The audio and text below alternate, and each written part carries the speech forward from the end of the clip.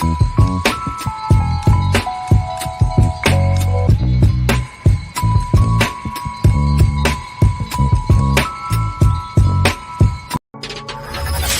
you for making Saints Central your black and gold home for the New Orleans Saints.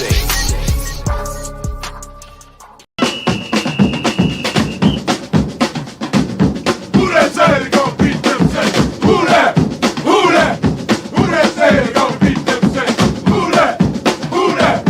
Who that say they gonna beat them Saints? Who that? Who that?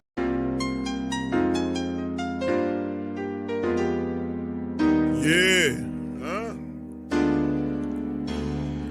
Boogie like Benson, I'm a who that. I'm a who that. Long as I'm living, I'm a who that. Lose or winning, I'm a who that.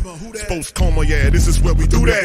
Where we do that, where we do that, where we do that, where we do that, where we do that, Boogie like Benson, I'm a who that. I'm a who that. Sports coma, this is where we do that. Where we do that. Welcome, welcome, welcome. Somebody please better help. Running this thing like Elf. I thank God every day I'm not a felt. Go to YouTube Live with Big Q and the guys. If you ain't ride or die, the bandwagon get flipped. Been marching in, that was way for the ring. I was yelling out your shame for the championship. Bucking on Tampa, duck down. Falcons, pluck, get shut down. Panthers ain't much touchdown. The vision really belong to us now. So much hate on the Saints, you could probably tell. Ever since Bounty Gate hit the NFL, when things seem fishy and you probably smell the crooked referees are Roger Goodell. Yeah, fucking like this and I'm a who that. Every day I'm living, I'm a who that. Lose or winning, I'm a who that. It's the sports coma, this is where we do that. Where we do that, where we do that, where we do that, where we do that, where we do that. Boogie like this and I'm a who that.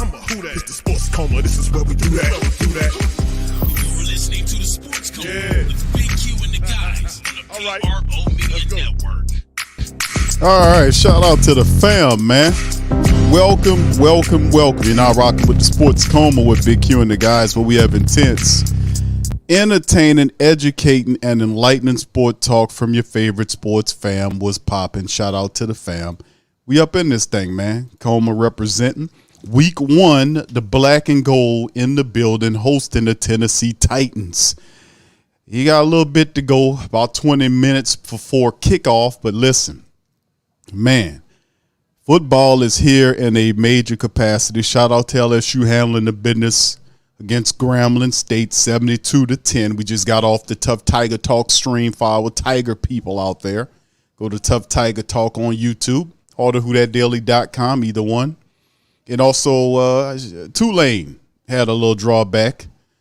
The starting quarterback wasn't there. Had he played, I think they would have beaten Ole Miss. Ole Miss had played a backup quarterback. The guy wasn't very good in the second half. Just didn't, he took a step back in development based on what I seen from him yesteryear, last year.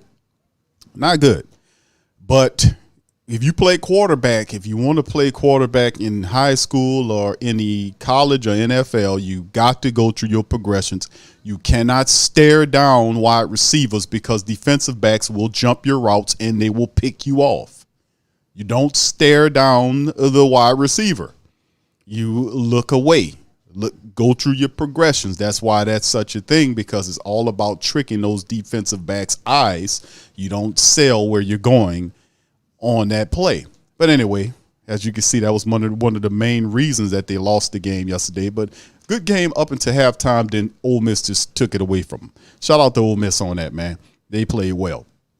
All right, so shout out to you guys and appreciate you guys being in the stream as well. Much love to the Who Dat Nation. Elite, Mr. Fire D, Brother Gene, how you doing, sir? Appreciate you. Debbie, Eric, good to see you, fam. That boy alone. All right, Pelicans Nola. K, what's up, K? Shout out to you. Quavadius, Trav 504, Gundam, Parker, BP. Good to see all of y'all in the stream, man. Black Preacher, man, how you doing, sir? M. Taylor, Josh, shout out to you. Daron, what's happening, Daron? What's popping, brother? He says, Q, get your Ultra or Bud Light and popcorn. Let's get it. Let's get it. So anyway, shout out to Julius. What's happening, Julius? Much love. Appreciate you. Brother Charles in this thing. Row, I see you.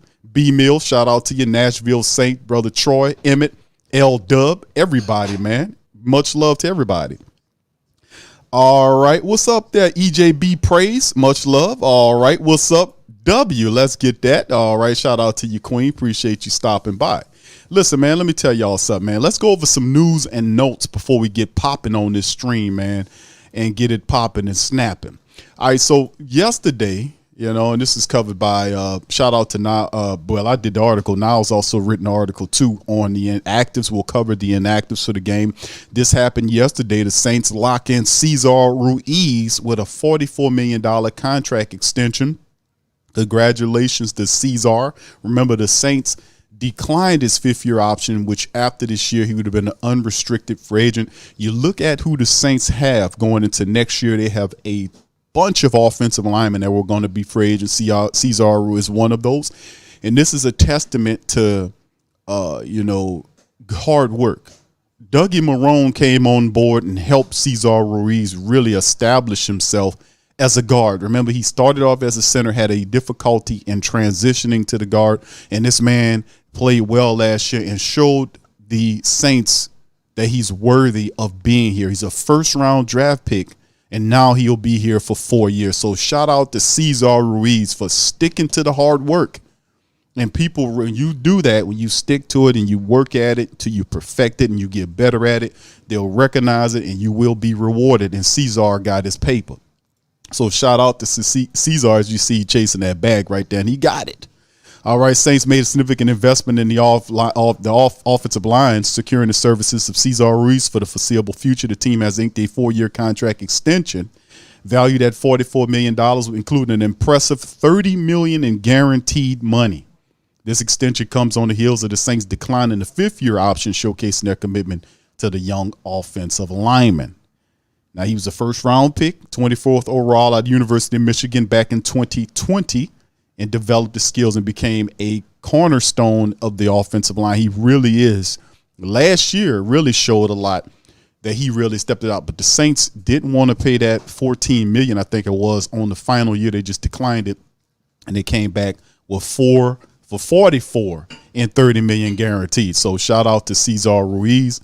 And Jari Evans is there with him this year, so that really helps out. Doug Marrone and Jari Evans really help out with his maturation process. Nick Saldiveri is a guy that's going to benefit from Doug Marrone and Jari Evans as well. So be looking out for Nick Saldiveri going into next year, because there is a thought process in the building that Saldiveri, who's our fourth-round draft pick offensive lineman this year, will be one of the people, if not James Hurst, who's also a free agent, who could come back and make something pop. So could they kind of move James Hurst, who and we'll see how much it costs, but I don't think it'll be very expensive to bring James Hurst back. He's been so vital to what we've been doing.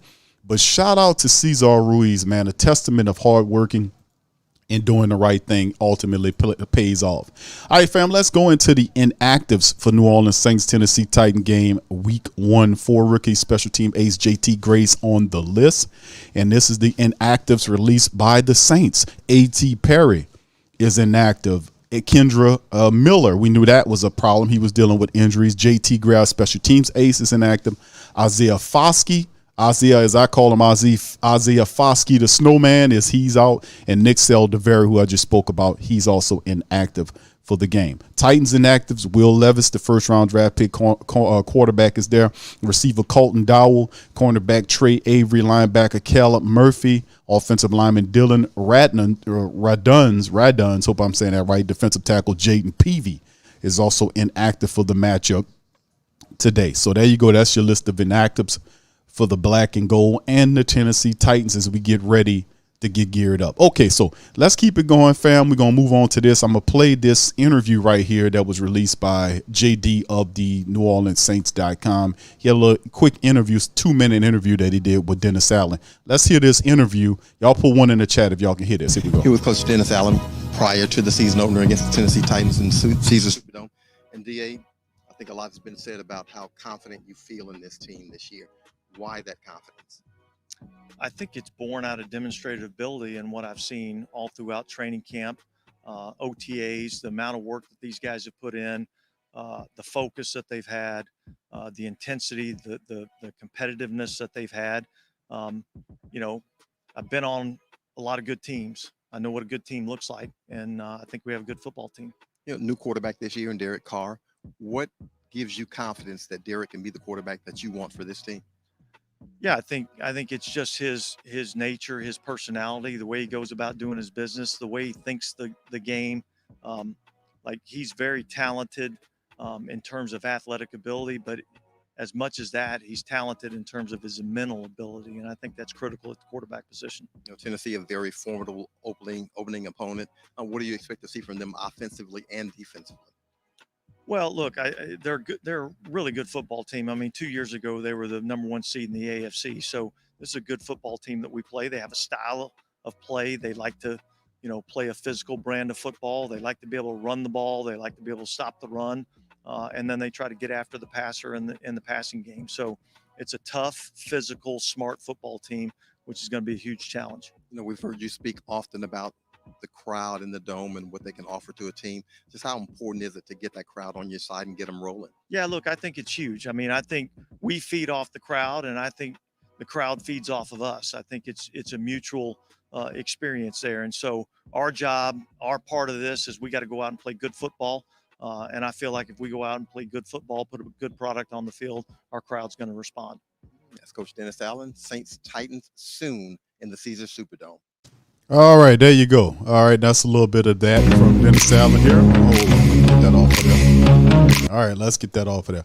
All right, so anyway, that's Dennis Allen giving a little breakdown of what's going on with them heading first, and then let's kind of flash to this article right here done by Niles Carpenter Key, one of the Saints writers at the WhoDatDaily.com, covering it. And this was a part of the New Orleans Saints Saturday wrap-up that happened the other day. And you can see that some of these guys, like we talk about, Traquan Smith was placed on the IR. He'll be gone for the next 4 weeks dealing with the groin surgery. This was something that we already knew. We knew you're not going to have groin surgery and miss 1 week and then be active week 2. So they finally did what they were supposed to do. Is he's headed to the IR. It made some changes there. Also, this is reported by Mike Triplett of New Orleans Football. Says one of the notable changes involved the elevating Ryan Conley from the practice squad to the active roster. That's right linebacker Ryan Conley for special teams purposes. Conley's promotion shows that the Saints are serious about kind of making sure, because you realize JT Gray is out or inactive for this game, so we need our special teams guys to step up and play. And Conley's been doing a pretty decent job there in the special teams over training camp and heading into the preseason. Now the Saints also added running back Tony Jones to the active roster for their practice squad. From their practice squad with a talented backfield with Jamal Williams and Kirk Merritt. So Merritt's there. Jamal Williams, Kirk Merritt, and Tony Jones Jr. are the backs in that building. And remember, Tony Jones has some experience for he was here under the Sean Payton administration, so they're familiar with Tony Jones. They're comfortable with him and what he can do. North-south runner, can have some catchability in terms of catching the ball out the backfield. I like Tony Jones. I think he's a solid running back for us and a good option. Familiar with what I said here, and that's good. So anyway, Traquan Smith will be on the IR, and the Saints elevate those players as listed. So Traquan to be back, man, to do some great blocking for us a little later on during the season. All right, so let's move into this, man. Let's jump right into some of these. This is the depth chart as shown by their website, the Saints website, of course. And this is, you can see right here who they have here. Now they're showing 4 wide receivers with Traquan Smith out. They have 4 wide receivers on the active roster: Michael Thomas, Rashid Shaheed, Kurt Merritt. And of course you got Chris Olave in there. The Saints have, you throw him out of there. So you got Michael Thomas, Rashid Shaheed, Chris Olave, A.T. Perry, and they're showing Keith Kirkwood, Traquan Smith's on IR. And then of course you see the lineup of Trevor Penning with Andrus there. We'll see James Hurst at that guard position. I think McCoy, Ruiz, and Ramczyk, Juwan Johnson, Foster Moreau, Jimmy Graham's there. Of course, we have Derek Carr, Jameis, and of course, we know Jameis will be the 3rd guy as opposed to the 2nd guy because of the QB rule with Taysom Hill have an opportunity to play there. And then, of course, Jamal Williams, Kendre Miller he's inactive for this game. So you'll see Kirk Merritt along with Tony Jones Jr. and Adam Prentice at the fullback position. Defensively, they're giving us the Carl Granderson, Kalen Saunders, Nate Shepard, and Cam Jordan look that we're thinking about. And, of course, the 2 linebackers set, the nickel package with Pete Werner, Demario Davis. And if they go 3 linebackers or the 43 set, which will put Zach Bowen in there, our secondary guys are Marshawn Lattimore, the lockdown with Paulson Adebo. Nickel guy is Alante Taylor, Marcus May, and Tyrann Mathieu. Now, in terms of Marcus May, there has not been a ruling yet because, remember, he pleaded out on something that happened with the DUI situation with the Jets, to our knowledge or my knowledge, and I was looking this up, that there is nothing right now from the NFL about Marcus May right now. He showed, in what I got, unless something popped up in the last few minutes, he is going to play this matchup. So he'll be in there. So anyway, and of course, our rookie special teams unit of Lou Headley, our 30-year-old punter, I think he's 30 years old, and then our rookie kicker, Blake Grupe. So punter and kicker, new guys there in the building. Zach Wood is the lone guy there for the black and gold. Kick return duties, we could possibly see some Rashid Shaheed in there. I'm really looking at Kirk Merritt, probably assuming some of those duties there at the kick return, and in the return game position. Might see a little Rashid Shaheed. You might have them mix it up a little bit and throw somebody else in there. Maybe a little something you might see from a guy like perhaps Hugo Amadi. He might get an opportunity to kind of help out in the return game as well. So Saints looking strong in this thing, man, moving into this season. So shout out to the fam. Appreciate y'all all being here, man, in the building. Let me kind of hit you with the Tennessee Titans lineup right quick as we getting 5 minutes from the kickoff time. Let me bring up the Titans offensive line. Or their depth chart as we had. Y'all hit the like button for me for the family members tuning into this thing. Hit the like button for me. Much love. Shout out to your brother James. Good to see you. Yeah, Jay Game. Yeah, they kind of messed me up, man. They shook me up when we covered the Jake Hayner situation with what happened with him and the PEDs, and he gets suspended. And they were just the Who Dat Nation, the Great Saint Think Tank is terrific, man. They just started hitting me with the with all of the with Jake the Junkie references. That's so wrong, but it's funny. Jake the Junkie. Y'all wrong, but y'all are so funny. All right, Vic Boy, shout out to you, man. He said we started this year off with a dub. Let's get it. Rated R. How you doing, sir? Appreciate you. Much love to you guys. Appreciate you being in the stream. Whoa, Q, how you doing, sir? All right, will Kirkland start or Shaq? I don't think none of them. I think your regular 3 will be Michael Thomas, Chris Olave, Rashid Shaheed, and then, of course, you'll see A.T. Perry is on the active roster along with Keek. So they're looking good. And, of course, they do have versatility. They can move guys around if they need them to play at the wide receiver position. You got the ultimate utility knife in Taysom Hill, who can play all over the place. You need him at wide receiver. You need him at running back. Something tells me he'll be definitely involved in the running back room today as well. Uncle Paul, shout out to you as well. Marley Mall, shout out to you. Says, breaking news, Big Low came to the stadium butt naked security. They ain't turned him away. They arrested him. You do that, they definitely gonna put you in the pokey. All right, so anyway, what's up, Dedrick? Shout out to your brother Derek Kim. Shout out to you. Much love. Yeah, I know opening day jitters. Yes, but there's a lot of excitement involved. Let's look at the Tennessee Titans depth chart lineup family going into. We know Ryan Tannehill is the quarterback probably for not very long, probably by the middle of the season or however long it takes for them to get Will Levis or even Malik Willis up to par. Boy, Malik Willis was terrific coming out of college. And they got Will Levis. There's something telling me they're looking at Levis. But for right now, we got the old savvy veteran in Ryan Tannehill, who will have DeAndre Hopkins to throw to. That's somebody we got to pay attention to because this is going to be interesting. But Tannehill's there with Derrick Henry.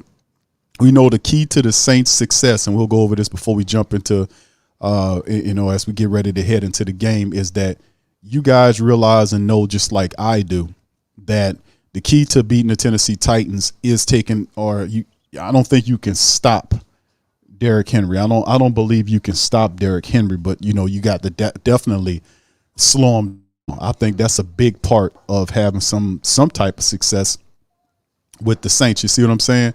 They got to some kind of way slow that guy down. And then, of course, once you do that, you got DeAndre Hopkins, who is fantastic. Treylon Burks is a big physical young wide receiver that's learning.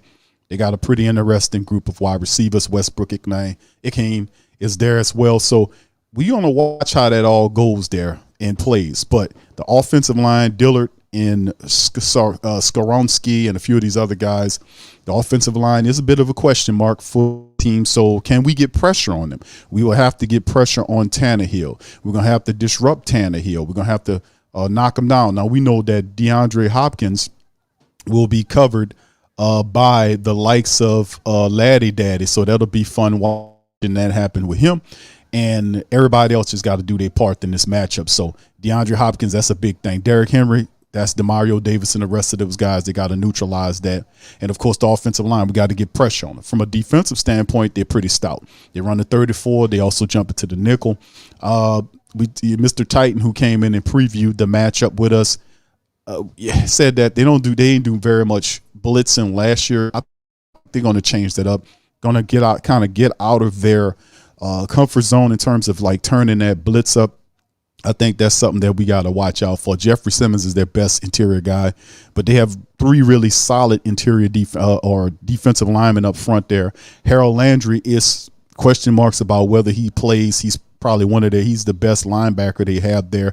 So in terms of getting to you, he's another guy that can fire off and blitz and get at you. And Landry's good. He is actually going to play this game. He is active for this matchup. And you see the rest of them, Tahir Tart in the nose tackle, Danico Autry, the other end, Harold Landry the third, who's the weak side. You got Jack Gibbons, Aziz Al-Shahir, and Arden Key. Former LSU Arden Key was pretty good. In college, he's still developing in the NFL. And, of course, the secondary, Fulton, Sean Murphy Bunton, if you know him, that's the former Tampa Bay Buccaneer guy we don't like. Hooker and Bayard is there as well. So we'll see how Elijah Molden is another dude there for the team. So we'll see McCreary and the rest of those guys. We'll see how they look. And we know Trey Avery's out of the game. So McCreary will probably end up playing a lot of the nickel position if they use him for that. Their top and their place kicker, Nick Folk, and punter is Ryan Stonehouse for the team. Karis Jackson is their return man. So this will be interesting to see what happens. But it all starts with the likes of us stopping and slowing down the man himself, Derrick Henry, who this guy has been phenomenal since he's been in the league. 6'3", 240-something pounds. Last year, over 1,500 yards rushing, 13 rushing touchdowns, averaged over 4.4 yards. Very violent, brutal, north-south running back. Stiff arm, one of the roughest, toughest stiff arms out in the game. Just a violent stiff armor. We don't want him to make us look sorry in the game there as well. So we want to make sure we are where we supposed to be as well, climbing in this thing. So, man, let me tell you, I'm really happy and excited about the matchup that's going to happen with this game here. And we gotta make sure we get the dub here, man. That's all I know, man. We got to get the dub. All right, fam. So we're gonna get ready to get the kickoff in the matchup. Y'all hit the like button for me and give me just a second, fam, as we about to get ready to get this thing fired up. So give me a second. I'll be right back with you.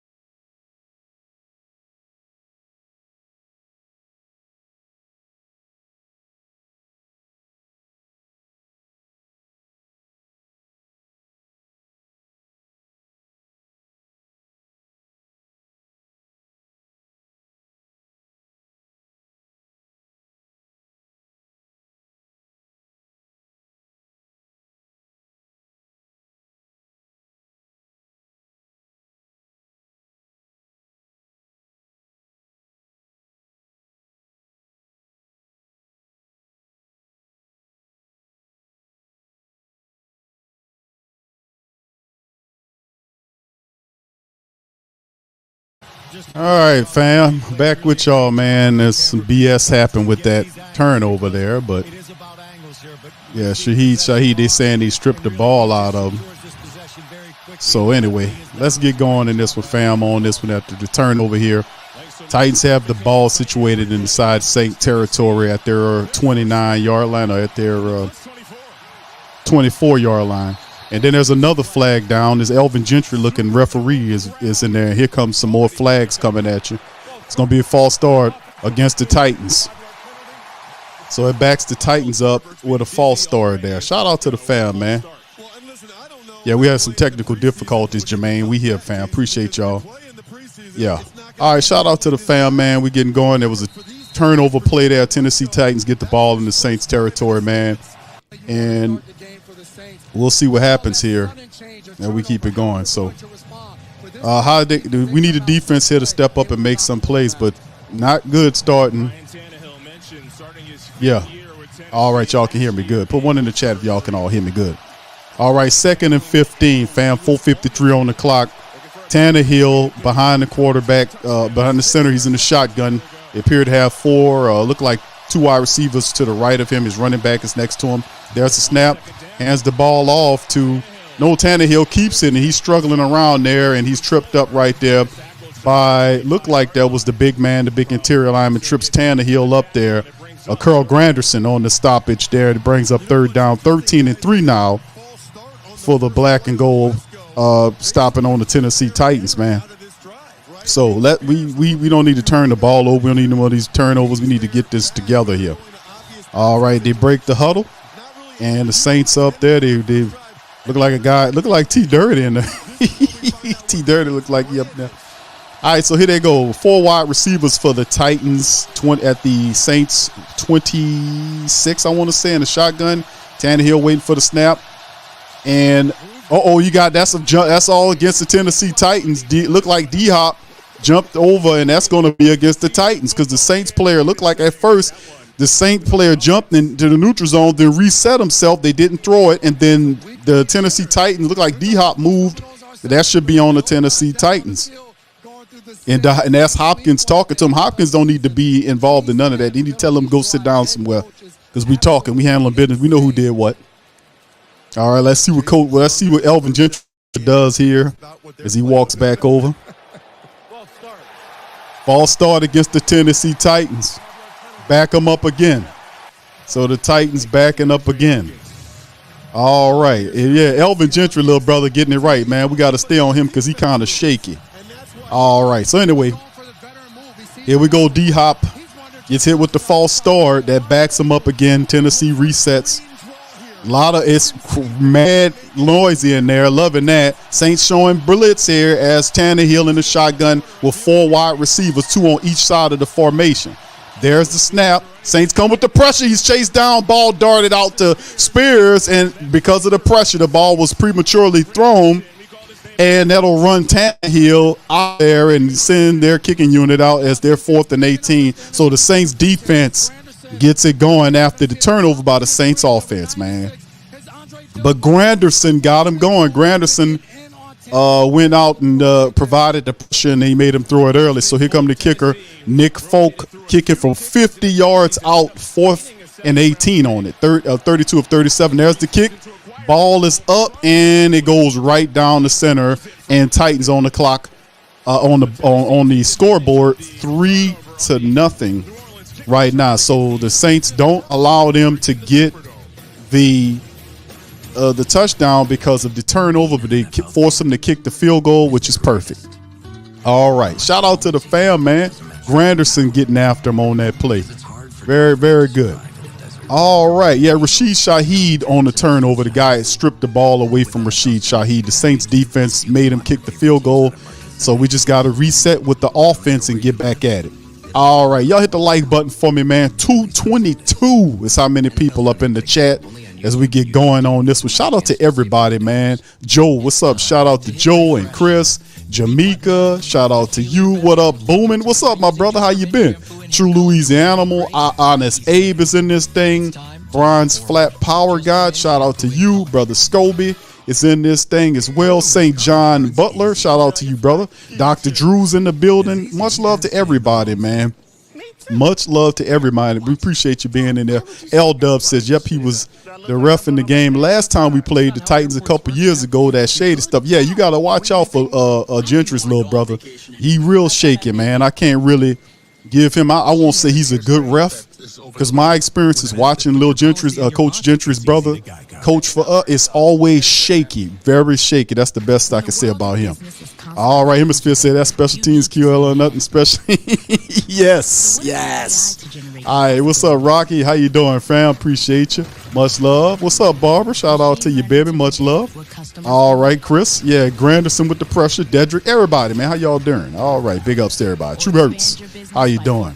Yes. Yeah, they stripped it. The cornerback for the Titans pulled the ball out of the hands of Rashid Shaheed, man.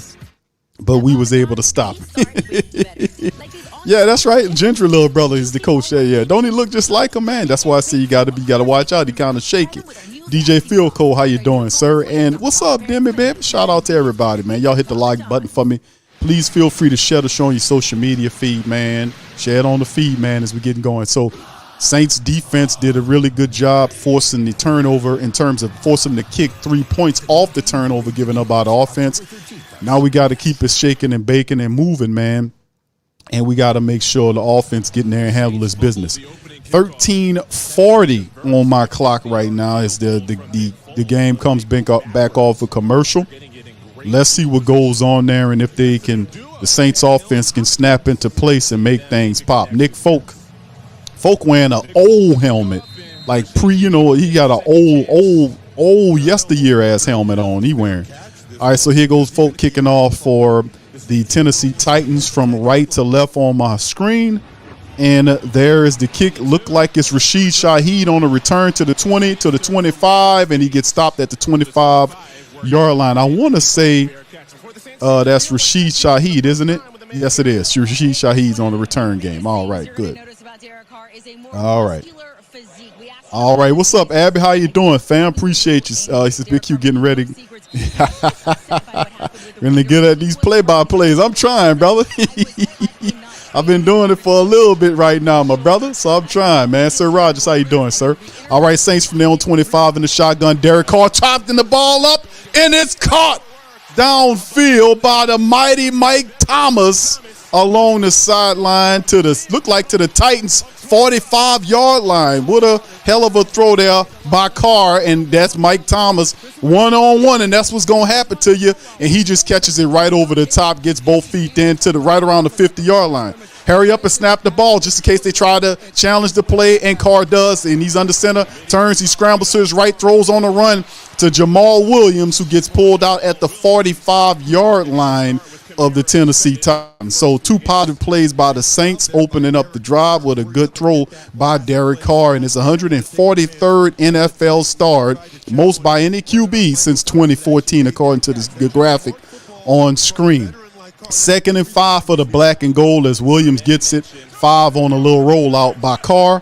Carr in the shotgun, 2 wide receivers to the left, 1 to the right, running back to his right. Draw play to Williams, and he gets met in the backfield by Autry for a loss of look like 2 yards of play. So that'll bring up 3rd down and a little extra something there. They go to the draw, and then Penning. Who was that? Penning got beat like he stole something on the play. Autry just swam right around him. And Penning, you got to do better than that, brother. That was too easy, man. You got to make him earn that money. All right, shotgun for the Saints, 3rd and 5. Look like they didn't miss anything in the shotgun. 3 wide receivers to the left, 1 to the right. There's the snap. Carr holding the ball a little too long, darts it down the center, and he finds Mike Thomas again. And Thomas around the top 34-yard line with the slide and grab in the center of the field with the 1st down. Mike Thomas used single coverage. He gonna eat all day, and he gets right where he's supposed to and makes the play. All right, shout out to the fam. All right, here we go. All right, shotgun from the Saints from their own 33-yard line here. You got 3 wide receivers to the left, 1 to the right. Carr in a shotgun with Williams to his left. There's a snap. He looking to throw, ball thrown deep, wide open.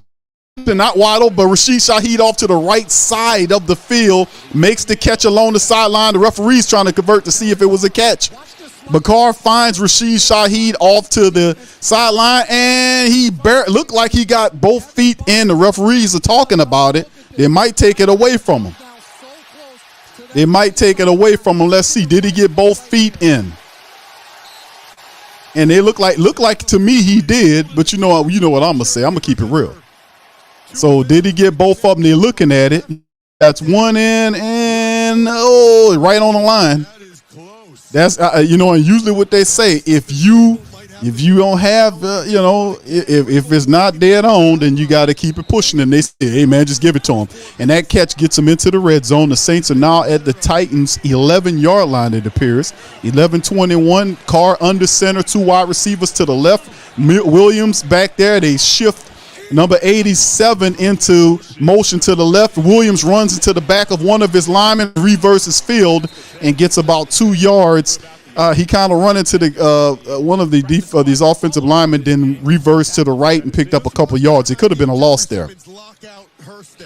But my goodness, Hurst was the guy was pushing Hurst all in pushing his neck and everything. I was like, man, Simmons is a handful, man. Simmons skunked all that up, and Jamal Williams had the reverse around to the right side, picked up 3 yards on the play. 10:40 and ticking down. Carr in the shotgun, 2 back to left and right of him. Then the back, Kirk Merritt goes into motion to left, and Carr looking. Some problems happening. He's scrambling to his right. Pressure's on him. He's gonna keep the ball. Throw it to the back of the end zone. To Mike Thomas is too high, and he throws it away. So it'd be 3rd and 7. He was looking at Mike, but I don't know if he was going to make that throw. That was difficult. So the pressure was there. It forced Carr to scramble out to his right, and he was looking at Mike Thomas, but the ball was not playing. It was not even thrown for him to even have a chance at it in the back of the end zone. 3rd and 7 for the black and gold. Good to see Mike Thomas out there, man. How about that, y'all? All right, Derek Carr in the shotgun for the black and gold. 3rd and 7. All right. We got 3 wide receivers to the left side of the formation, 1 to the right. There's the snap, pressure coming. Carr throws it and is batted down at the look right around the line of scrimmage. It was batted down because it lowers, it bangs into the ground right and bounces to Michael Thomas at the end zone. Looked like one of the defensive linemen batted it down at the line of scrimmage. No, it wasn't batted down. Carr just it looked like it slipped out of his hand going forward. It looked weird. That was kind of a weird throw. He just looked like he lost the grip on it going forward, and it just went to the ground. So it looked like Carr just lost the grip on it. Here come Group A. The rookie is out to kick it for the Saints for a field goal from 26 yards. There it is, and he splits it for his first professional kick. Group A, the rookie, makes it count 3-3 Saints-Titans, man, right now. So there you go.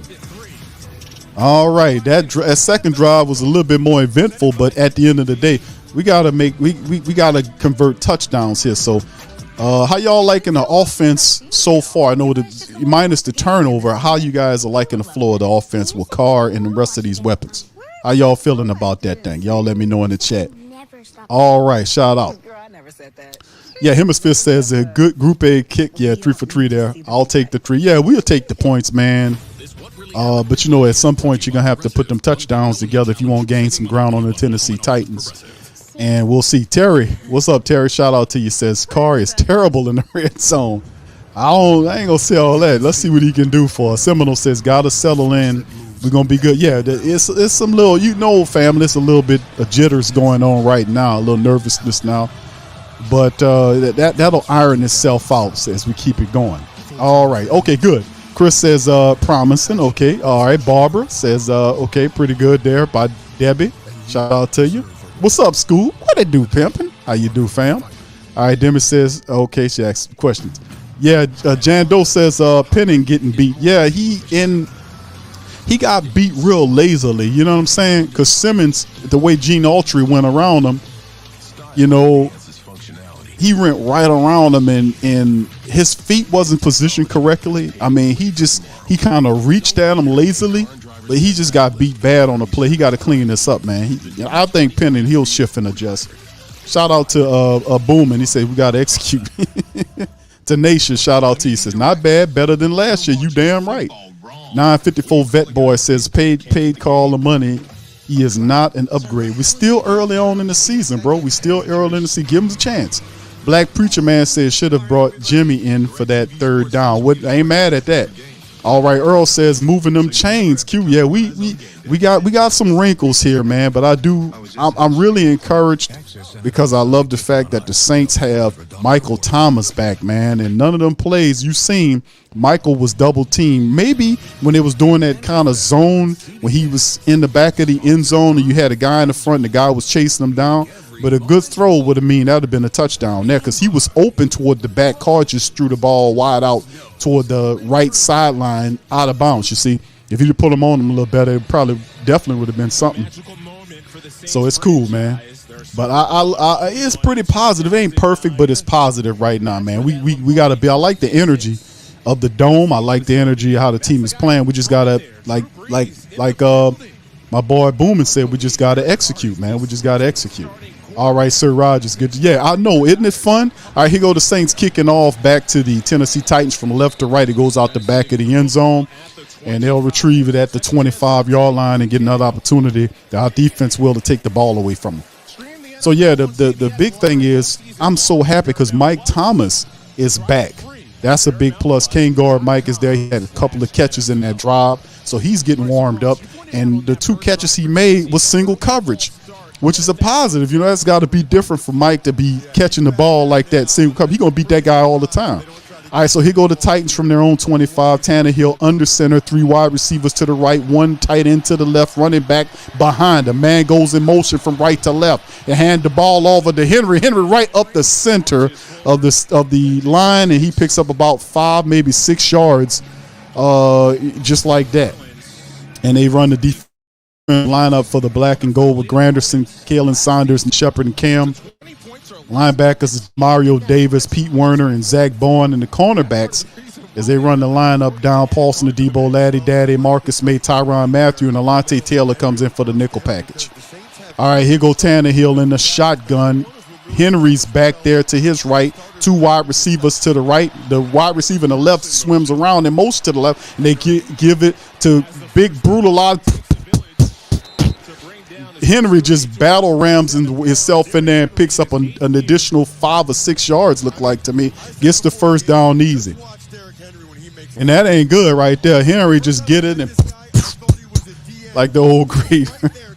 Yeah, he just look at that. It took 4 Saint guys to grab and bring Henry down, man. He just so Tannehill, as Henry goes to the sideline, Tannehill is in the shotgun, 3 wide receivers to the left, two to the left, 3 to the right. He's back there by himself. Let's see what the Saints do. The Saints send 4 front. Tannehill, too much time. Tannehill look like they got, he screwed him. Our Saints get him and bring him down for the sack. It's Cam, the man. No, it's Cam. No, that's Granderson. Was that Granderson? Cam flushed him out, and Granderson finished him off. I don't know who they're going to give the credit to, because Cam had him and grabbed Adam, missed, and Carl Granderson is the one that pulled him down. And I don't know. That should be a sack for Granderson, because Cam, they probably split it with him. Okay, Tannehill under center. You got 3 players, 3 wide receivers to the left, 1 to the right. Running back Henry's back there by himself. They turn, hand the ball off to Henry to the left side, and he goes forward for a gain of look like about 6-yard pickup, man, running off to the left. If it's going to be like that, it's going to be a long damn day for the Saints defense, man. It's going to be a long-ass day. All right, what's up, OG? How you doing, sir? Appreciate you being here. Look, all I can tell you is going to be a long day if Derrick Henry is able to hit the Saints for 5 and 6 yards a gain on the ground. It's not going to be good. We got to stop that, Saints. 3rd and 4 now for the Tennessee Titans. 3 wide receiver to the right, 2 to the left. They got 5 wide receiver package with Tannehill back there by itself. There's a snap. Saints send 3 people. Ball is out to number 32. There is a flag down right away. So let's see what the referee threw the flag soon as the Pete Werner tackled. Looked like Tajay Spears, if I'm correct. There, and Elvin Gentry's little brother's trying to figure it out. He'll have the call for us in a second. Holding. They call it on the Saints defense. Alante Taylor, I think they saying Alante Taylor caught on the hold. Alante, come on, man. Get your head in the game, bro. So that's a penalty to give the Tennessee Titans an automatic first down. And they're saying Alante got hit on the hole, so that's not good. Alante, let's get the game together, brother. Let's get it together, Alante. All right, so here we go. They get them the first down. They're now at their own 48-yard line. Tannehill under center sends his tight end from motion from right to left. Derrick Henry is back there by himself, lined up there. Tannehill pointing to try to look like he's making some adjustments or pointing out protections. They hand the ball off, and then the referee says, back it on up. That's a false start. Back them on up. So that's another penalty on the offensive line for the Tennessee Titans. They're tight end Akwo, I want to say is his name. I'm sorry if I mispronounced that, brother. Akwo or Aquano or whatever his name is. That's the tight end gets to hit with the holding. They back him on up there. 7 minutes and counting down on the first quarter clock. 3-3 Saints Titans. Tannehill strolling up to the line. He talks to his center. He barks at his offensive lineman. They got 5 wide receivers out there again with Tannehill in the shot. There's the snap. Saints coming with the line. Ball out, and it is caught. What a catch right there by DeAndre Hopkins. With Latimer on him, he was able to get the catch. I know it's second down for him, and the gain it puts him like 3 or 4 yards over the 50-yard line into Saint territory. That was a really dive. He went down low to the ground to get it. DeAndre Hopkins made a difficult grab there with Laddie Daddy there, and that's pretty much how you're going to have to catch him. Gonna let you catch him easy. So that puts the Titans in Saint territory. They still need 6 more yards for a first down. Tannehill under center. He got 2 receivers to the left and right. One to the right goes in motion to the left. They hand the ball off to Derrick Henry, who got some room to go, and he stiff arms the hell out of somebody and gets all the way up to, what is the 30-yard line there? Boy, what a hell of a stiff arm that was. They just sealed off the edge. Everybody was late. And who got still? Oh, my goodness. Marcus May got smushed into the future.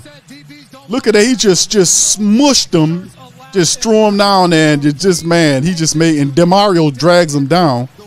But that's going to be a long day because with the Saints defense, man, if you can't stop or slow down Derrick Henry. 4 carries for 36 yards, and they get all the way to the Saints' 31-yard line.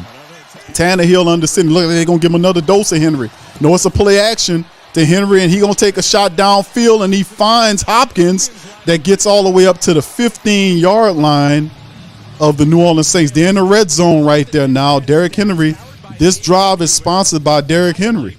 I mean, he is definitely tearing it up, man, for them. And listen, we need to do a little bit better than that because Henry can't be up there that on you. It's going to be a long day. Going to be a long day for you.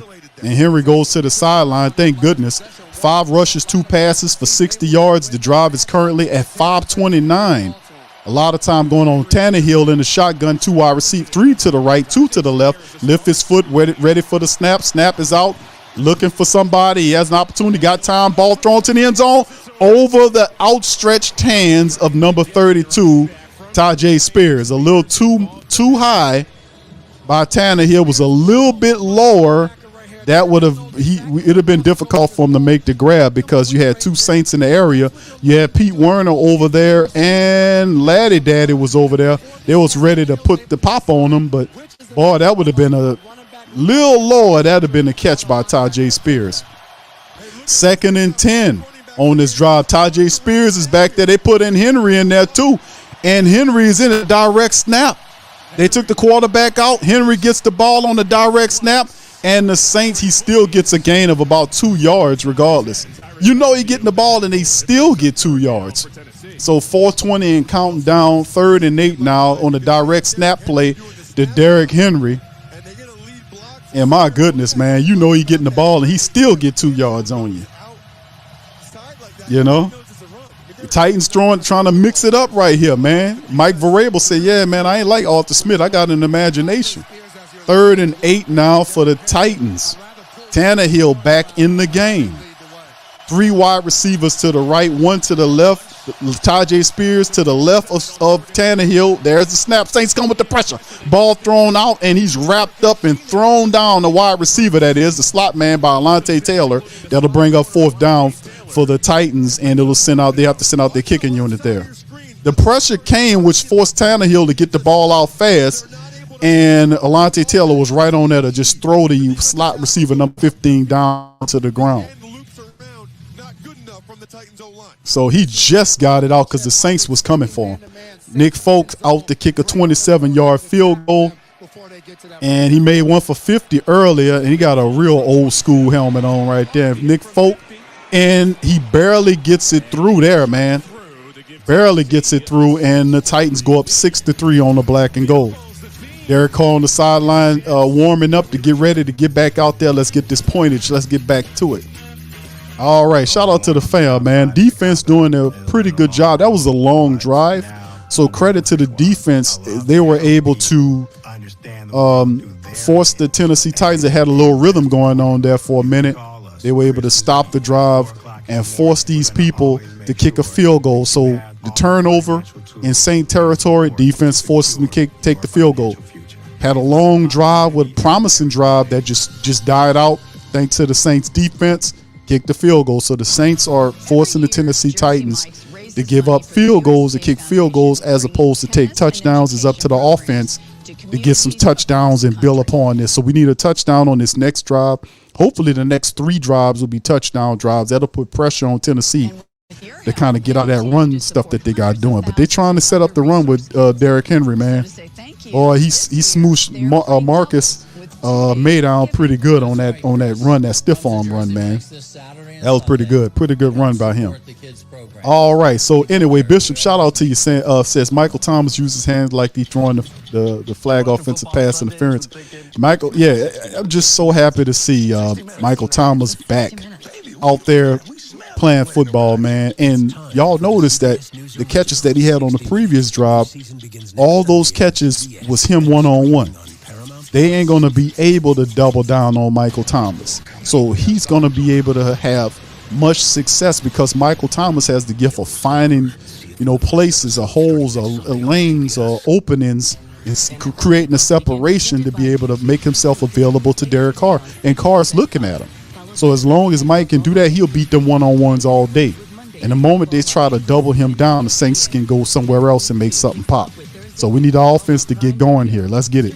All right, Mike says, bend but don't break defense. We need to score TDs whole day. You know what's to all 3 this all day. Absolutely.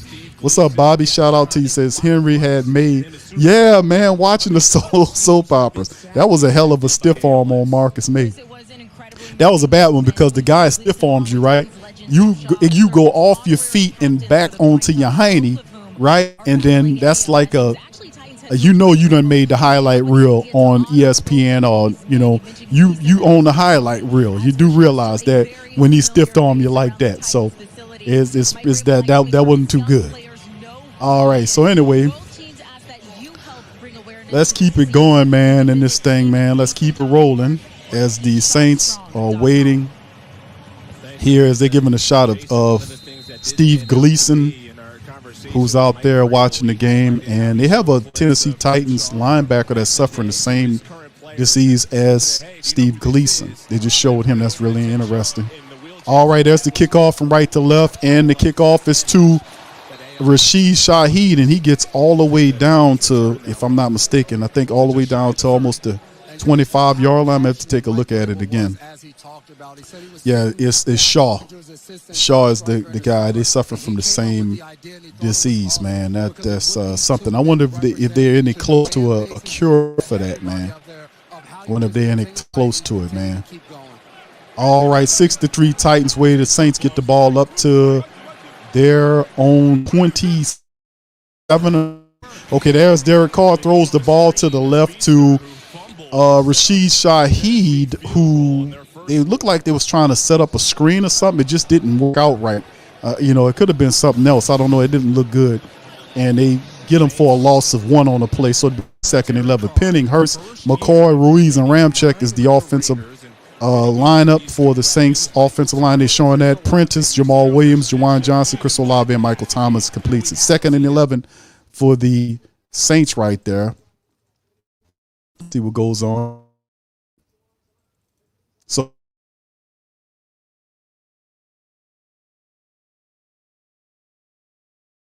all right, so let's go. Okay, here we got a back down, and it's false start against the Saints. It's called against Chris Olave. They'll back it up. Remember, we talked about what is the discipline level of this team. You know, what is the overall discipline level or the intelligence of the current Saint team? You know, how, you know, what is the intelligence levels? Because that tie into a lot of the pre-snap stuff that we talk about, and whether or not, you know, we could be able to kind of get around that, because that's a big thing, man. That really is something that we need to pay attention to, because it'll speak well and bold of how good and how far this team can go in the future. We really need to pay attention to that. So anyway, y'all hold on for a second. Having a little difficulty. So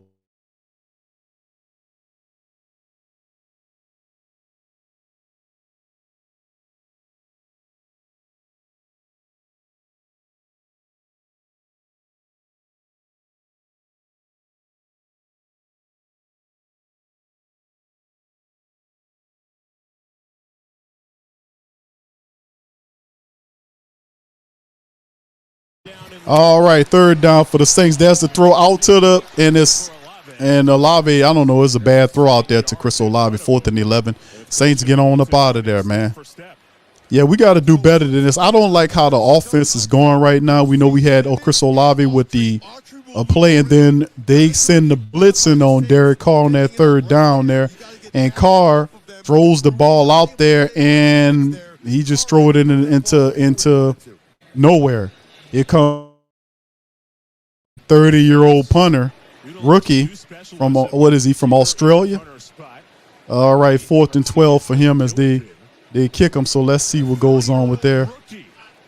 All right, the snap, and the ball is up, and he gets it up, and it rolls out of bounds around the 22, 23-yard line, somewhere along in there, as they go right into the commercial break. Yeah, I didn't like that last offensive series, fam. I really didn't like that last offensive series.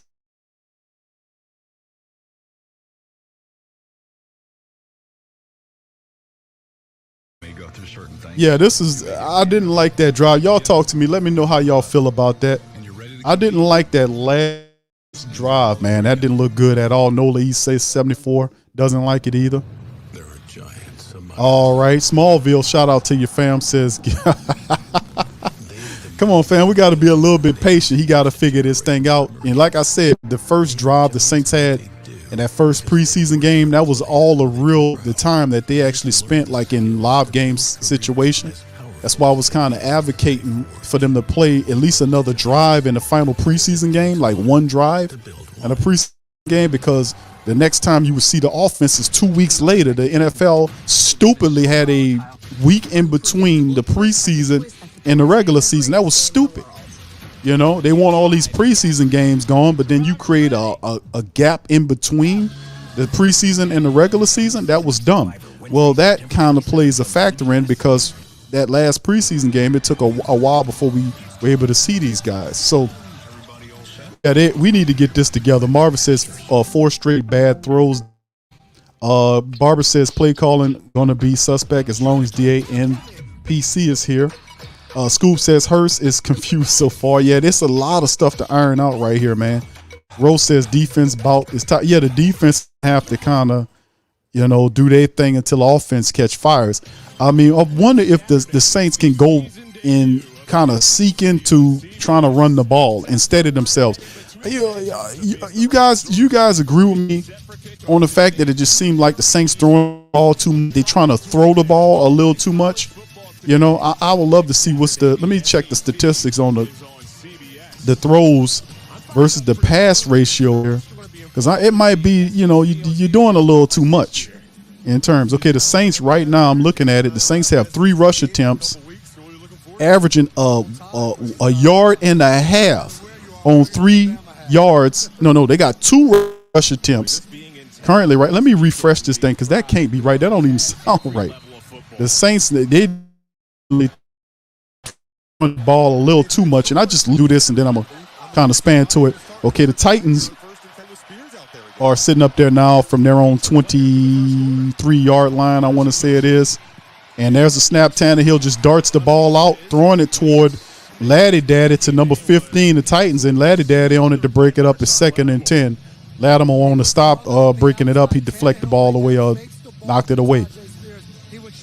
So, yeah, the guy broke and was on him and knocked the ball away from him. So, good play by Lattimore. And Carl Granderson, they stay in there. The Saints defensive line, Peyton Turner in there, they stay getting around there to him. D. Hopkins goes on the sideline. Tannehill under center from the Titans 23-yard line. Man in motion. Tajay Spears from left to right. Hands the ball to Henry. Henry gets met at the line of scrimmage. Falls forward for maybe a gain of 1. Peyton Turner is there to meet Derrick Henry in the play. So good, better stoppage. Need that offense to get together, man. We really do. They got to step the hell up and stop playing. All right, offense got to step up. Demetrius says left side of the line is struggling. Yeah, it's going. Yeah, St. John, how you doing, bro? Says look like it's going to be a long day here. Hope not, bro. Hope not. Let's see. Defense is setting the tone, man. The defense is doing a good job. We have to just offensively have to get back to running. Shotgun, 3rd and 9 for the Titans. 3 wide receivers to the right, 1 to the left. Running back next to him. Saints coming with the pressure.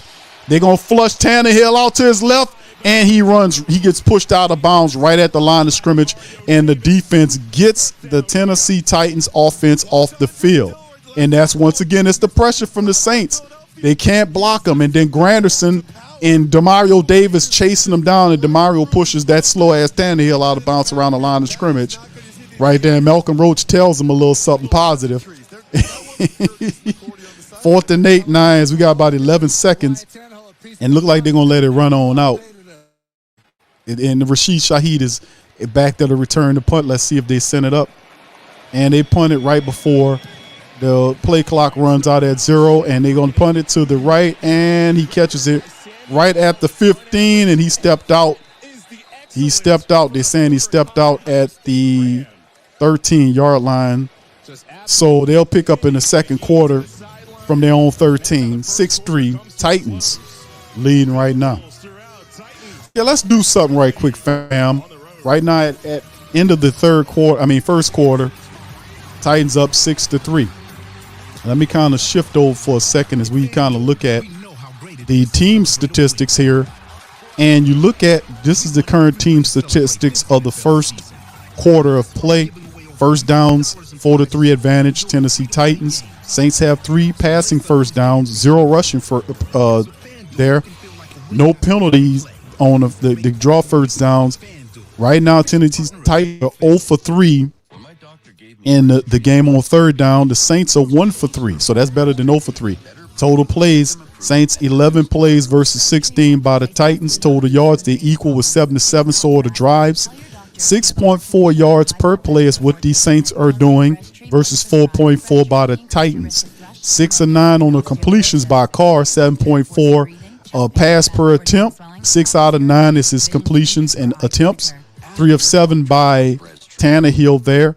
And if you guys look, you can see the Saints in the first half are being more of a passing team and a running team. And that was the question that I had coming into this thing. And if anybody, the 400-something odd people that's currently in the stream, could please tell me what is the identity of our current New Orleans Saints squad, because that will the 500 people. First of all, y'all hit the like button for me. If you're not a subscriber, spike the subscribe button, get involved in the chat. Talk to me. Tell me what is the identity of the 2023 Saints. What are their identity? Y'all tell me, because right now that is what they're gonna, until they get max success, they have to find out what kind of team this is. So the first half statistics that's on screen, fam, is showing you that the Saints they had 9 attempts, 6 out of 9 throwing the ball and running the ball. The Saints ran the ball 3 times for a grand total of 4 yards. 4 yards, 1.3 yard per carry. That got to change. Now the Titans, in comparison, ran the ball 8 times, got 40 yards in 1 quarter, and they averaging over 5.4 yards per rush. We got that got to change, fam. That is definitely got to change. That cannot stay the same right there. The Saints have to figure a way to run the football, man. We're a little too pass happy right now. Let's settle in and run. Let's see Pete makes the adjustment. Saints come out first play of the second quarter. Carr under center sends Olave in motion from left to right. Hands the ball off to Jamal Williams, and the Tennessee Titans are right there to stuff it all. And he gets maybe a yard, so not much on the run up the center of the line. So we'll see exactly how this is going to go. Now, we know the Tennessee Titans are a very good team on stuffing the run. You got Autry, you got Big Simmons there, and Pop-Tart. Those guys are up front right there, so it's going to be difficult. So the Saints have their job, their hands, they a tough job of running against this line, but they got to do it. Shotgun, Carr, and there's the snap. Ball's out. He finds Chris Olave, who gets to the 31-yard line for the New Orleans Saints on the play. So positive right there for Chris Olave on look like the little crosser there. He comes through right across the field, catches the ball, and just turns on the ball. He's fast, boy. He just kind of turned on and got away from them guys quick. And he had look like a safety over the top of him that was able to make the play to kind of slow him down right there and stop him. So 1st and 10 for the Saints. Starting off pretty positive with the pass. Carr under center. Looked like a running play. Jamal Williams, he got a man in motion. Chris Olave from left to right. The handoff to Williams, cuts around the corner, and he gets about 6-7 yards. Making a few tackles is Jamal Williams wearing that 21. I got to get used to seeing him in that 21. Got to get used to seeing him in 21. Nah, and then you see Keith Kirkwood kind of chipped the guy, and he just ran around him and broke 2 tackles and went out of bounds standing up. So that's a good tough run by Jamal Williams, picking up a good change. They're 2nd and 6 now, 2nd and 4, excuse me, for the Saints. You got 2 wide receivers to the left. Taysom's in there in the slot. And there's the play action. Look out. Carr is thrown down right there, and he gets 10, and then the sack is given up by Pennon. Pennon is beaten by Arden Key around the edge, and he sacks Carr, man, with Tony Jones Jr. was the running back in there. Pennon gets beat, feet out of work, and then he just put it on him. And come on, Pennon. Come on, Pennon. You wanted the job. You got to step up there. 3rd and 10 now, and we just kind of going backwards on play. We got to get 10 yards there. And it looked like the referee's blowing the whistle. Something going on here. Referee stopping it. What's going on? Okay, timeout. We got an injured defensive back out there. Fulton for the Titans is banged up there. He's on one knee, kind of looking wobbly there. So they got his staff out there looking at him. And, Christian Fulton's a former LSU cornerback there, so we got to make sure he's all right, man. Got a lot of LSU players over there for the Tennessee Titans. They're going to commercial break. All right, fam. And remember, just be patient right now because it's a lot to work out early, the wrinkles, the rhythm. Oh, it's interesting. So anyway, Big Sam, what's up, bro? Says Saints need to shake it off. L-Dub says we need an interception, a fumble right now. Abbott says be patient, people. There's a lot of time. I concur, bro. Big time. It's still a lot of football to be played. John says number 12 need work. All right. Chris says shake it off and regroup. Let's go. Paul says no excuses, no excuses, no excuses. Big Smoke, we need a turnover. Jarrell, shout out TC. I agree with you, Big Q. Thank you, sir. Appreciate you. Molly Moss says look like offense using the pass to set up the run. They're doing it in reverse. I got you. All right, 413. Phil 413 says is Jameis time. Too early for Jameis time, brother. I don't think you're going to see Jameis time unless something bad happened to the quarterback and as his play or God forbid him getting injured. Barbara says if we get a turnover, what we going to do with it? Yeah. You got to take it to the house. All right, Tenacious VT says it's because our halfback is garbage without Kamara literally walking Care Bear that falls down when touched. Damn, that is you call Jamal Williams who had 17 rushing touchdowns last year garbage, and a walking Care Bear that falls down when golly, Lord, don't get mad at me.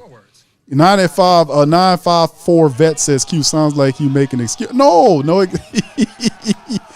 because I'm making excuses for Carr because I say be patient. The game, there's still time left in the game. No, man, I'm telling you the truth.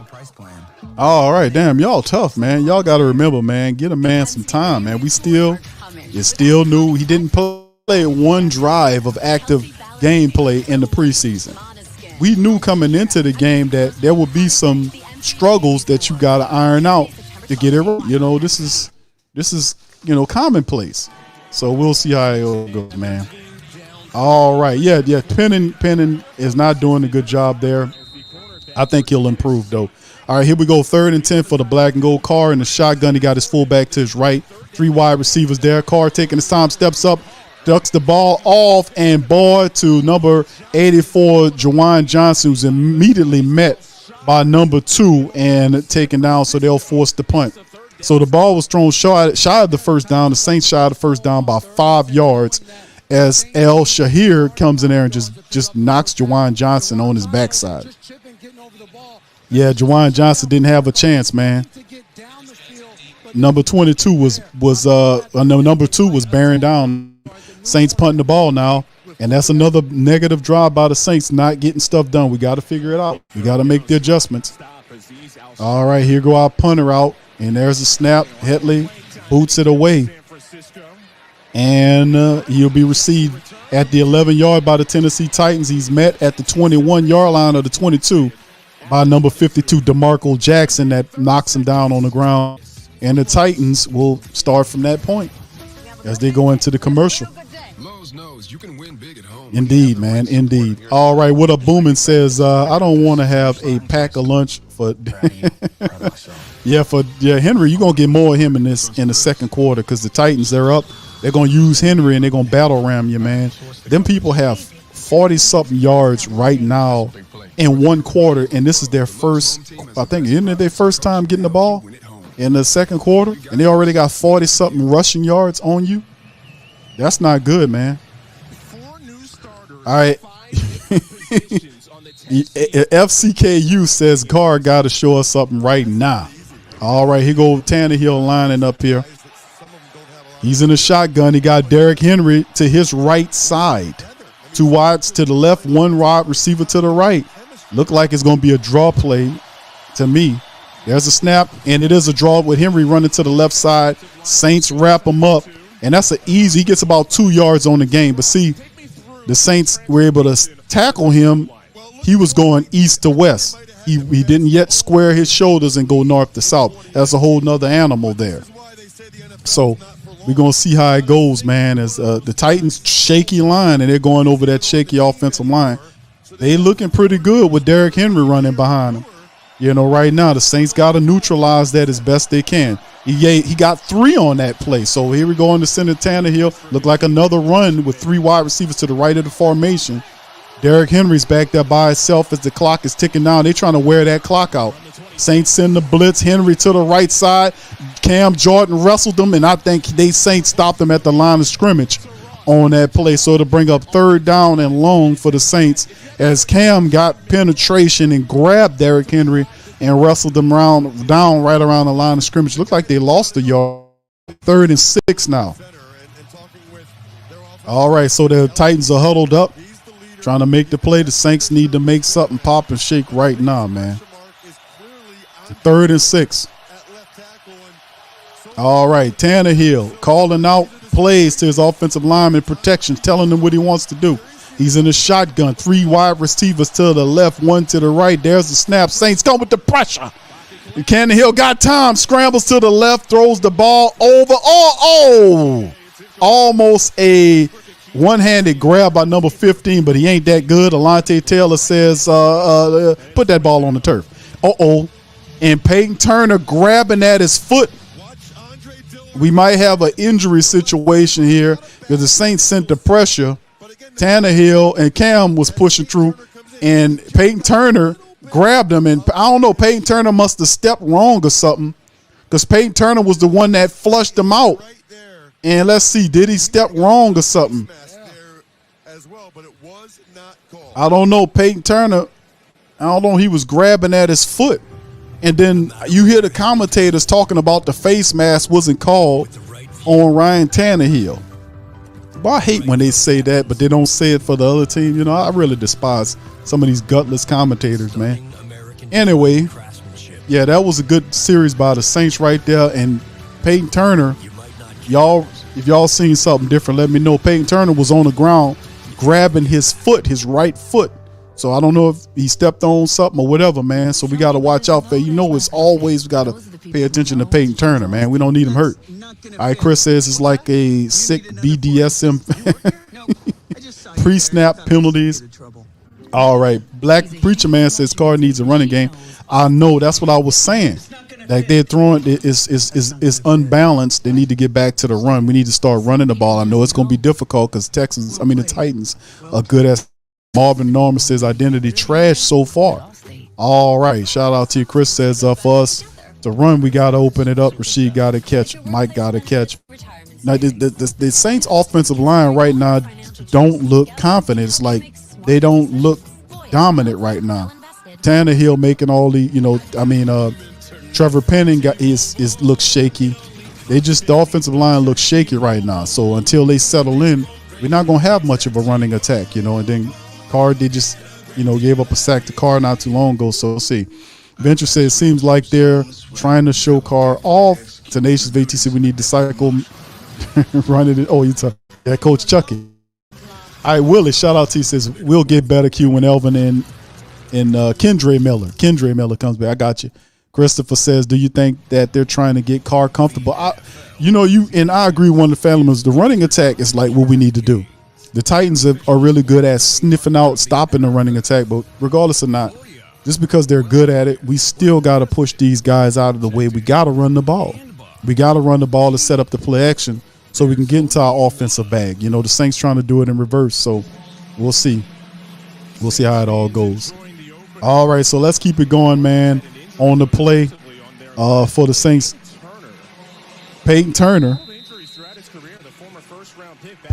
Peyton Turner is hurt some kind of way. He grabbed at his foot some kind of way. I don't know if he stepped on something on that play, but Peyton Turner is hurt, man. So we'll just have to see. And we got a block. It's a block. The Saints blocked the punt. It's a block punt there by the black and gold there. And I think one of the people got a hold of it on the punt, and the Saints get a block punt. Was that Taysom Hill? Did Taysom Hill get in there with the block punt? Here go the replay here. Is that Taysom? No, that's not Taysom. That's number 53 getting in there and getting a part of that punt, and the ball shimmies out right around the 30-yard line. And was that Ty Summer? No, that was Zach Bond. Zach Bond on the block punt. There we go. Zach Bond blocks the punt. And the Saints get the ball back. They're in the power I formation. They're going to try to run at that 28-yard line. Play action. Carr looking, scrambles out to the right, keeps it, and slides down to the 20-yard line. They're going to say he's at the 22. How you spotted him right back there? He didn't get touched. He slid down and slid him a whole 2 yards back. Peyton Turner's in the medical tent right now getting checked out, fam. Hope it's nothing bad going on with Peyton Turner. He grabbed at his foot on that last defensive series prior to the punt. And there he is. He's out and he's limping, but he's walking on his own power to the headed to the locker room. So hopefully it's nothing bad.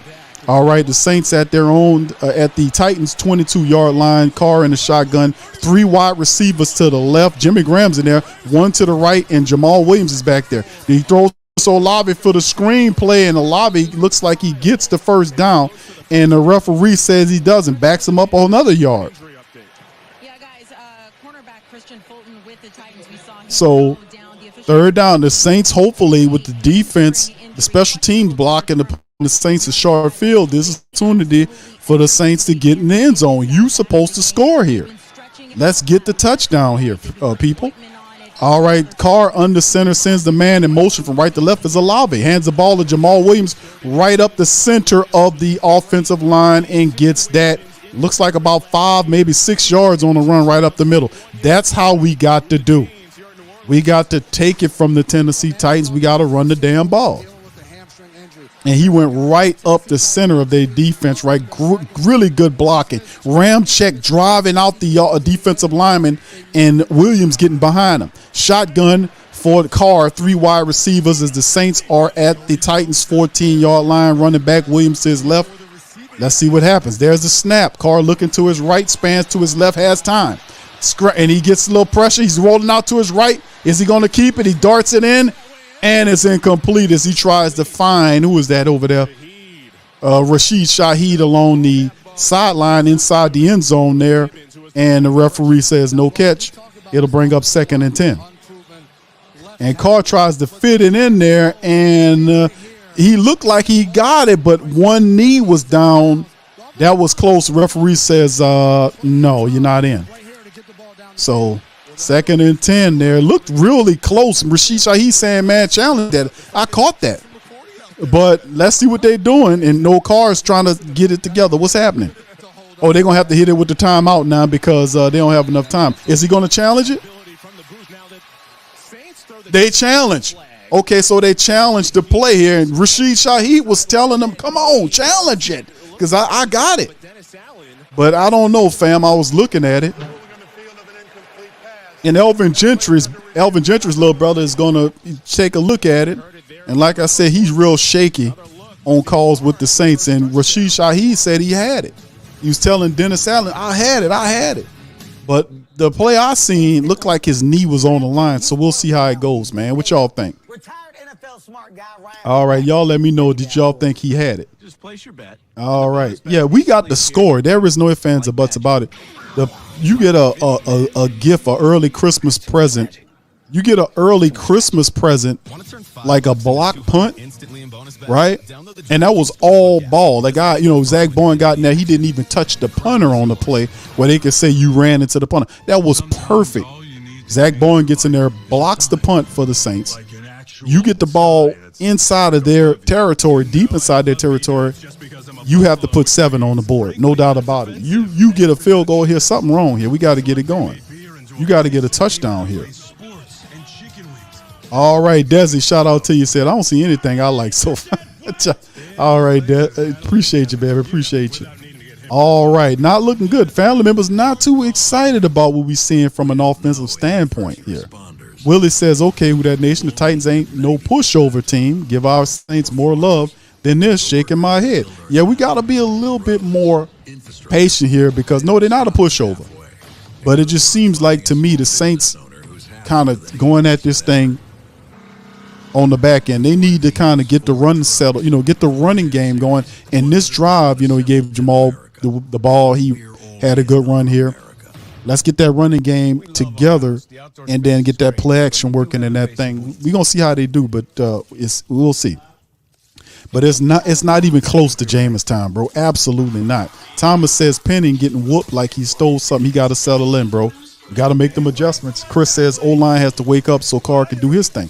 Yeah, O-line is a part of why Carr looking a little shaky out there. You already got sacked one time. Penning blew it.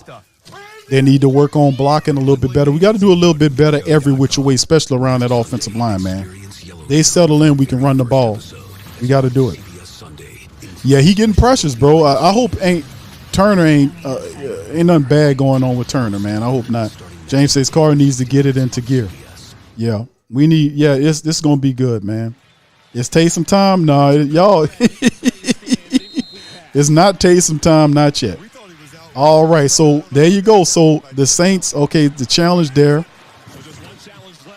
And there's Carr with the ball tossed toward the end zone. Ball, that's way too far over.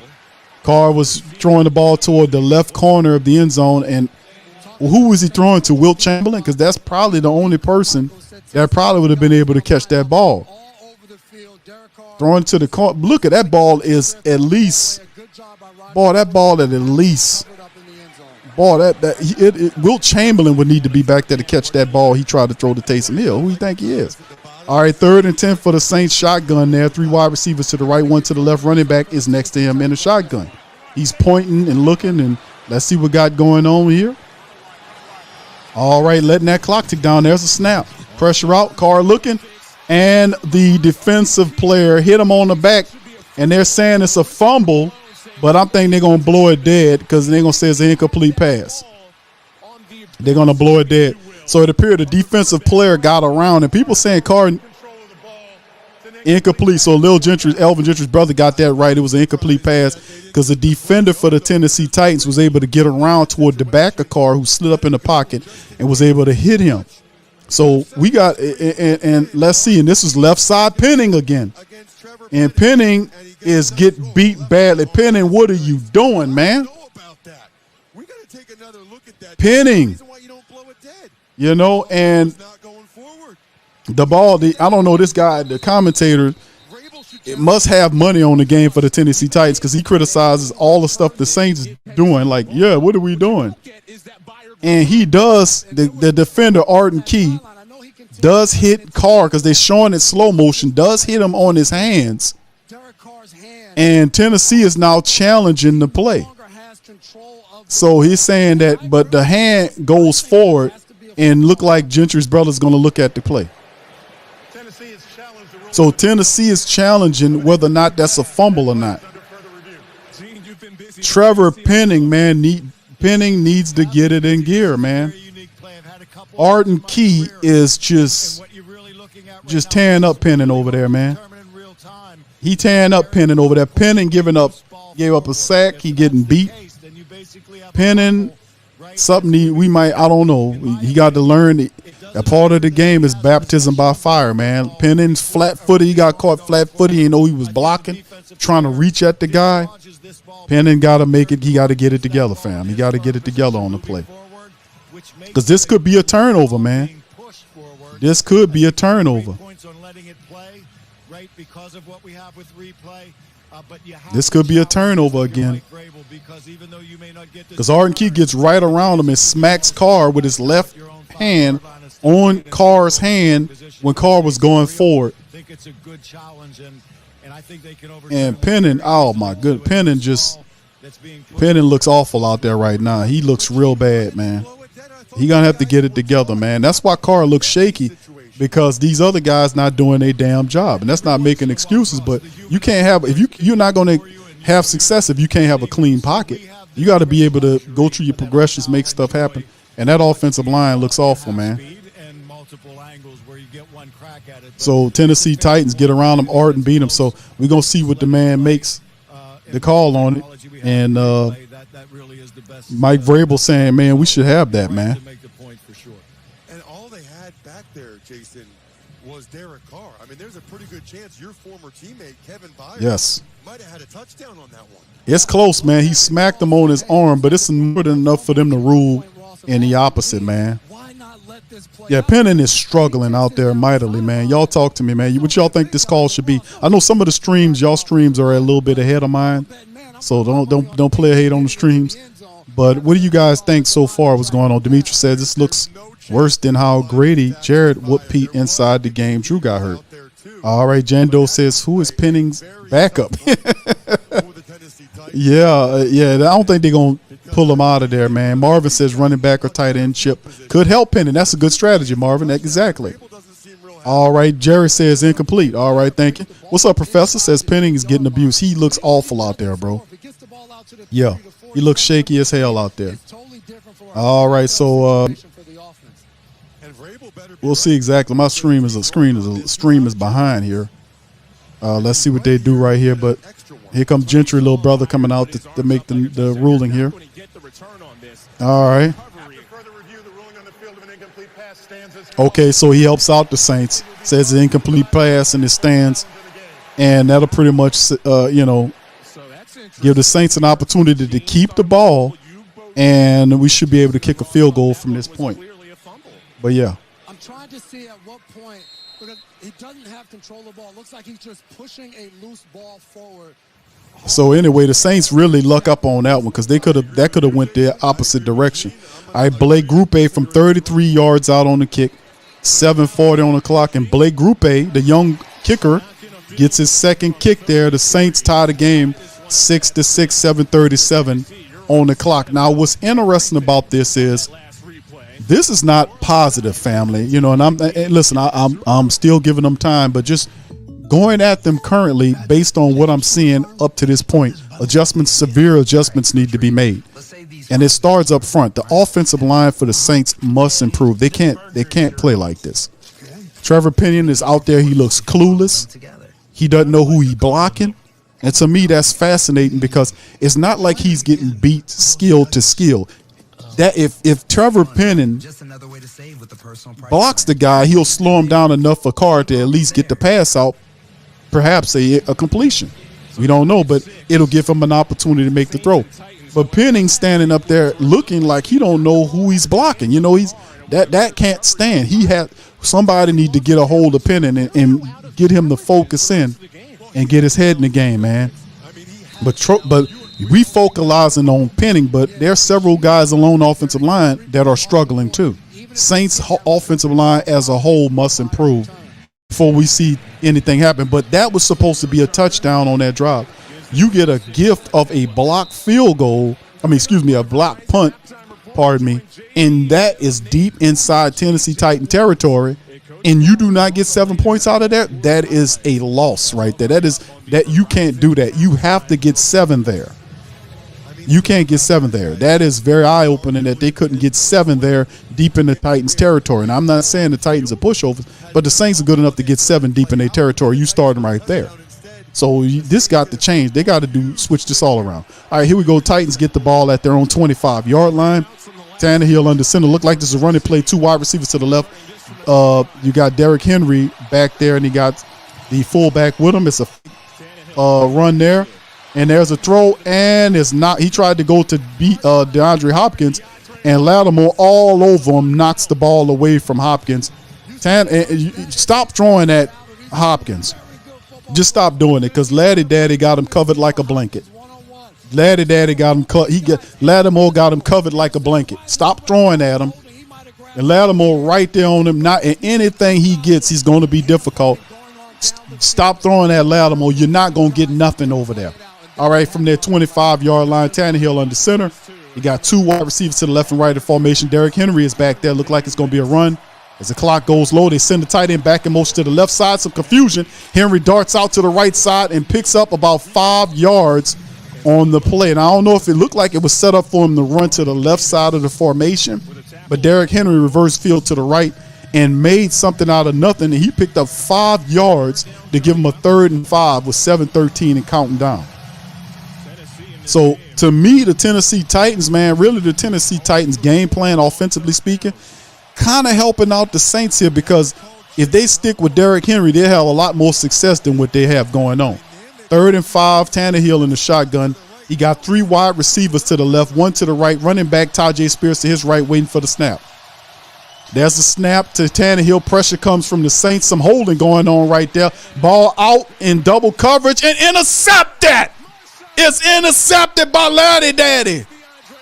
And he brings to the 50. Y'all told him to stop throwing at him.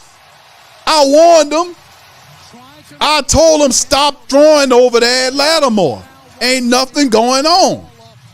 You know, so there it is. Lattimore comes through with the interception, and he made it real easy. Just got right in front of the ball. It don't get any easier than that.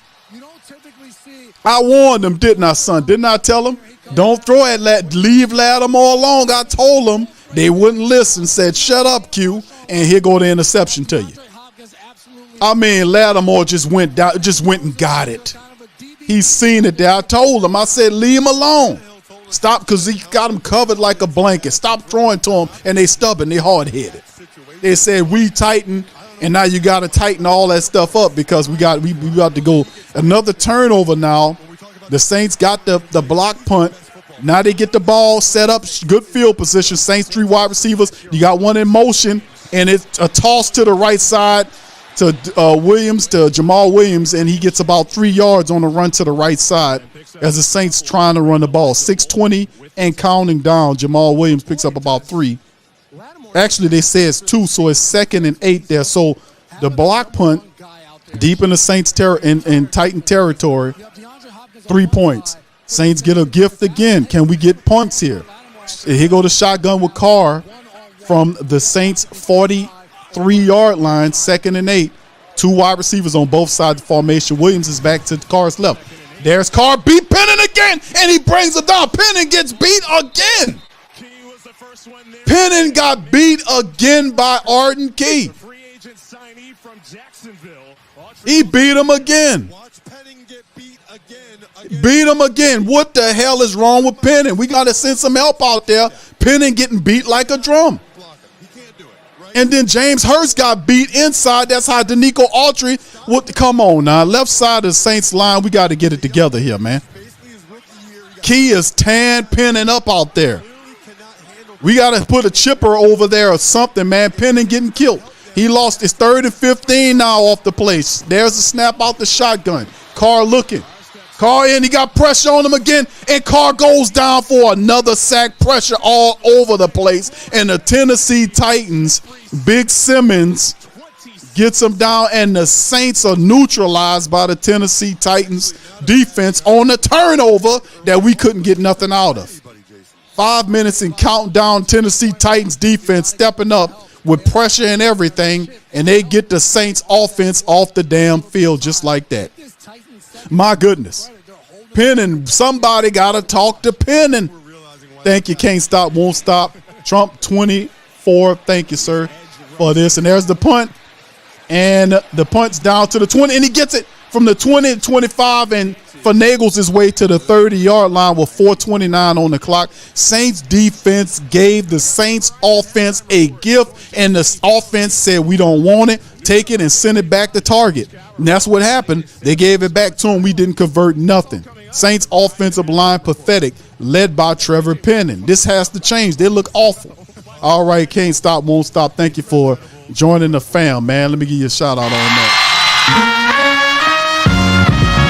Thank you.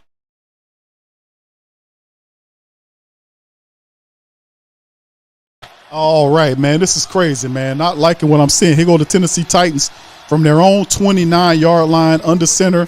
And there's the pressure. He's setting up the screen to Derrick Henry. Henry from the 30, 35 to the 40, 45, 50, 55, 40, down to the Saints 30, all the way down to the Saints 25 off the running back screen play.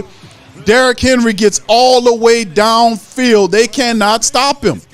The Saints defense, whether he's running or catching Derrick Henry, is killing the Saints defense here. They set up the screen to Henry, and he gets out front there, finds a lane, and gets all the way down inside of Saint territory. And the play, man, my goodness.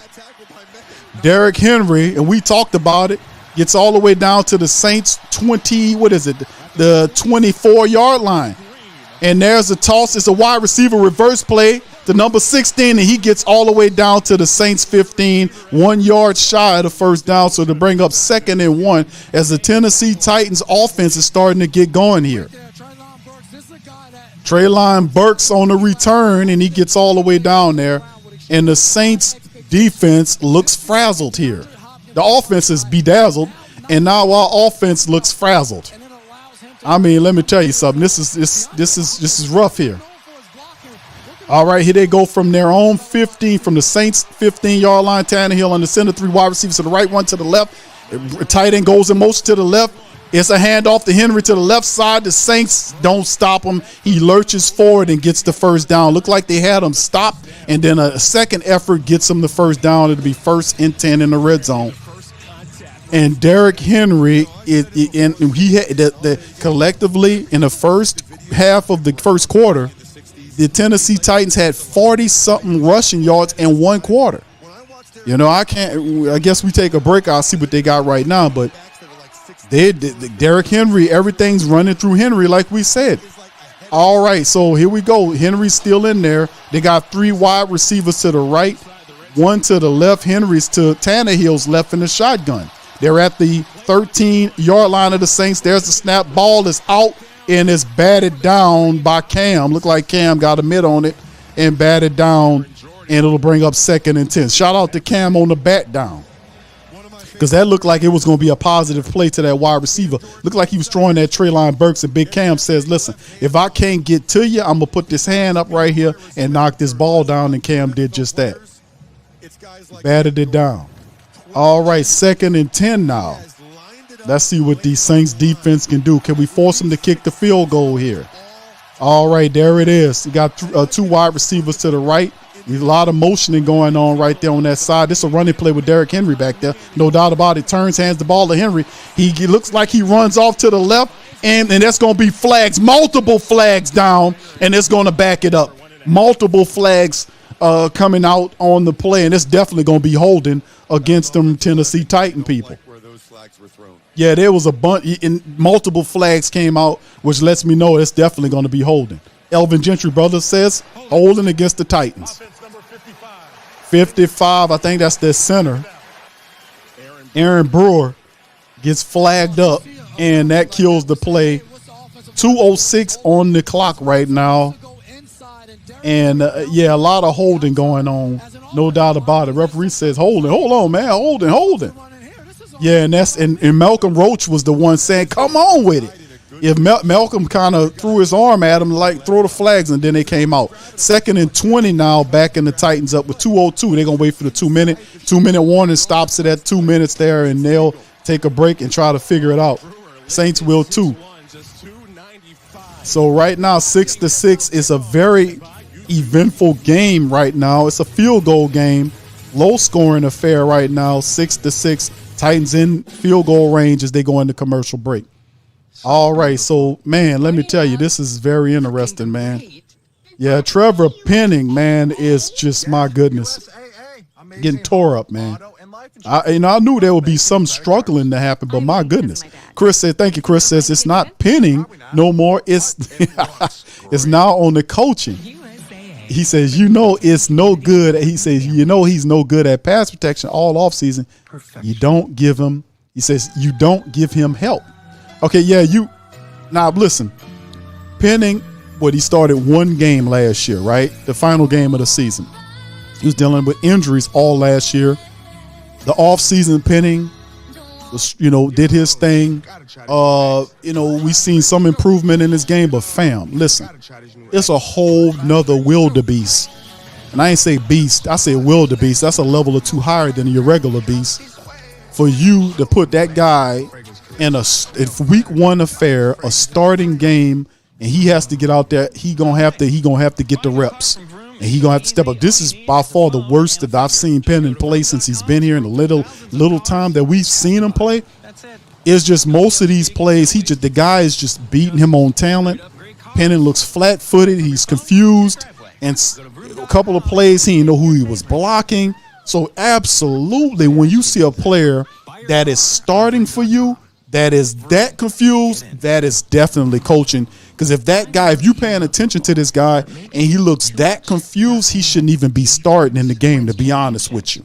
So for him to be that off, not knowing who he's blocking, that's kind of eye-opening right now. Now, although we're going to be patient because he can make these adjustments and improve going forward. We got over 600 of us in the building, well over 600 people in the building.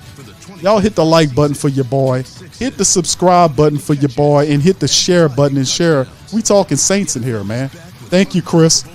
Appreciate you on the super chat, my brother. Let me hit the button for you. I want to say thank you very much. All right, shout out to your brother Chris on that one, man. Thank you, sir, for that. Fam, yeah, this is very interesting, man, because I got the theme music here, man, waiting for ready to play for a touchdown. There is no theme music for a field goal. Uncle Who That says it seemed like Penning got 100-pound dumbbell on each of his foot. His footwork doesn't look good, fam. Now, listen, I think the man will improve, but you got to make these adjustments. We got to be able to put somebody over there to kind of help him out, put a tight end over there to help him with the block, because they're going to keep sending Art and Key at him, fam. They're going to keep sending Art and Key at him, and that's why I was a proponent of saying Ramczyk should be left tackle. That's a $150 million quarterback he got. Anyway, here we go with Tennessee Titans back in the game now. From the Saints 24-yard line. There's a snap. They throw it out the backfield to the right side to Derrick Henry. He brutal bang all the way down to the 11-yard line. And while they just all Tennessee needs to do is just keep giving the ball to Derrick Henry. The Saints have not stopped Derrick here. We got a flag down. And here comes Elvin Gentry's brother to try to tell us what this flag is. But it's a flag down. Is it a hold on Tennessee to back them up if it is? Dennis Allen with his eyes bucking trying to figure out what's going on here. So let's see. Is it a hold? It was no foul on the play. So whatever the flag was, they picked it up and said there's no flag on the play as Derrick Henry trots off toward the sideline right there. The Tennessee Titans right now, all they need to keep doing is just sending Derrick Henry at the Saints defense. We don't have a stratagem to stop him, you know. So, and if they go Derrick Henry happy in the second half, what can the Saints do? They have no answer for Derrick Henry right now. He's catching it, he's rushing it, he's doing all this kind of stuff.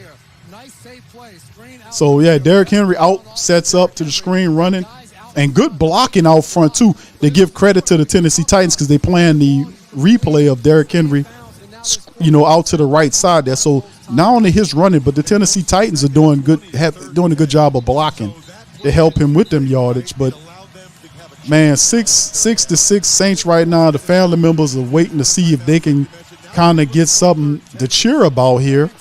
But Saints offense is nothing to cheer about early. All right, here we go. 3rd and 10 for the Titans as Tannehill breaks his huddle. All right, Cam looking really alertly at this team. They got 3 wide receivers to the left, 1 to the right of the formation. The running back Spears is next to Tannehill in the shotgun. Waiting for the snap. Saints waiting. They waiting to get that. There's a snap. Tannehill has time. And they chase them out, throws the ball toward the sideline, and that'll be incomplete. That'll bring up 4th down as Cam and another defensive player were in pursuit of Tannehill, who had more than enough time to find somebody, but Saints defense had it all covered up. Saints made a good way of forcing Tannehill to throw the ball out the sideline. But Cam came on the pressure and ran after him, and then, of course, I think that was Nate Shepard, too, who was in pursuit. You know, it was Grant who Cam flushed them out. Here goes Nick Folk for another field goal from 31 yards out, and Folk gonna be against the Saints. Look like it might be against the Saints. The guy kind of jumped over the thing, and as soon as he seen that, the referee threw the flag on him. So we don't know exactly what's going on right now. We got to wait and see exactly what the call is. Yeah, interesting, fam, to say the least about what is going on here. We'll see what the call is, the flag. All right. Can we have the call now, please? Okay, it's they decline it. Whatever it is against the Saints. It's a legal formation. It's declined. They take the points. So there you go. A long way around to say, give them the 3 points. So it's 9-6 right now. Titans going on right now. So, man, all I could tell you, man, this is let me refresh this thing here, fam. There it is, 9-6. All right, man. Let me tell you something, man. This is not going the way I envisioned. Well, that's why we play these games. Thank you, Jeffrey, for becoming a member of the family member.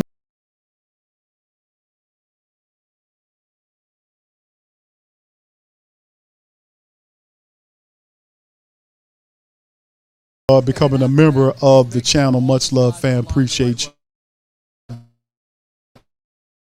We in this thing. Pam is close to the halftime, man. $1:40 on the clock currently. Saints trail 9-6. We got to make something pop here. The Saints have 1 timeout remaining to get up there. So we need to do what we got to do right here. They get something, man. The Saints should not go out the first half without a touchdown, man. And there's the punt. They kick it out from left to right. Not the punt, the kickoff. Tennessee kicks it out into the Saints end zone. They'll retrieve it at the 25-yard line. And we'll see what the Saints could do. Could they go no huddle right here? No huddle offense. A minute, 18 seconds on the clock. What could the Saints do here? Abbott says Titans are 0 of 6 on 3rd down. Saints defense handling it. We not doing what we supposed to do. Okay, the Saints picking up from their own 25-yard line. Carr in the shotgun. Wide receivers on both sides of the formation. Jamal Williams back there with him.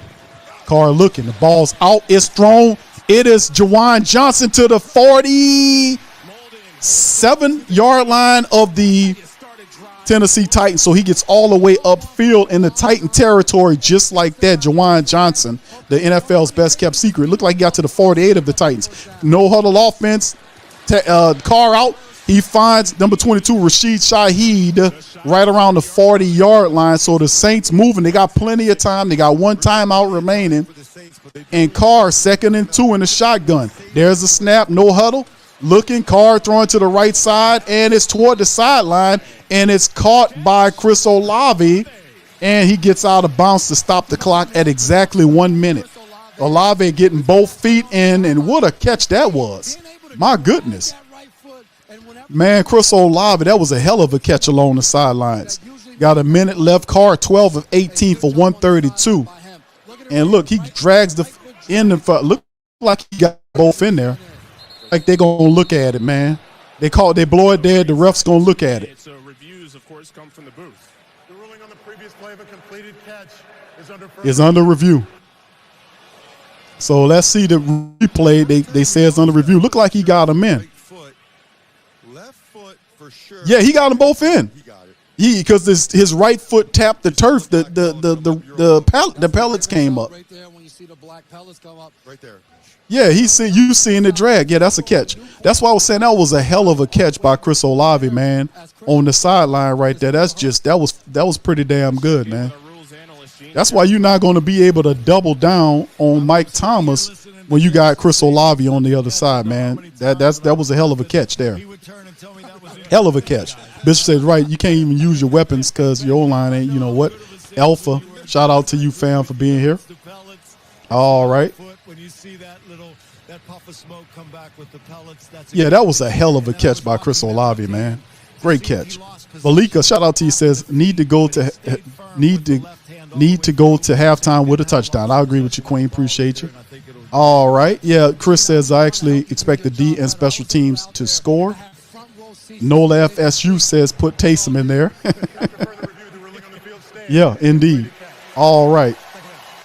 All right. Alpha says I warned y'all during the preseason. PC has not improved. This doesn't look good. And listen, the play calling would look a lot better if the execution was better, right? So it's the preparation aspect because we can kind of analyze this thing, but the Saints offensive line, Trevor Penning was just asking the guard next to him, what we doing? And that's what it looked like to me. But anyway, 2 wide receivers to each side of the formation in the shotgun as the snap. Carr looking. And Carr is sacked on the ground again. The Saints, oh, this is terrible. Carr is sacked, and they're going to have to burn the final timeout right here. And my goodness, this is ridiculous, man. Hurst and Penning, to me, and really,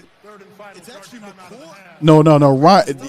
Eric McCoy, no, it's the right side, because I thought it was Hurst too. But Ruiz, was it Ruiz?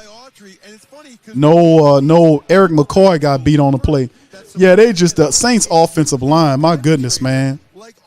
Because somebody fuss at the Saints offensive line under pressure. Carr had 22 dropbacks. He was sacked 4 times, had 11 hurries and 7 knockdowns. So, I mean, they just showed the graphic there. Man, that's horrible. The Saints offensive line have allowed 4 sacks at half. So 55 seconds remain. The Saints had to burn the timeout. They're in a shotgun now. 2 wide receivers each side of the formation. Ball's out, and it's caught by, is that Michael Thomas? Yes, Mike Thomas gets the ball to bring up 3rd down and some change. They're going to need a lot as they hurry up to try to get the play in effect. 3rd and 8 for the Saints. Shotgun, Carr. Both wide receivers opposite. There's the snap. Pressure coming. Carr cleaning the pocket. Ball intercepted. Ball thrown away. Carr threw it right to him. Oh my goodness, an interception. And Carr throws the interception. What was he looking at? The guy sitting right in front of him. How did he throw the ball? He was right there. He threw it right to him. Dude, what was you looking at? The man didn't do anything fancy. He was sitting there the whole time, and he threw it right to the DB. This is the Saints offense, man. This is not good, man. We got to get this together, man. Awful. Oh my goodness, this is terrible. Thank you, Rich, man. Shout out to you, bro. Here go the Titans picking the ball up from their own 22-yard line after an interception of the shotgun. There's a snap. And the Saints defense, get him. Who is it?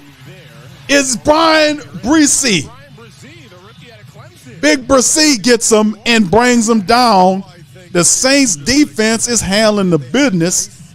It's the Saints offense that's giving the game up. My goodness, man. I don't know what to say about this one, man. This don't look good at all right here. How they look this bad? They look bad. They can't block. They can't pass block. They can't run block. And that takes us into halftime, man. What the heck is going on here? Like the great Lombardi said a long time ago. What the hell going on here? All right, Rich, thank you, bro. Carr has no power.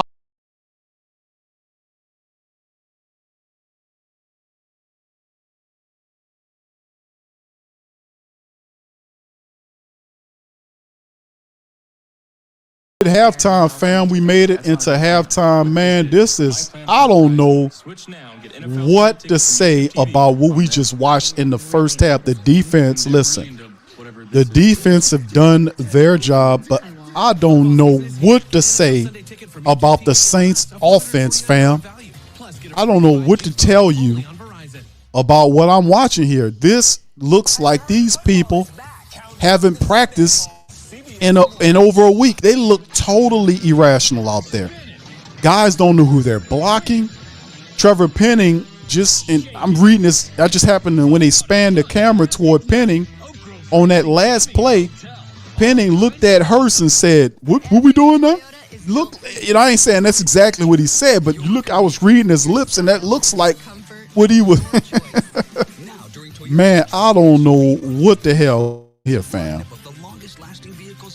If they're saying, Q, what the hell going on? I can't tell y'all nothing on this one, fam.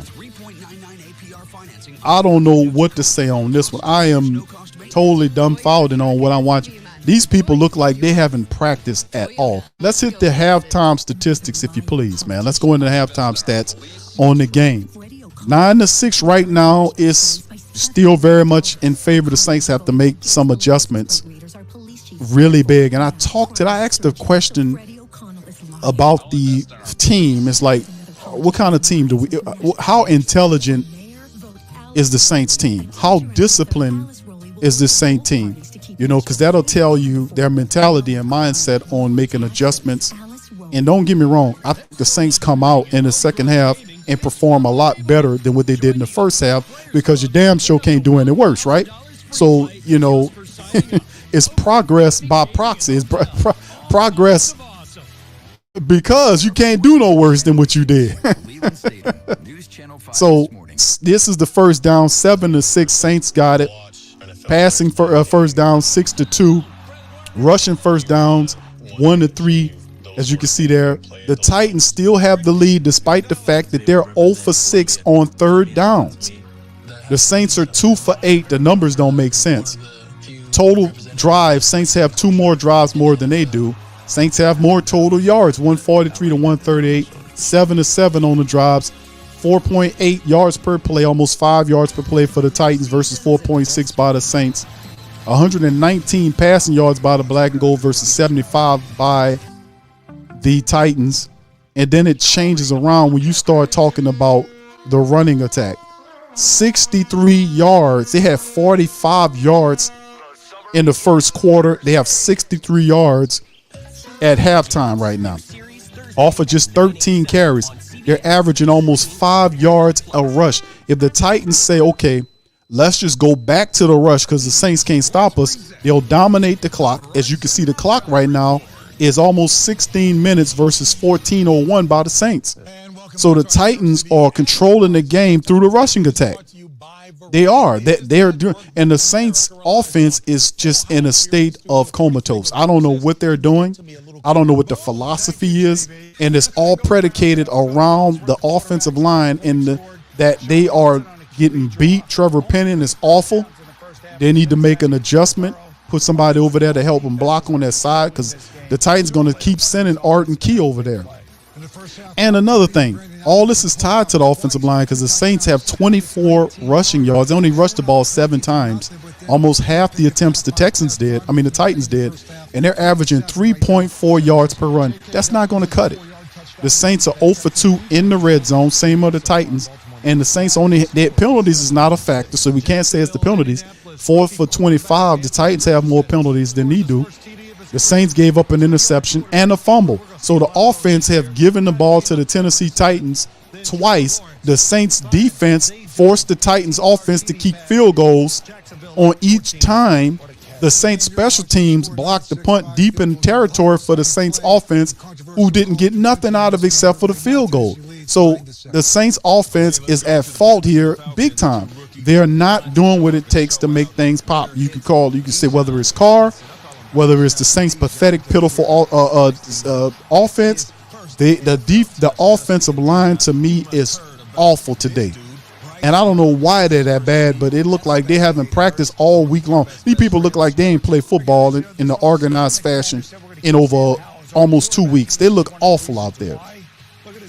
All right, let's hit the individual statistics. Carr's numbers 13 of 20 for 142, 7.1 yards per throw. He had an interception that shouldn't have been an interception. He threw the ball right to the DB. The guy, it wasn't a disguised coverage. The guy was sitting there, and he just, I don't know what he was looking at, didn't see him, which is eye-buzzing to me that you didn't see that man standing there and threw it right to him. That's his one interception.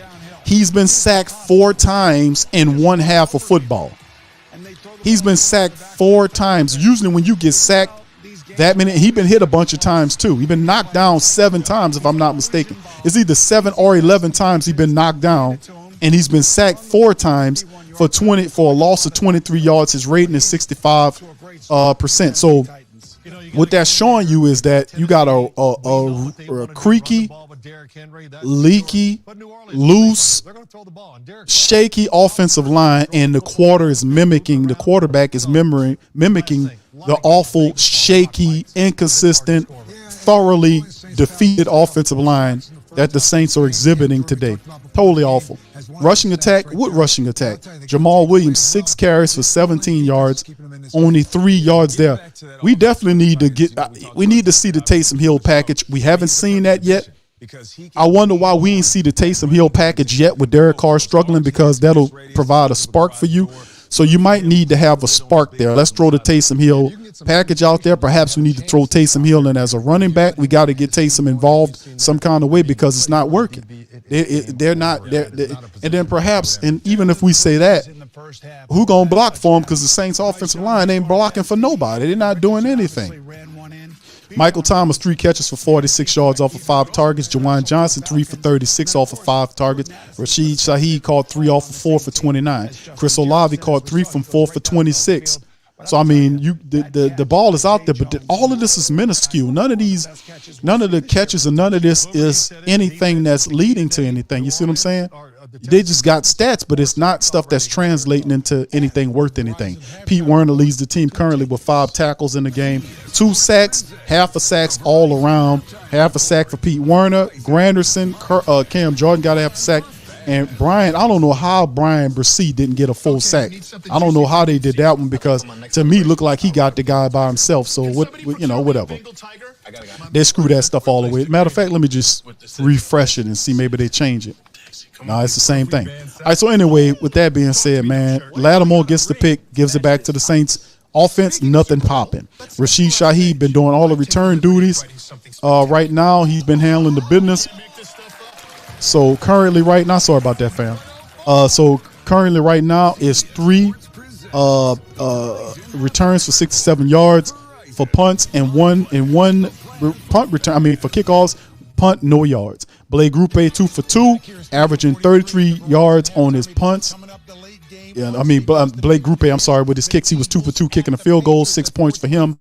Headley averaging almost 51 yards per punt right now. So, and then you look at the Titans right now, it's all about Derrick Henry, man. I mean, Tannehill is what Tannehill is. He's, 5 of 14 for 83 yards and an interception. He's not really doing anything. It is all Derrick Henry. Henry has 10 carries for 51 yards. He's averaging 5 yards per rush on you, and he's the top receiver with 2 catches for 56 yards. He had the long 46-yard scamper down there to help him set up the field goal. It's all Derrick Henry.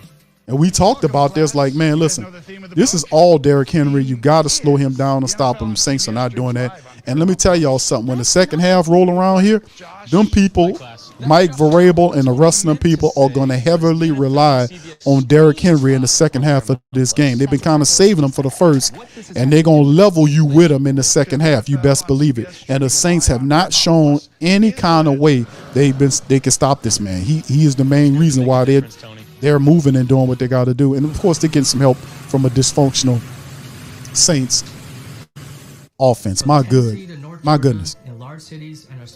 I don't know what to tell y'all on this one, man. I don't know. Let's hear from the fam. Give me some keys to the game. What do you guys think about it so far? What do you think? This is awful, man. This offense looks totally despondent. They look totally out of it. Now, I can understand you have some good moments in there, but the Saints had short fields several times in the first half and could not get a touchdown on short fields. Now, no disrespect to the Tennessee Titans defense, but really the strength of the defense is up front. The secondary is susceptible. They've been playing pretty solid today, although. St. John said, I don't want to hear DA talk about we need to clean things. Oh, you know it's coming. You put that on the shirt. 504 Coach says, Q, we had Olave 1 of 1 for a TD to the right. He didn't see it, bro. I know he was wide open. They didn't see it. He didn't see it, man. He didn't see it go through the progressions, bro. Balika said needs to be serious talk in the locker room. Yeah, this is the Saints offense is the main reason, because they were supposed to have a touchdown, at least a touchdown on these last couple of drives, at least a touchdown, and it's simply not happening. They look just out of it, man. I don't know. They look bad, man. Now, I expected rust. Don't get me wrong. I expected them to be rusty, but not to the degree where guys don't know who they blocking, and they supposed to make adjustments. When you see a guy struggling, either do one or two things: give him some help or take him out of the game. It's either one or two things you're supposed to do right there, and they are not doing it. Rose says, man, that Montgomery folding chair about to come out.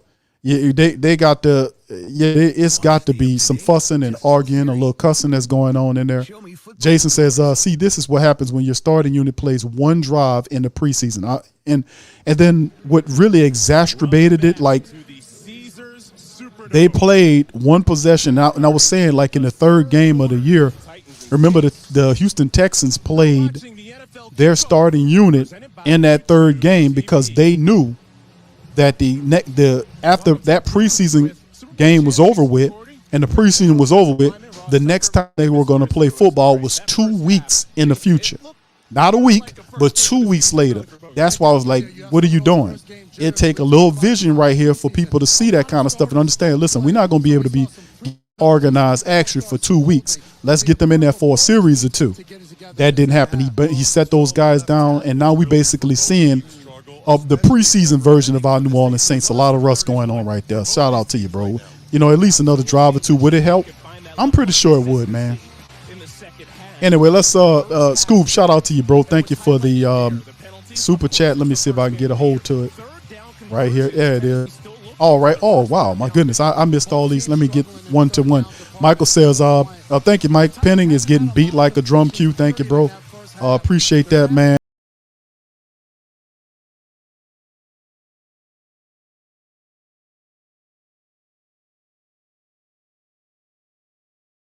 Like Preacher Man for yours, call Michael, play call, and still suspect. It looks a lot even more suspect when they're not executing and doing it. As we getting ready, the Saints about to kick the ball off from right to left to the Tennessee Titans as halftime is ended, and they're going to kick it out the back of the end zone right there. Thank you.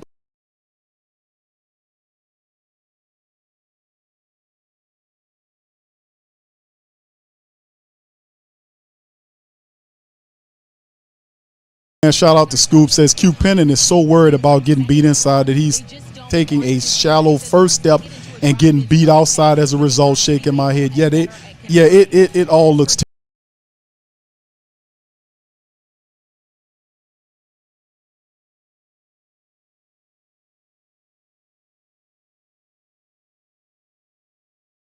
We get ready to go. Appreciate y'all with the super chats, fam. Thank y'all so much.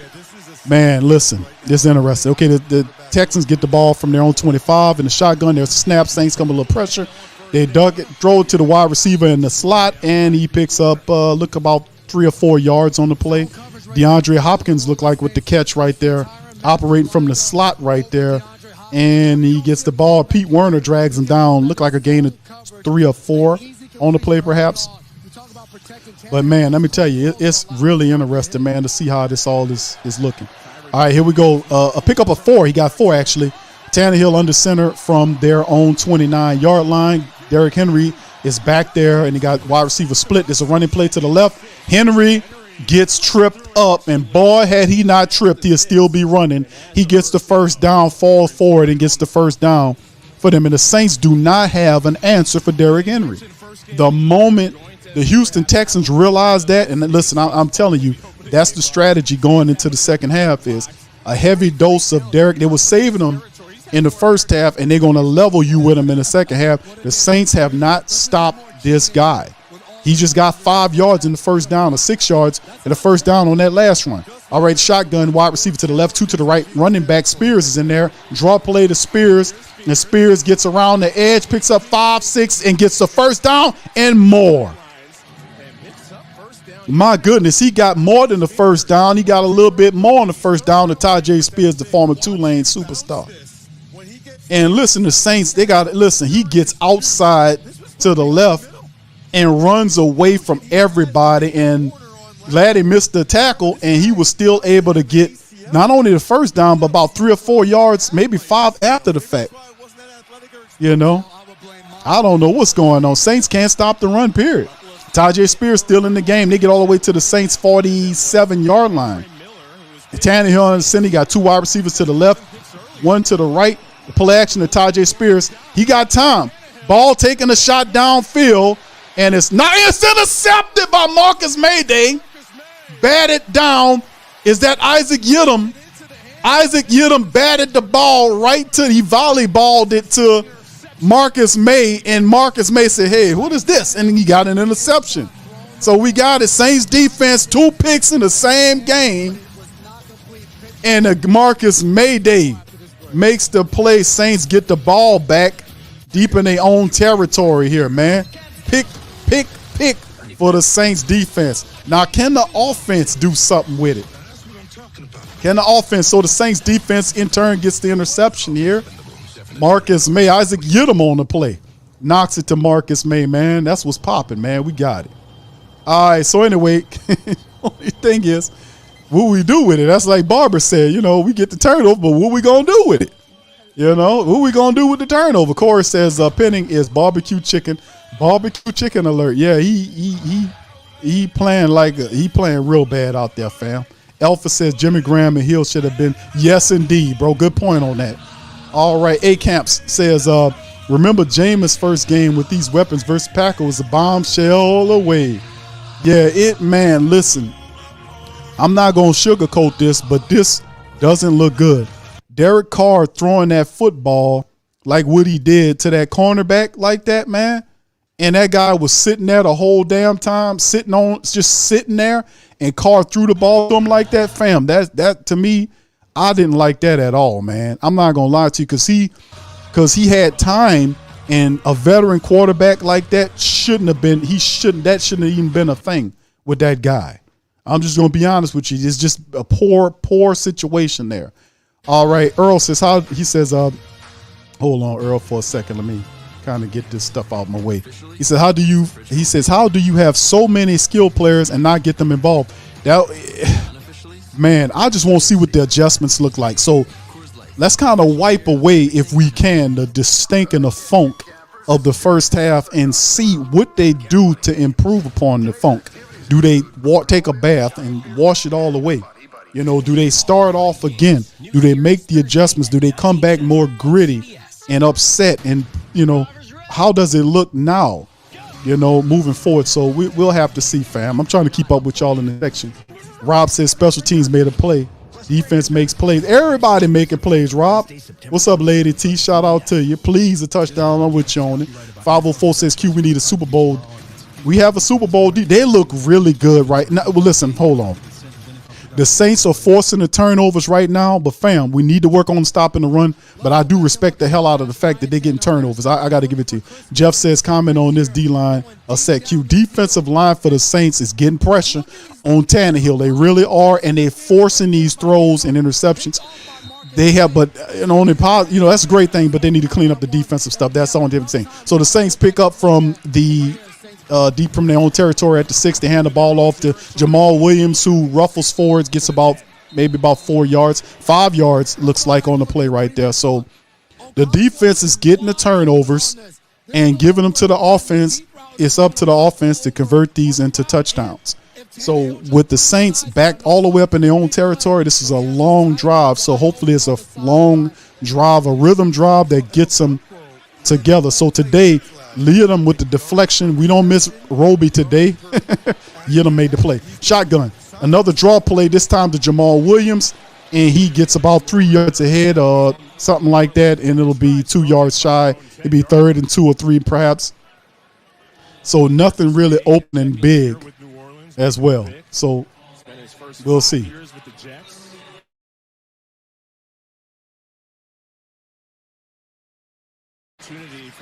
All right, let's see what Carr can do next here. 3rd and 3 here as well. 3rd and 3.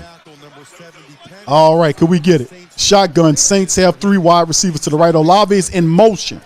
Jawan Johnson's there. You got Williams back there. There's a snap. Carr gets smacked by behind him, but he throws the ball. Olave going down to the 50, the 45, and pushed out at the 40-yard line in Tennessee Titan territory. Chris Olave from Carr gets off the snide. Can this spark the Saints in a bunch they had a bunch formation there. You see that the Titans got confused, and Olave gets behind them, and it's an open run all the way down right around the 40-yard line of the Titans. Can this spark the Saints into something? As Carr's numbers 14 to 21 for 187. Chris Olave 4 catches for 71 yards. Taysom Hill is in. Taysom Hill is in at quarterback for the first time in the game. They got a 3 wide receivers lined up back to back. Look like it's a tight end screen. Taysom takes the snap, turns into a running back, runs up the center. Like I say, man, Taysom don't even look at nothing. I don't know if that was a call run play. It looked like a passing play, like it was setting up a screen. I don't know what was going on, but Taysom ain't even look out there. He just got the ball and just ran up the middle and got him some yardage right quick. He don't even look. Taysom said, I'm just going to run. He got 4 yards on the play. I'll take it. 2nd and 6, Carr back in the play. He back out there now. The Saints at the Titans 38. A toss to Tony Jones Jr. to the right. Tony gets down and he gets upped it and look like they've got, they're going to spot him just shy of the first down. But it'll be 3rd and short, looks like. And Chris Olave's limping off the field. Chris Olave's limping off the field. We don't want to see that. But he's limping off the field and in his obvious pain. This is not good. He barely, I don't know if he's cramping up or not or something's going on. Oh, no, he gets thrown down and he falls awkwardly.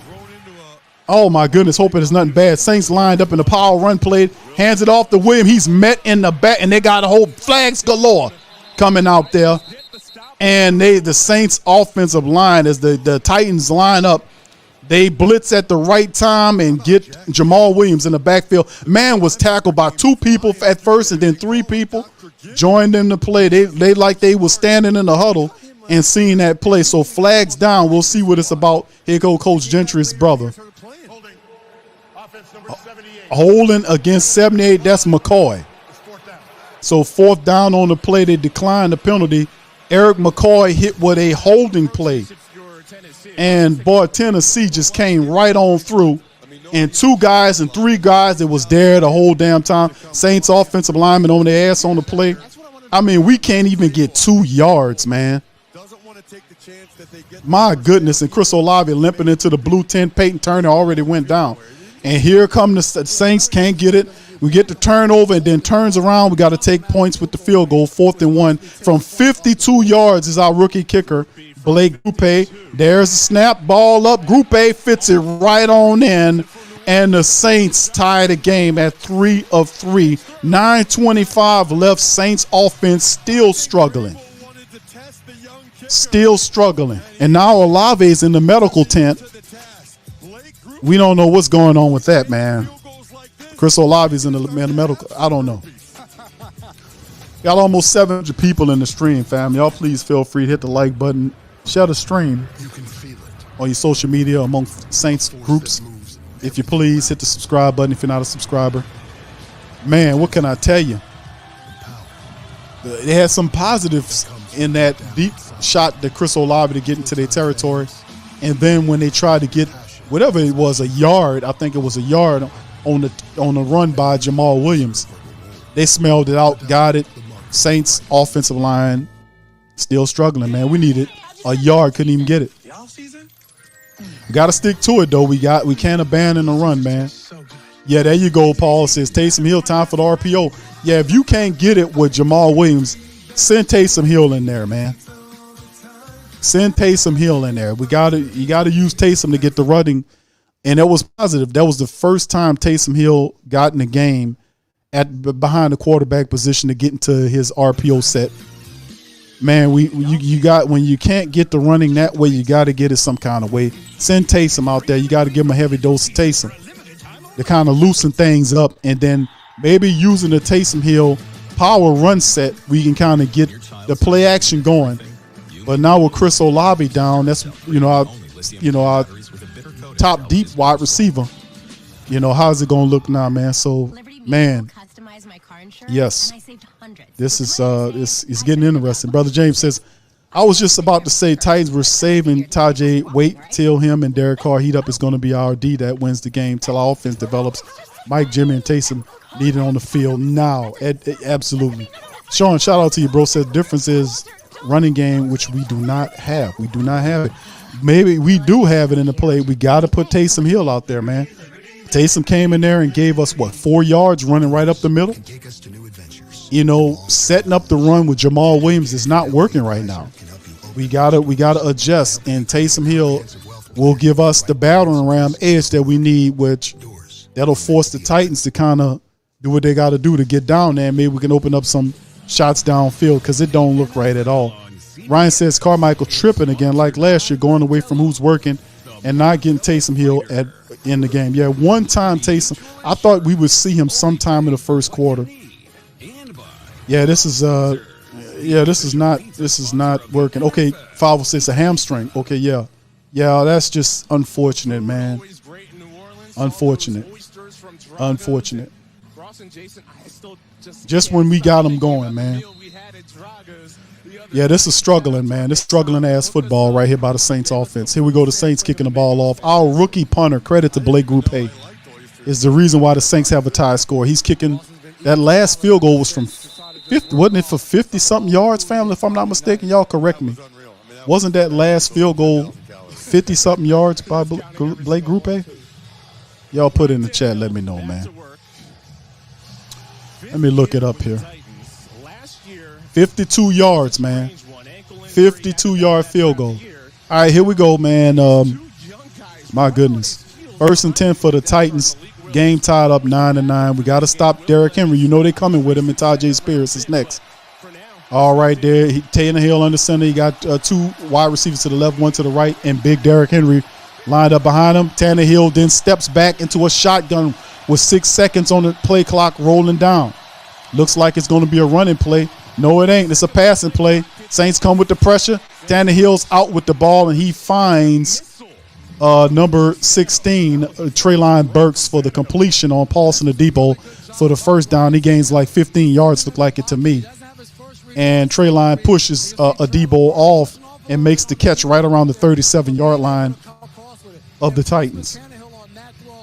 Yeah, Treylon kind of created separation. He pushed Paulson Adebo off, and Paulson had to recover on the play. So here we go, shotgun for Tannehill on the 1st and 10, 3 wide receivers to the left. You got Tajay Spears back there with him. Tannehill was the snap, and it's a fake handoff. He throws it to Treylon Burks, who's chopped down by Marcus May for a gain of about 4 yards to the left side of the field.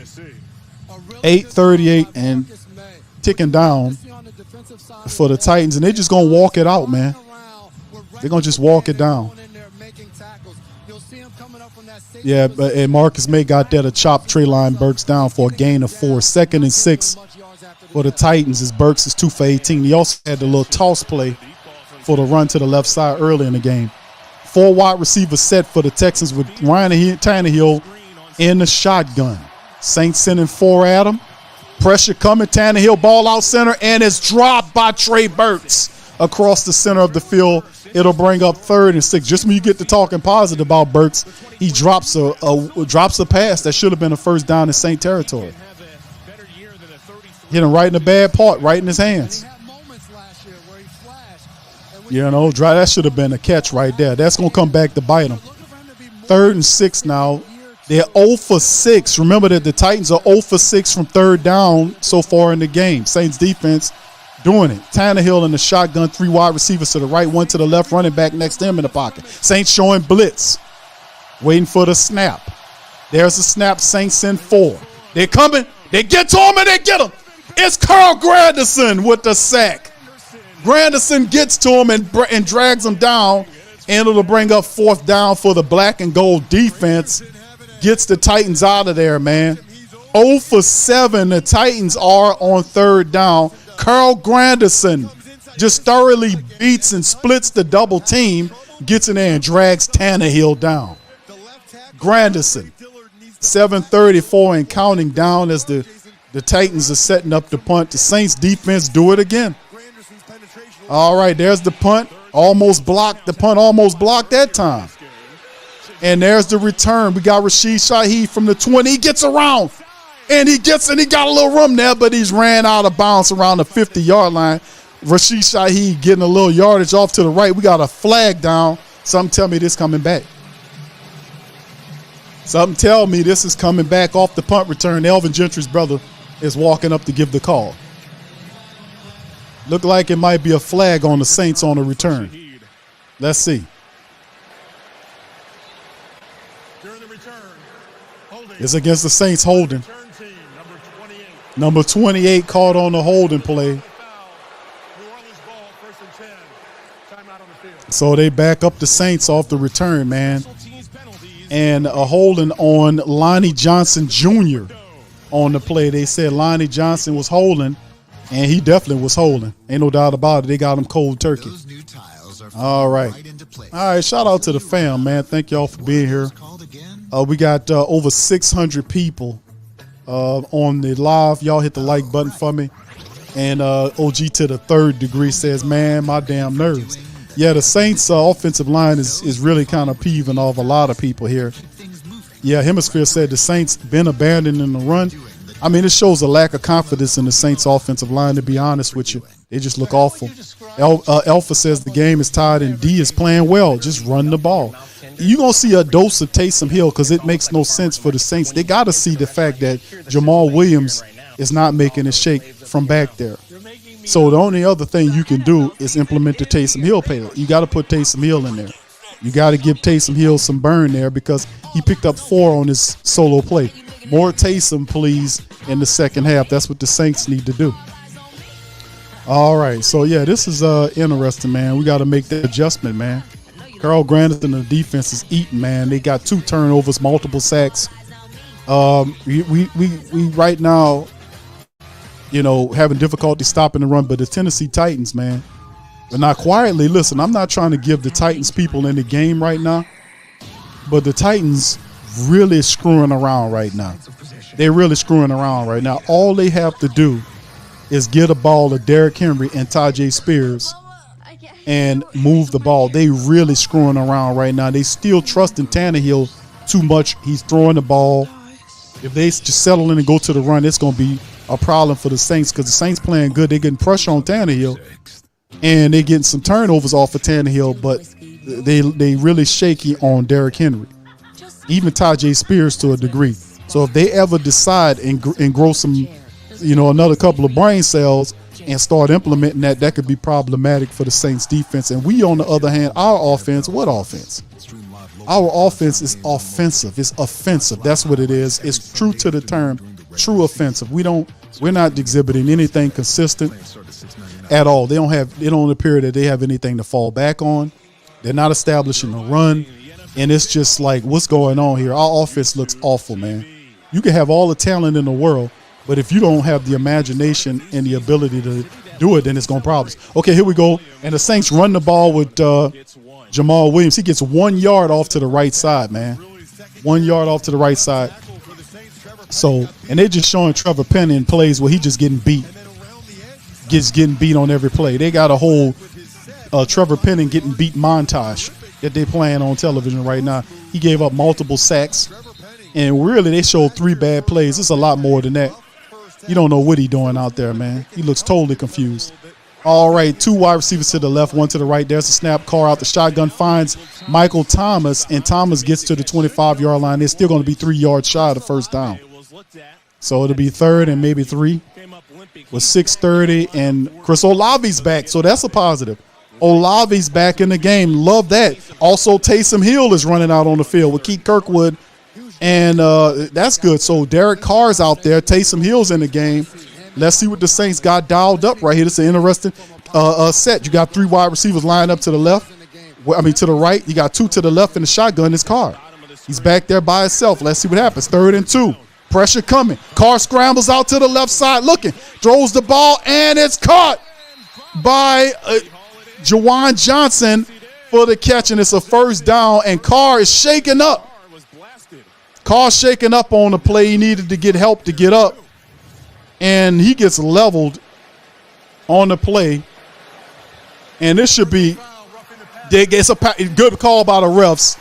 It's a flag down, roughing the passer. The man hit Carr in the throat with his arm, in his face. I mean, dude, for real. And, boy, the dude just put his elbow in Carr's chin, neck area. And Elvin Gentry's little brother called the right play, 15-yard penalty, and that was a dumb play. That's going to get the Saints a touchdown right there. Roughing the passer against Aziz El Shahir.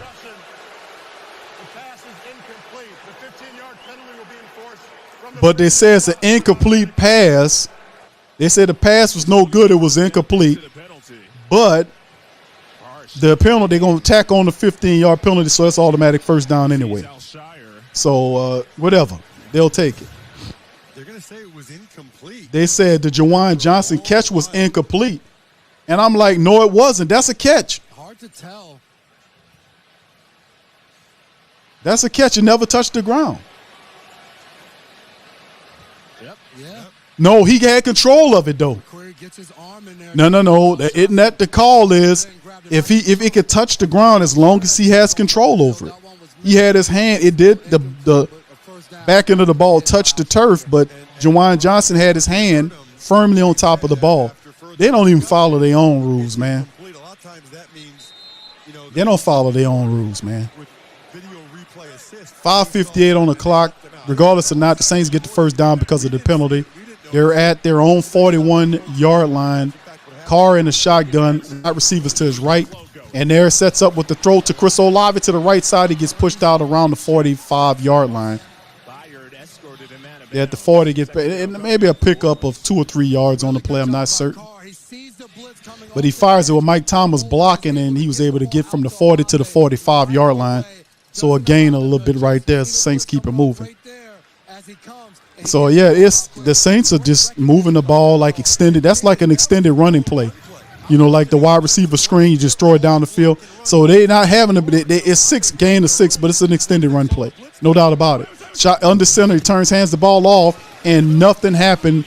Williams thrown down. I mean, the Saints line is not allowing the run to occur. I mean, good Lord. James Hurst just gets beat. Hurst just got beat badly. Beat badly.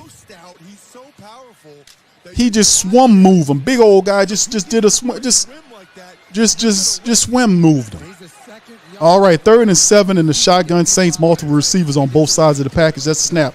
They come with the pressure. Ball out by Carr, and ball is thrown incomplete. That was a poor pass by Derek Carr, and the Saints bring up 4th down, and they'll have to punt it. I mean, this offense, my goodness, man. Dude, the Saints' offensive line is awful, man. They can't even run the football. They got to involve themselves in extended running plays because the offense is so poor. Offensive line is so garbage. 4th and 7 for Hetley. Getting ready to punt off. He's averaging almost 50 yards a punt in the 3 punts that he had. And there's another one. Off to his foot to the left side, return. Oh, wow. And then a good pop up the field by number 28, Lonnie Johnson Jr. on the return, man.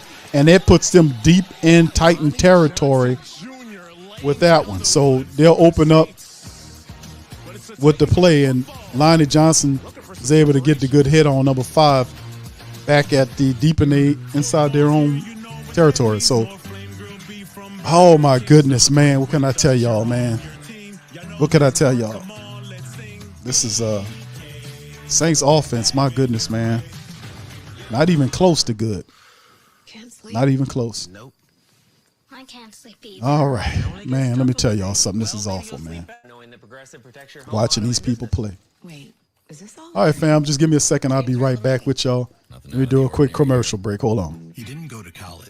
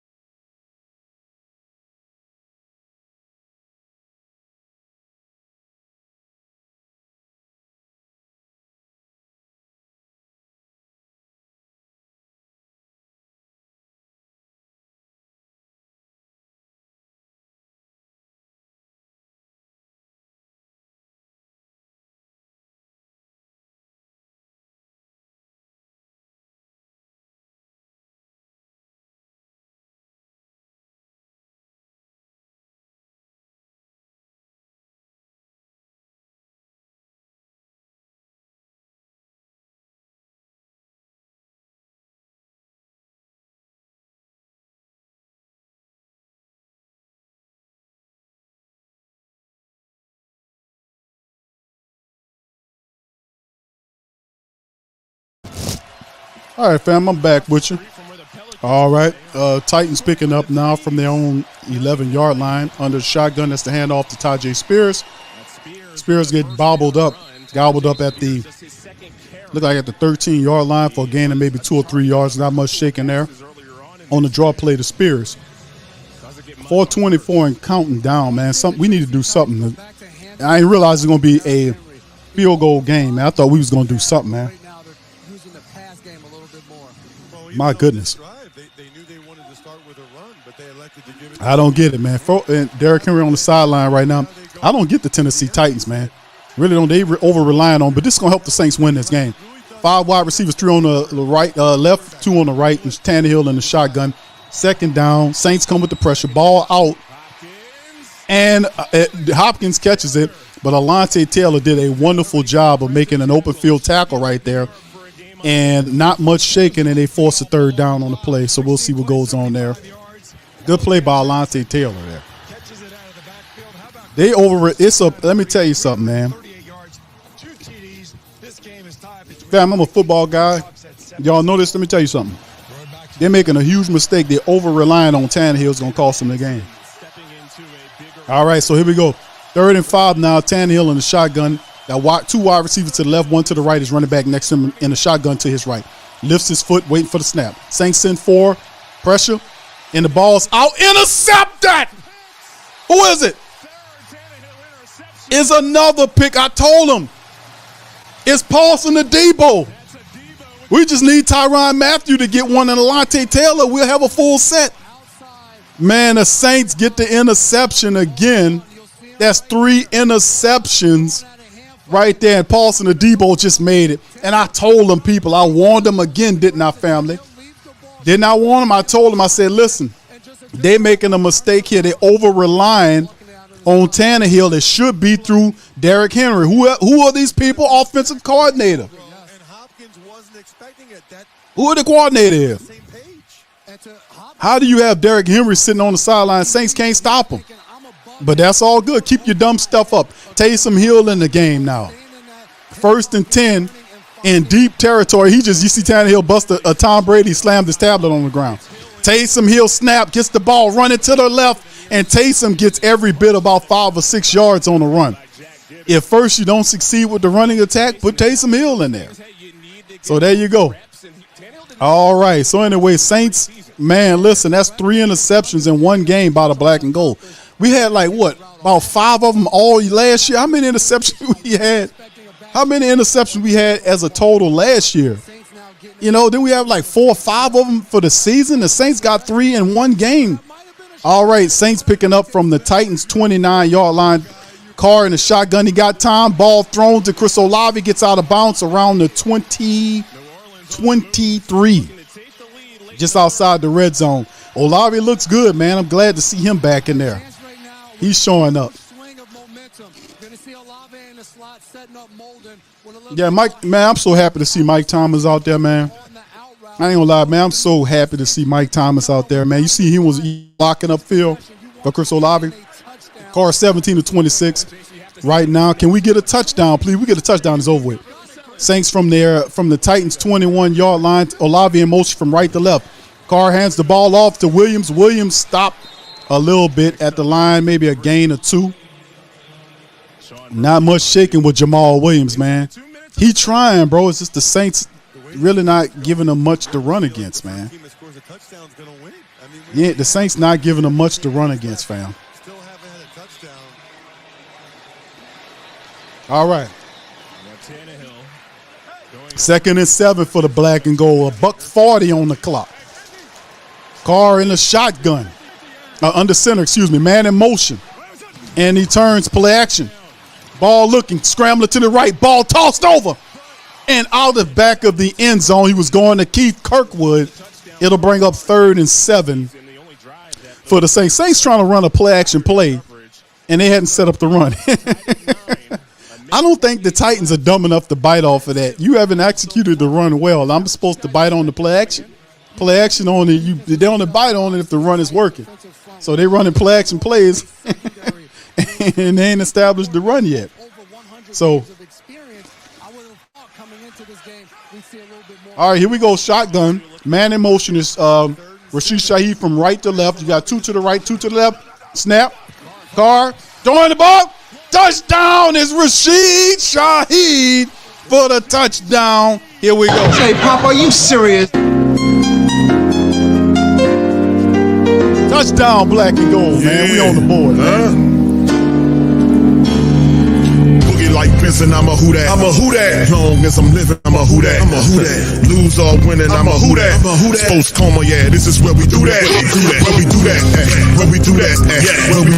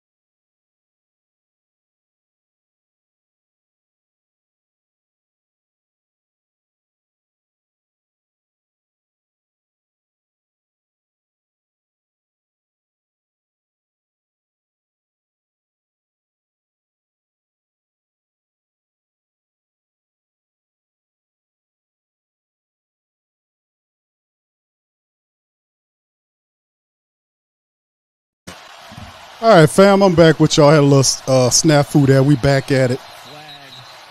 And right now, Saints get the touchdown, man. Y'all put in the chat. Look at it. Did y'all hear anything, man? I'll try to play the. Y'all hear any of the? I don't know what's going on with the damn board. For whatever reason.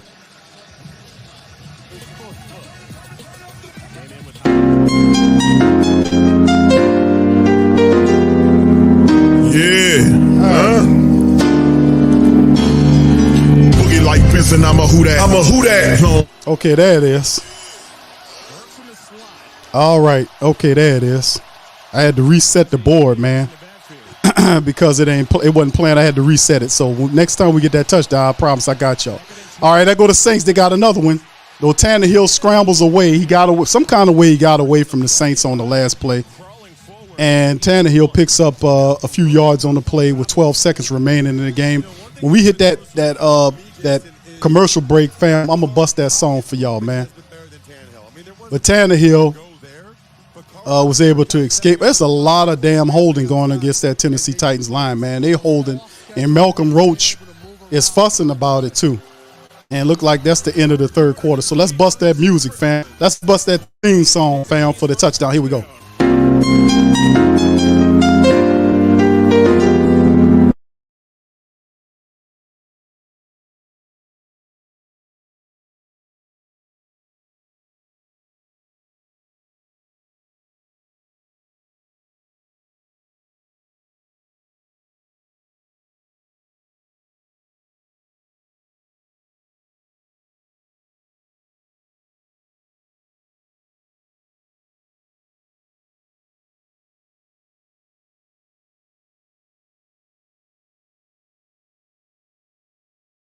Big Q and the guys, if you ain't ride or die, the bandwagon get flipped.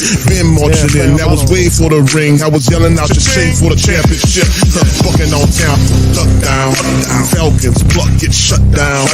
Panthers ain't much touchdown. The vision really belong to us now. So much hate on the Saints, you could probably tell. Ever since Bounty Gate hit the NFL, when fishing, you probably smell the crooked referees on Roger Goodell. Yeah, fucking like this, and I'm a who that. I'm a who that. Every day I'm living, I'm a who that. I'm a who that. Lose or winning, I'm a who that. I'm a who that. It's the sports coma. This is where we do that. Where we do that. Where we do that. Where we do that. Where we do that. Where we do that. Boogie like this, and I'm a who that. I'm a who that. It's the sports coma. This is where we do that. Do that. You're listening to the Sports Coma with Big Q and the guys on the PRO Media Network.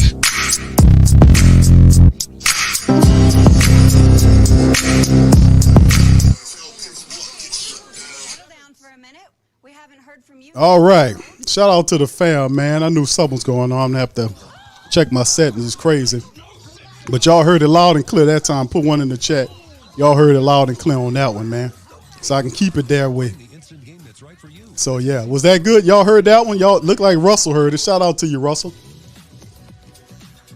It's your journey. Own every mile in the Hyundai Tucson with America's best warranty. Yes, sir.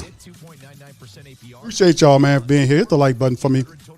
Saints right now go up 16-9 on the Tennessee Titans. And like we said, they should be on. The defense is playing well enough now. We just need one score to stay ahead of these people, man. And Derrick Henry just sitting on the side. I don't know if he's hurt or not, but I said this. I said Tennessee Titans don't know what they're doing, man. You don't keep a guy like Derrick Henry sitting on the bench and you over-relying on Tannehill. But keep it up. 3 wide receivers to the right, 1 to the left. 3rd and 10. Tajay Spears is in there to the left of Tannehill. There's a snap. Saint would come with the pressure of 5. Ball's out, and it's completed. And on the play, and Adebo looked like Treylon Burks. Was that Burks? No, it was Hopkins. With Adebo covering Hopkins on the play. And it was a rough kind of case. He had to go down and get it. But these Tannehill passes, man, he's strong. These balls are not exactly. He got to wait on the ball. You know, and he can't hit these guys in stride, and that's perfect for us because they'd probably be a lot better than what they are. 1st and 10, Tannehill. You got wide receivers, 2 of them to the right, 1 to the left. Man in motion, goes back toward the line of scrimmage, then back out to the slot. It's Hopkins. He kind of snaps the ball, rolls to the right, throws the pass toward the sideline, And Hopkins, he catches the ball. Referee say called it along the sideline for a first down. Now, Alontae Taylor got burnt on that one. So that's interesting. So we'll see exactly what's happening with that. He kind of rolled out to the right there and threw it, and DeAndre Hopkins came down almost like a Chris Olave catch toward the sideline, dragging his feet. That was a real good catch. Alontae Taylor was in close coverage. Just a good catch. 450 and counting down. The Titans are now at their Saints 48-yard line, I won't say, and the shotgun is Tannehill. The handoff to Derrick Henry. It's a flea flicker. Ball is up and overthrown. They was trying to go down to the tight end on the play.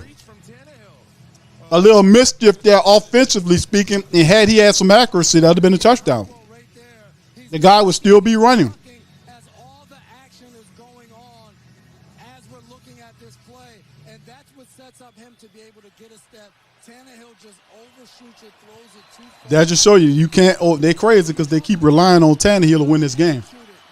It's going to be the main reason they lose. It's 2nd and 10 for the Titans now. 3:37 still at the Saints 47-yard line. There's a snap. Saints coming with the pressure. Ball out to number 15 slot man. Gets the first down. Is dragged down by Pete Werner. Gets up to the 37-yard line, I want to say, of the Saints. 13-23. The Saints defense kind of doing a bend but don't break type of thing. You see what I'm saying? They're doing a bend but don't break type of thing going on here. All right, here they go. They can send a man in motion. So you got two tight ends, and the man goes in motion, double motion to the left side. Henry's in there. It looked like they might try to run it to that left side, and that's exactly what they do. Henry is hit right at the line of scrimmage, falls forward for about a gain of 3. And like I said, Derrick Henry, the Titans aren't utilizing him, correctly in my opinion, man. But they over relying on Tannehill, man, and he throwing interceptions and everything, and they keep going to him.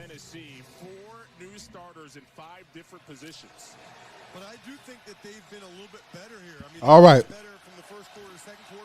All right, let's see what happened. 13 rushes for 65 yards for him, man in motion from left to right. 3 wide receivers to the right. Tannehill under center with Henry in the backfield. Clock, they working the clock. Hand it off. No, it's a play action. Tannehill's going to take a shot.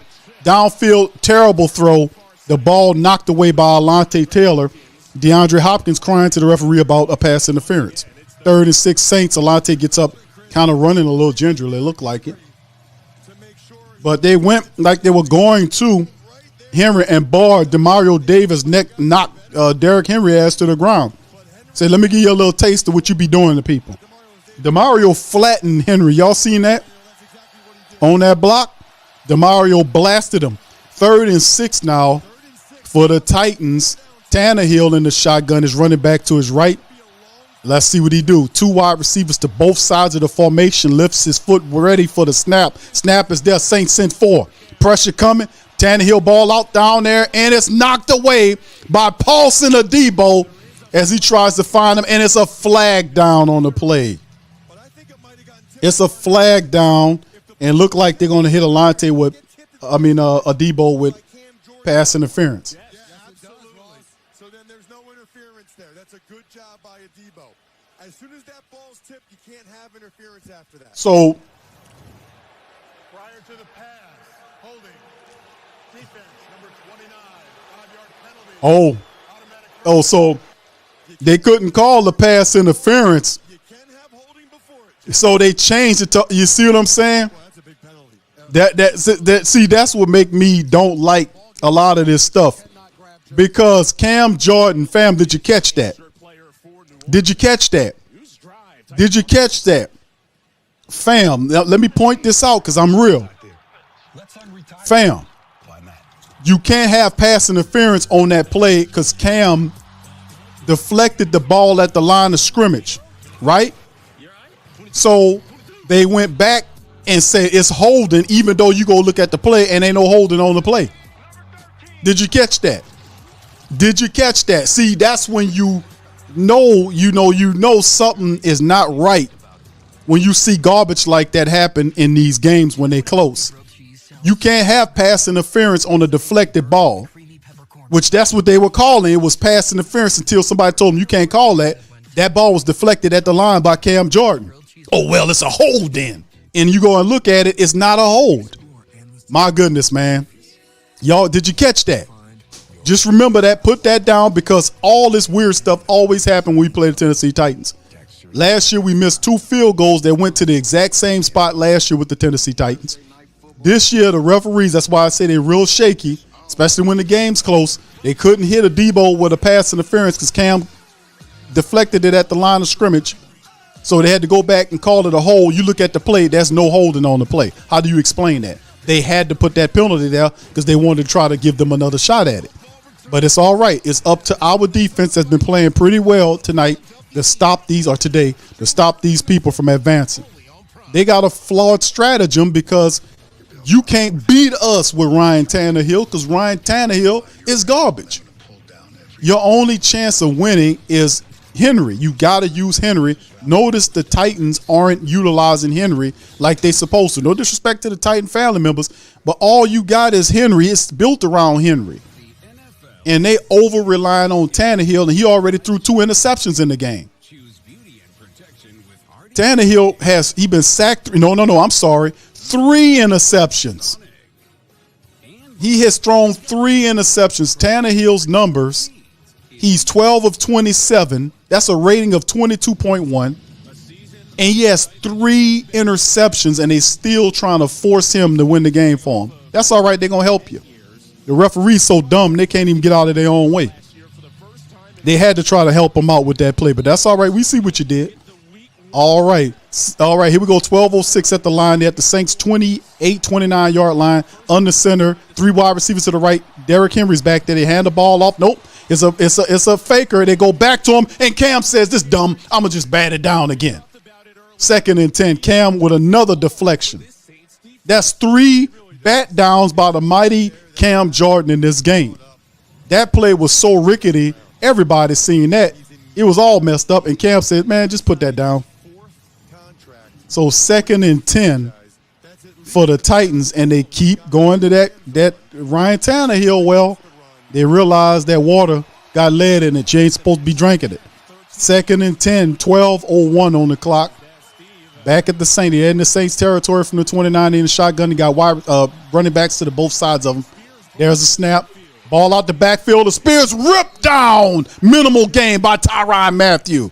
The Honey Badger in coverage. Rips him down. That's probably a gain of 1, if a gain at all. That'll bring up 3rd and 9 or something like that. That wasn't nothing. The Saints seen it. And then Tyjae Spears had to wait on it, and Tyrann just rips little Tyjae down.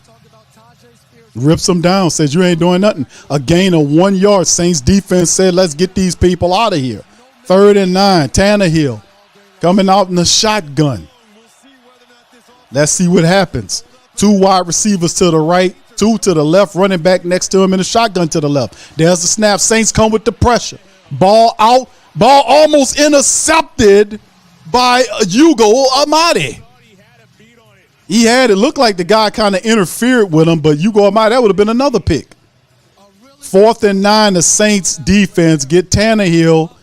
And really, how y'all don't know this, man. I mean, how they paying these people this to play football, and they don't even realize it. They don't realize what I say until they study the tape. They must be trapped in the moment. Nick Folk comes out. He hit from 50, 27, and 31. And this will be his 4th kick to try to keep the Titans in that thing. There's the kick. Nick Folk, and he gets it in there. And it'll be now 16-12. Saints ahead on the play. Only question I have now is, what do the Saints look like on the other side of this thing in terms of when they get the ball back offensively? Can we put another touchdown on the board? If we can do that, I like I said, I think we can get this dub. Titans is really screwing this all up, man. Them people had a 12-play, 48-yard drive that was over 5 minutes long, and all they was able to get was another field goal. It's amazing, man. Saints defense is not playing any smoke. They're not playing no games. The Titans refuse to do what works, which works for us. They're like, no, we don't want to run them. You're going to make the Saints mad if we run them. No, it's crazy because they got more time of possession than we do. But yet and still, man, these people, I question the intelligence over that, man. I'm sorry, I got to, because you ain't operating with what you go with what works. And Derrick Henry, the Saints had not been able to stop Derrick Henry consistently. They have totally went away from that and taken him and have went to Tannehill, a guy right now that's 13 of 29 for 147 yards. He has 3 interceptions on a day. He totally doesn't have it. He's been sacked multiple times. He's been sacked 3 times, 3 interceptions, and he has a rating of 21.0. And you gonna ride with that guy over there? Okay, keep it up. Keep it up, and then at the end of the game, we should have went to Derrick Henry. We should have rolled with Derrick Henry. We're going to use him more. And then next game, they're going to beat the hell out of Derrick Henry. We're going to have about 35 rushing attempts next game. You're going to have 40 rushing attempts next week because they overdoing it, overcompensating for what they didn't do for this game. Come on, man. This ain't rocket science here. Derrick Henry has 13 carries for 65 yards. Saints have not shown that they can stop them, and Titans have abandoned a run. Stupid as hell, man. But anyway, I'm loving it, man, if that's what y'all want to do. All right, Papa said the best QB can't do nothing without a strong line. This is true. This is the Saints line today. We can all agree that the Saints offensive line collectively have been horrible, especially from the center to the left tackle. They've been awful. Trevor Penning has been awful. He looks like he don't know any of the plays. He's confused most of the times. He's always asking James Hurst what to do. He turns to him and asks him something and then goes to – that means that he's confused on some things. And that, to me, is very suspect why he would be even out there. So, anyway, they're saying the graphic is 7 total field goals, ties a Week 1 NFL record, and we're not done yet. We still have some time left in this game. We still got another 11 minutes to go. So you don't think they're going to break that record? They're going to set that record.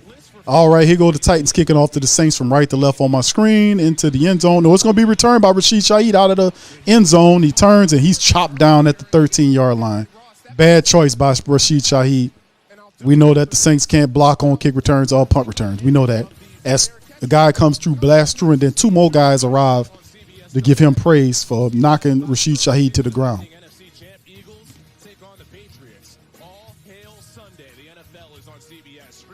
Boy, Saints pick up the ball deep in their own territory on this one after that return. He should have just stayed in the end zone. The Saints start from their own 13-yard line. Carr under center. They got 3 wide receivers to the right, 1 to the left. Handoff to Jamal Williams, and he gets 2 yards. It cannot run. The Saints offensive line is not allowing them to run. As it stands right now, family, Jamal Williams has 13 carries for 26 yards, and he's averaging 2 yards per run. That is awful. Awful. That is the current statistics right now on Williams. 2nd and 8 now for the Saints on the 2-yard pickup. Wide receivers to the left, 1 to the right. There's a snap. You got running backs in the backfield. Carr finds up the middle. Chris Olave, who gets all the way down to the 30-yard line. And the Saints circling Olave right around the center of the field. And he's finding space to run. How the Saints lined him up out the backfield. And then he comes out the backfield, makes the catch, and gets up the field to the Saints' 30-yard line. Cycling him out of the backfield like he's a running back. Let's give him credit for that. That was a pretty smart move by Carmichael to line him up there. And here come Taysom Hill is in the play. So we got Derek Carr goes to the bench. Taysom Hill is in the game. I bet y'all $100 is going to be a running play.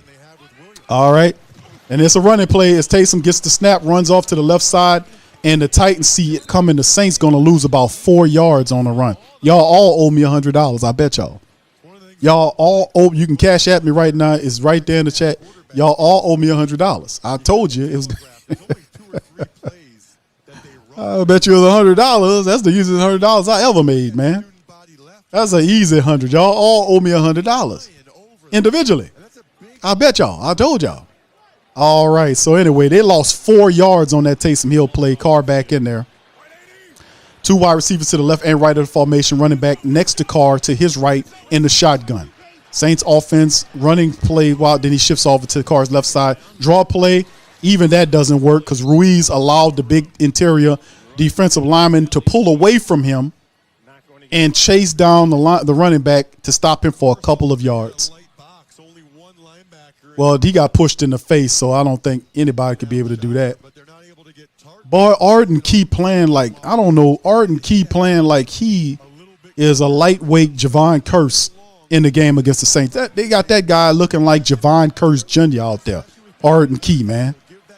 All right, 3rd and 12 for the Saints in the shotgun. They got 3 wide receivers to the right, 1 to the left.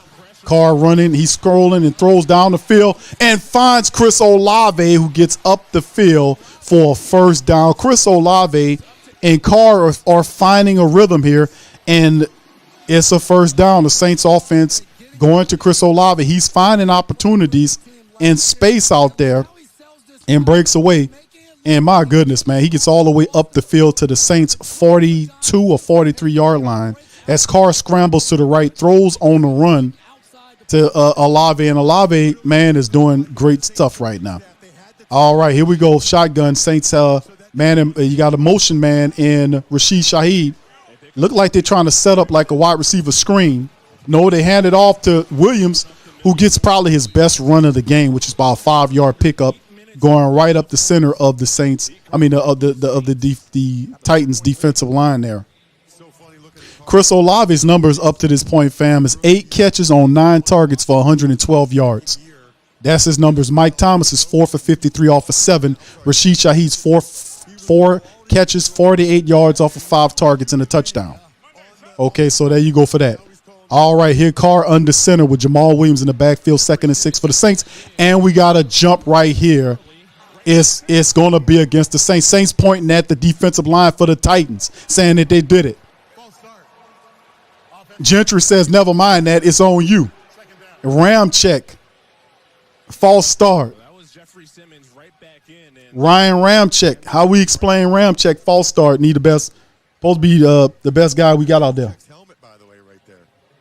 A lot of these guys, they have some position-specific helmets now. That looks like my goodness. Specific helmet for an offensive line. Yeah, and that's Pisces now. My goodness, man. Ramczyk with the false start backs the Saints up. That was a dumb play. 2nd and 11. And we have to do a shotgun. Saints 2 wide receivers to the left, 1 to the right. There's a snap. Ramczyk getting mushed back. He checks it down to Williams. Williams gets tackled there. And that'll bring up, maybe it'll make it 3rd and maybe 9. I mean, my goodness. Jamal Williams is doing all he could do. I mean, he's doing everything he can do, man. That's in there. It's just the Saints are not providing.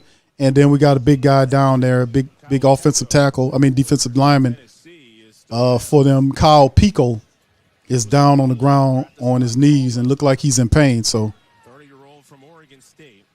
but the Saints have not been able to run. So, listen, Tennessee, y'all. The credit to Tennessee, man. To be honest with you, Tennessee they can be happy about their defensive line as they go into commercial break. The Titans should be proud of their defensive line, how they were able to get pressure on Carr and stop the Saints from running the football. It looked like not much has changed from last year. Remember, the Tennessee Titans had the best run stuffing defense in the league. They only allowed you to run for like 75 or 76 yards a game, something like that. I forget. But it was something like that. It was 75 yards per game. You can only get on them. And to this game, they could be proud because that trend it appears to be continuing because the Saints rushing attack as it stands right now is 49 yards today. 49 yards. So they're doing a lot better than and we still got a lot of time left in the game, about 7 minutes left. But the Titans defensive line last year they were the best in the NFL in stopping you from running the ball. And it appears that they've gotten even better. The Saints have not been able to run that ball. They had to the time right now, the Saints have 20 carries for 49 yards. That's 2.5 yards per carry. Credit to the Titans, man. They're making it hard as hell on the Saints' leaky offensive line, man. Even forcing them into turnovers. I mean, into false start penalties and dumbness like that. 3rd and 9 for the Saints now. Got wide receiver 1 to the right, 2 to the left. You got a running back next to Carr in the shotgun. There's the snap. Pressure coming by the Titans. Carr taking his time, taking a deep shot. It's deep down, and Olave, just out of his reach. Olave gets up and saying, where the pass interference? Elvin Gentry's team says ain't no pass interference, man.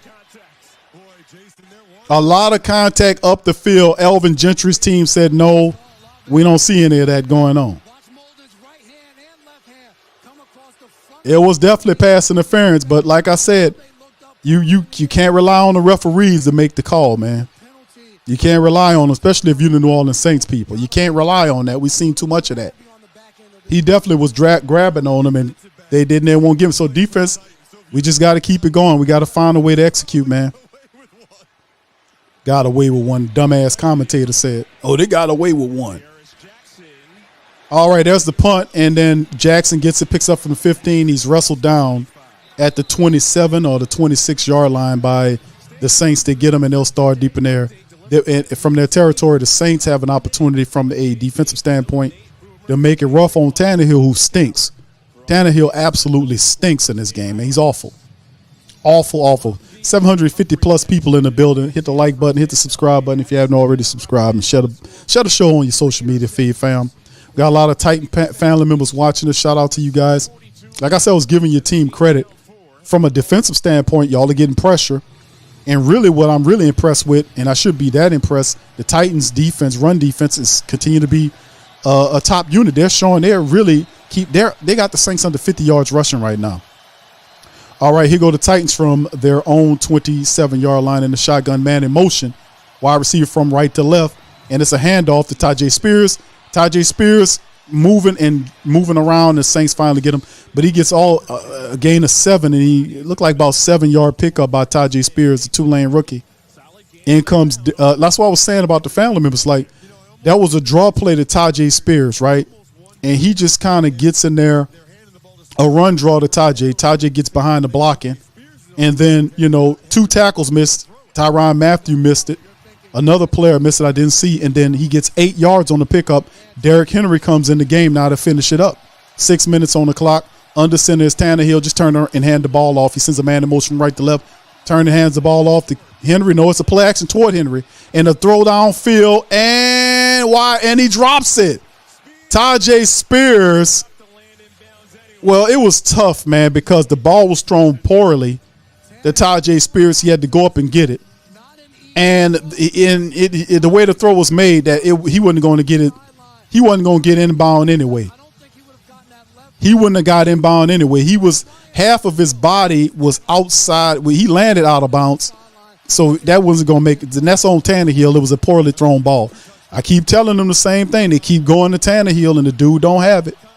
3rd and 2 for the Saints now. For the Titans with 5:53 and counting down. They stop the clock there. Shotgun, 3 wide receivers to the right, 1 to the left, running back. Back there, Saints come with the pressure. Ball is out to number 15, wide open. Alontae Taylor runs through his grasp, and he gets all the way down to the Saints' 44-yard line. It is Westbrook Icknine. I want to say that's his name. I didn't. But, that was a good call right there, and nobody picked the man up. He ran through Alontae Taylor's arm tackle. Poor by Alontae, and he got 5 more yards on the play. Gets into Saints territory. The clock picking up again. All right, Tannehill under center, man in motion from right to left, the tight end. You got Derrick Henry in there. Is it a run play? Do they finally go to Henry with the run? They hand the ball off Derrick Henry. The Saints get him, and that is big because Demario Davis meets Derrick Henry at the line there and stops him. So I don't think that's a gain of anything, if I'm not mistaken. Because Demario Davis seen it and got right through the lane and leveled up and got him, and Cam finished him off.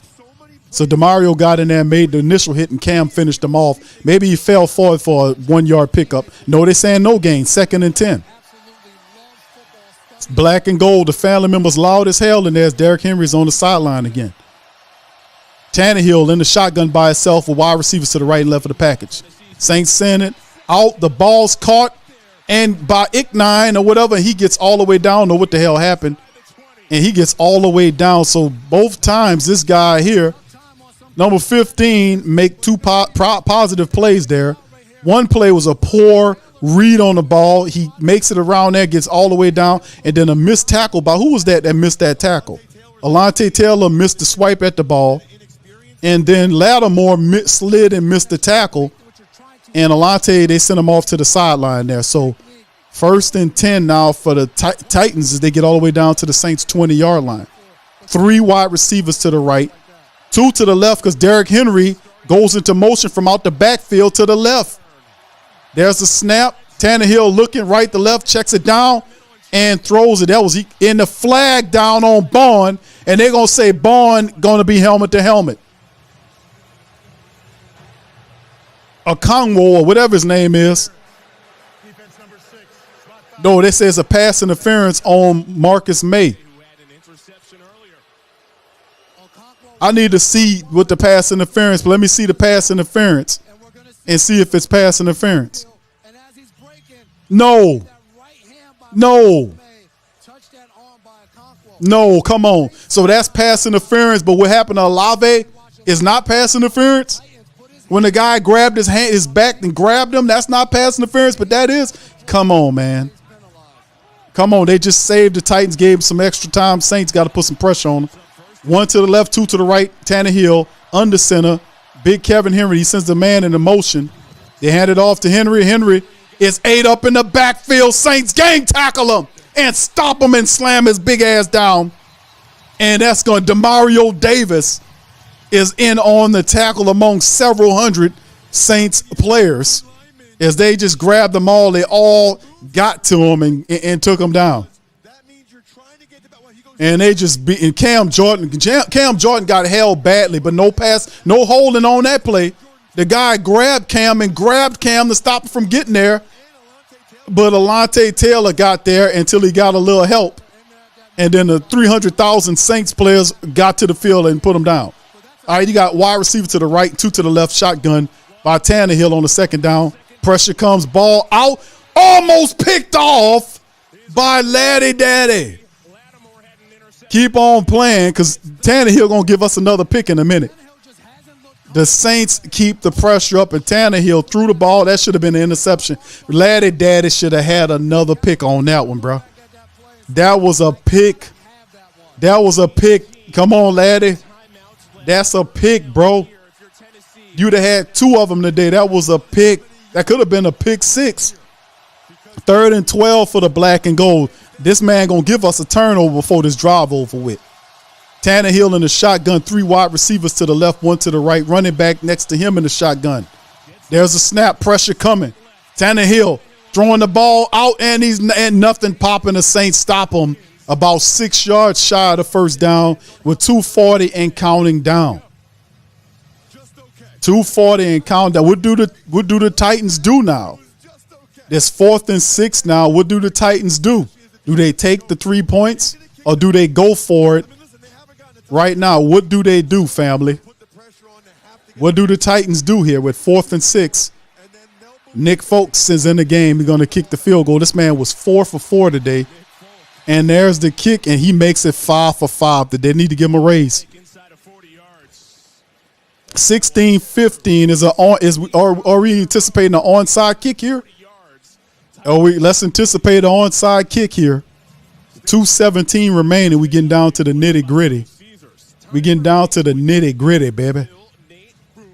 All right. Now let's get it. Shout out to the fam, man. It's getting real good toward the end now. Yeah. All right, Truth says this looks like Laddie Daddy going to have his best season due to another. Man, Laddie, that was another pick there. Laddie should have had that one, bro. He knows that could have been a pick 6, man. That would have closed the game.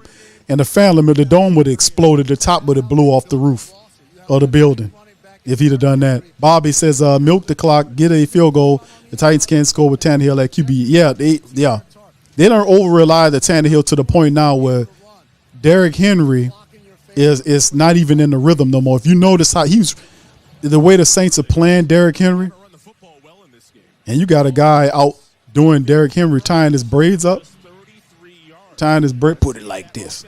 That's new. I don't know if I've seen that before. The guy, he tying his braids up. Isn't he supposed to do that? I don't know if I'm like, I got it, man. Chill out, man. I don't touch my damn hair. All right, here go the kick. They're not onside kicking it. They're going to kick it off to the Saints straight up. Rashid Shaheed received from the Saints 1 to the 10 to the 15, 20, 25, 26, 27, and gets to the 28, maybe the 29, as he's thrown down on the ground. Rashid Shaheed has received the majority of the Saints' returns for the day, and Chris Olave has been instrumental today in what he's done for the Saints, keeping drives alive, doing a lot of great stuff here. Rashid Shaheed had a touchdown too in the game, so this is really positive as well going forward.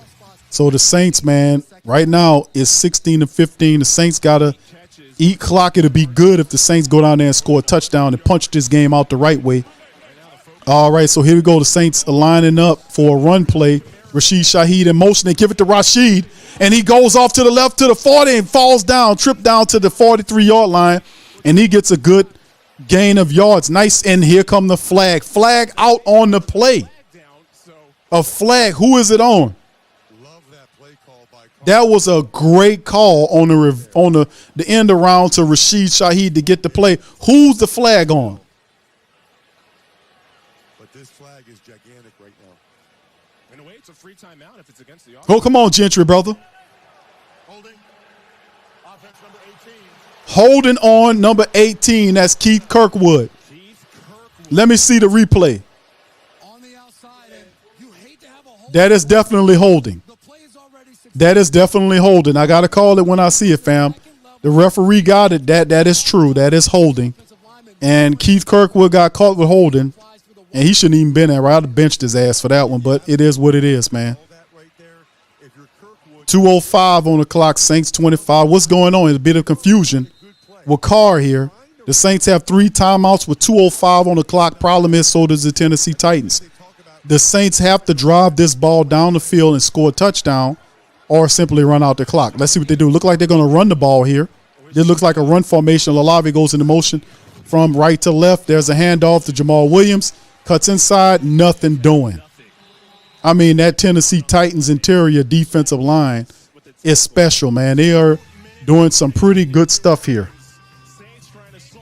They are doing some great stuff right here. Credit to the Tennessee Titans.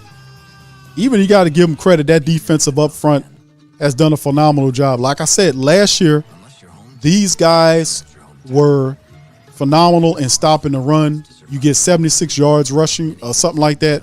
Today, the Saints rushing unit has 48 yards. The Saints as a whole, as a rushing unit today, didn't even get 50 yards of rushing on 22 carries.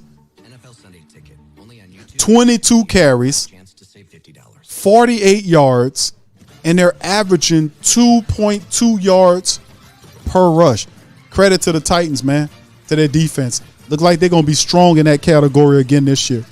They're going to be very strong this year in that category, man. Saints can't get nothing going with the running attack. They look awful up there. Is that that's a Tennessee Titans defensive line is responsible for making them look that awful? If that's a mixture of both, I would have to say both, because Tennessee Titans defensive line is not making Penning forget his plays, not know who to block. Man, gonna be interesting, fam. All right, let's hear from you guys, man, in the chat. Over 700 of us in here, man. Hit that like button, man. Come on. Spike the hell out that like button for your boy, man. We in here, we going ham. Y'all know that we got way more better play-by-play ability than them boring-ass commentators. Show some love. Spike up that like button, family. Got a lot of the family members done turned off these boring-ass national people and turned us on because we alive, man. We ain't a bunch of robotoids. That's right, I say robotoids. Yeah, that's old-school sci-fi from old-school sci-fi people. They ain't a bunch of dumb-ass robotoids. Come on. Spike, hit the like button for your boy. Come on. All right. So anyway, let's see how the family members look at it. William, what's up, bro? Said you have to also thank the Saints over. No, I'm not thanking them for nothing, bro. Hemisphere says Saints need to go up tempo. Yeah, 2-minute offense, bro. Miscellaneous mail said I need Carr to scramble for a first. Yes, indeed, fam. Don't be nervous, Tenacious. Operate in faith, my friend. That's right, St. John's Robotoids. Y'all remember that? Robotoids. Y'all know, Tristan, what's happening? O-line is bad. Carmichael will continue to hurt the offense, bro. Yes. Why? I don't know, bro. You got to have accountability. You can't have a holding play that neutralized the game and Keith Kirkwood is still in the game. That's a violation. He has to come out of the game for that. All right, shotgun for the Saints. It's second and down for the Saints. Carr in the shotgun. All right, you got wide receivers on both sides of the formation. Look like the Titans, they send in 5. Carr has time, checks it down, ball thrown to Michael Thomas, and Thomas makes the catch. And Michael Thomas got hit hard, but pops right back up. But he's a sturdy guy. Hooker hit himself so hard, he shook his own self up, bro. Don't bring the pain unless you can take the pain, Hooker. You know? And here come Carr pointing at the cameraman, said, come on out here with the camera. Bring it on out here. All right, so 3rd and 6 right now for the black and gold. Let's see what happens here, man, for the play. All right. All right, so let's see what's going on. Can the Saints make it do what it do? All right, so listen, man, I just think, right, the defense, credit to the defense, the Saints defense, that is. They've stopped the Texans, I keep saying Texans, the Titans offense from getting any pointage. I mean, let me just throw this at you, fam. The third downs today for the Tennessee Titans. You want to know what they are? They're 2 of 12 today for third downs, the Tennessee Titans, because of the Saints defense. And partially because of Tannehill's inability to be a good quarterback. So I wouldn't be surprised 2, 3, 4 games from now, they're looking at Will Levis or Malik Willis or whoever these guys is, because Tannehill looks awful in this game. Shotgun for the Saints from their own 33-yard line. There's a snap. Carr looking, he taking a stab. And wide open Rashid Shaheed down the field in the territory of the Titans. So he gets back as Rashid Shaheed. The Saints burn him deep. Derek Carr with his favorite throw, which is that deep pass, and Rashid Shaheed just ran right past the guy, and he ran out of bounds. It looked like the ball kind of led him a little toward the sideline. Maybe if it was thrown just inside, Rashid would still be running for a touchdown. Saints get deep down inside the Titan territory, you know, right to the Titans' 26-yard line, and you got a timeout. Look like it's going to be called. Is that a timeout? They saying that the referee saying, oh, y'all too good to be true. We're going to take a look at that and see if y'all got that, if he was out of bounds. Only for us, you take an extra look. They trying, boy. It's saying that, look, he got 1 foot in. How is this not? I mean, how is the guy had multiple feet in? So, I mean, that is clearly in. Catch, he has the catch. 1 foot he cut in, the other one's in. He got, I mean, how is you looking at this? How you looking at this? That is clearly and obviously a catch. But you only do that to us, though. So I'm just pointing some stuff out here. It's not the same energy on the other side of things. Weird little calls. The holding call that they got on the guy on Kirkwood, I got to give him that.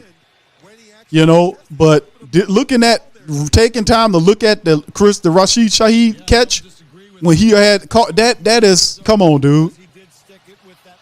Dude, that is obviously a catch.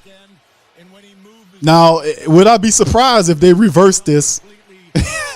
Not really. I would not be surprised, but that just showed me that what they're trying to do, they're trying to help the other team out. But you can't do it. It's too obvious. It's a catch, man. 1 foot's in, the other foot, both feet. How are they even looking at this, man? He already had the first foot in and the other foot down. It is clearly a catch. You cannot reverse this. Let's get on. But usually when they do stuff like this, you got to be careful because they're so corrupt. Yeah, it damn right it's a catch, Gentry's brother. You got glasses on, you're supposed to see that, brother. Let's keep it going. Let's keep it rolling here. All right, we in the meat and potato moments of the game. 149, family. The meat and potato moments of the game, yes, indeed. And 150 on the clock right now. And listen, Mike Vrabel has nobody to blame for whoever calling them plays for the Tennessee Titans. They had this game in hand. The only thing they had to do is keep running the ball. They let Tannehill take the game, and he couldn't do it. He's terrible. All right, Saints all the way in Titan territory at the 26-yard line. They lined up like it's a run play. Hand off to Jamal Williams, and Jamal Williams gets met in the back. It's a loss there. And them guys just marching the Saints interior offensive linemen back. They are marching them back. That's a loss. Looked like it was a loss of 1 on the play. They driving the Saints offensive line back. That's terrible. No doubt about it. And to your point, Ross, for those offensive linemen, you're now blocking against a run where those terrible. Defensive front 2nd and 10 for the Saints. Titans got 1 timeout remaining, 1:46 on the clock. 16-15, Saints in control. It'd be nice the Saints go out with a touchdown here and blow this thing open. All right, so Carr telling everybody to be quiet. Now everybody need to tell Carr, tell your offensive line to get their crap together, man. Get it together. Let's see. And there go Carr, gets up to the line. He busts a Peyton Manning on us, man. All right, it's a hand. It's a hand off to Rashid Shaheed off to the right. Rashid Shaheed gets it up to the 20-yard line of the play, and he was being blocked. But Taysom Hill was throwing a good block out ahead of him. So the Saints, a little end-around action to Rashid Shaheed because you can't run up the middle. So they run off him, and Big Simmons was actually in pursuit. And Simmons pushed him in his helmet, and they missed it. That should be a penalty. If you're looking for a penalty, Simmons got pushed in the helmet, and that's no call on that. But let's just keep it going, man. Anyway, I'm just pinpointing shit. All right, so anyway, shout out to the fam, man. 16-15 tight action right here. $1:29 on the clock. Let's get going. I know, Ryan, where the flag at? Where the flag at? Where was the flag? Anyway, bro, we know it's something fishy. They're trying to set up something fishy. The Saints just can't participate. That's all that is. 3rd and 4 now for the black and gold. All right, 3rd and 4 for the black and gold. So Carr talking. He's trying to get it all figured out. The play clock is ticking down here. All right, so here we go. Saints under center. They got 3rd and 4. They could look like they're just going to run the ball and do that. Yep. And there he is. Jamal Williams springs free and a fumble. You got to be kidding. He picked it back up again. You got to be kidding. Hey, Pop, are you serious? I'm serious, man. And then, look, he punches the ball out, and Jamal Williams says, hold on, I got it, man. Get up off me, man. Man, that was huge, man.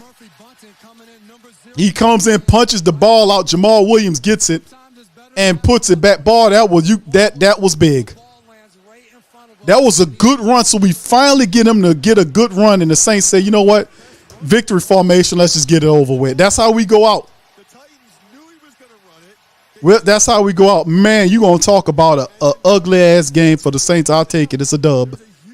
It's something to build on. Remember, this was an ugly game loaded up with poor play from our offensive unit. The Saints go into the victory formation. They kneel on it. And they're not going to take no chances after that. And Carr throws the ball out the back of the end zone on the play. And that's new. I don't think I've ever seen somebody do that. 20, there it is. So that's the game. The Saints victorious, man. We get the dub, and Carr gets it. He finishes out. And Carr frustratively threw the ball out the back of the end zone like, this is our game. We good. We done. We up out of this joint. So, man, let me tell you something. What y'all think about that? 5-game winning streak in week 1. All right, so listen. This was a very difficult game to watch because it was so littered and loaded with all kind of craziness, man. Craziness of all epic proportion. Craziness. But yet and still, we were able to get the dub, and I'm happy about that. So, anyway, that's that. We'll get ready to go into the recap show right here as the Saints get the victory 16-15 in an ugly way, and we secure the job. But anyway, the win's a win, right, fam? A win is a win. All right, so let's get into it. 16-15. Let's go final with it. Saints handle the business. They get the dub. The defense makes it happen. It's just cool, man. It's cool we got the dub. I'm happy we started the season off with the win. An ugly win is still a win. It's a lot to clean up on. We're going to hear Dennis Allen come out and use his favorite term, which is we got to clean that up. So just to get y'all self ready for it, you got to clean it up. We got to clean it up. All right, he do. Trey says we have to find an answer for that O-line was just exposed and the whole NFL will be watching. It was tough. Credit to the Titans, and I'm going to say this again. The Titans was the best rush stuffing unit in the league last year. They allowed barely 75 yards a game. What was the toll today? The Saints got right at the end of it, and they kept punching away until Jamal Williams was able to get a better gain, and the Saints finished out with 58 yards today. So the Titans seem like their rush defense is going to be much improved this year, and they still, from an offensive standpoint, were able to keep the Saints. Well, if you look at their offensive numbers, the Saints had 282 yards throwing the ball, 282 against 58 yards rushing, even though they tried to run the ball. They had a total of 26 rush attempts for the game. So credit to the Titans defense, man. We knew that was a strength of the squad. And also from the offensive standpoint, they need to pick up some IQ points because they overused Ryan Tannehill. They should have used Derrick Henry more when he had the rhythm. They went away from him, and he fell off the map. Really, really, really awful. But anyway, credit to my black and gold Saints and your black and gold Saints. Let's hit up the team statistics here. First down, Saints 16-14 in favor of the Titans. Saints had 12 passing first downs versus 6 of 15 on the play, 6 of 15 on third downs. The Tennessee Titans were 2 of 12 on the day, 2 of 12 for the Titans on the day as we get ready to wait for Dennis Allen and them to pop up here. They'll be up here in 6 minutes, so y'all just stay with us, and then we'll shift to the Saints press conference with Dennis Allen. We'll have that covered here live, so y'all stay right where y'all are as the Saints gather the win 16-15. All right, so anyway, going back to it, 63 total plays by the Saints versus 59, 340 total yards versus 285, 12 total drives to 12, 5.4 yards per play versus 4.8 by the Texans. Saints had 282 passing yards versus 181. Attempts right there, you see 23 of 33 by the Saints for 7.6, 16-34 for almost 5 yards per throw by the Titans. I keep saying Titans, I'm sorry. And then, of course, the rushing statistics, as you can see, rushing 104 yards worth of rushing by the Titans on 22 carries, averaged almost 5 yards per run. Had they stuck with that, it might have been a different game for the Saints. 58 rushing yards by the black and gold, 26 attempts, a 2.2 yard average. That must improve, and that's because you were running up against a Titan team that was one of the best last year doing it. So it looked like they've gotten a little bit better, right? And, of course, the red zone, Saints defense stopped the Titans offense. They were 0 for 3 in the red zone, 1 for 3. The Saints were in the red zone. 6 penalties for 45 yards. Some kind of way the Saints got 7 penalties. They had 2 at halftime. They got 4 penalties in the second half for a grand total of 7 to 45. 3 turnovers by the Titans. You had 3 Titan turnovers, and you only beat them by 1 point. You know, we got the dub anyway. 3-2 on the turnover battle. Saints turned the ball over twice. And time of possession, Tennessee led it 31-20 versus 28.5 by a 28-05 by the Saints in the matchup. Going to the box score, the individual statistics, Carr finished the day for the black and gold, 23 of 33 for 305, 9.2 on the average. He had 4 sacks today on him. But he finished with a rating of 96.1. So despite the fact that the game was ugly, he still had pretty respectable numbers for his first start as a Saint. 23 of 33 for 305, 9.2 yards, almost 10 yards per throw, 1 touchdown, 1 pick there, which I don't know what he was doing with that. Jamal Williams had 18 carries in his debut as a Saints running back starter for 45 yards, 2.5 yards per rush. That was awful. His best run came on the back end of the game when he ran for 11 and then got the ball punched out. Credit to him, he recovered it.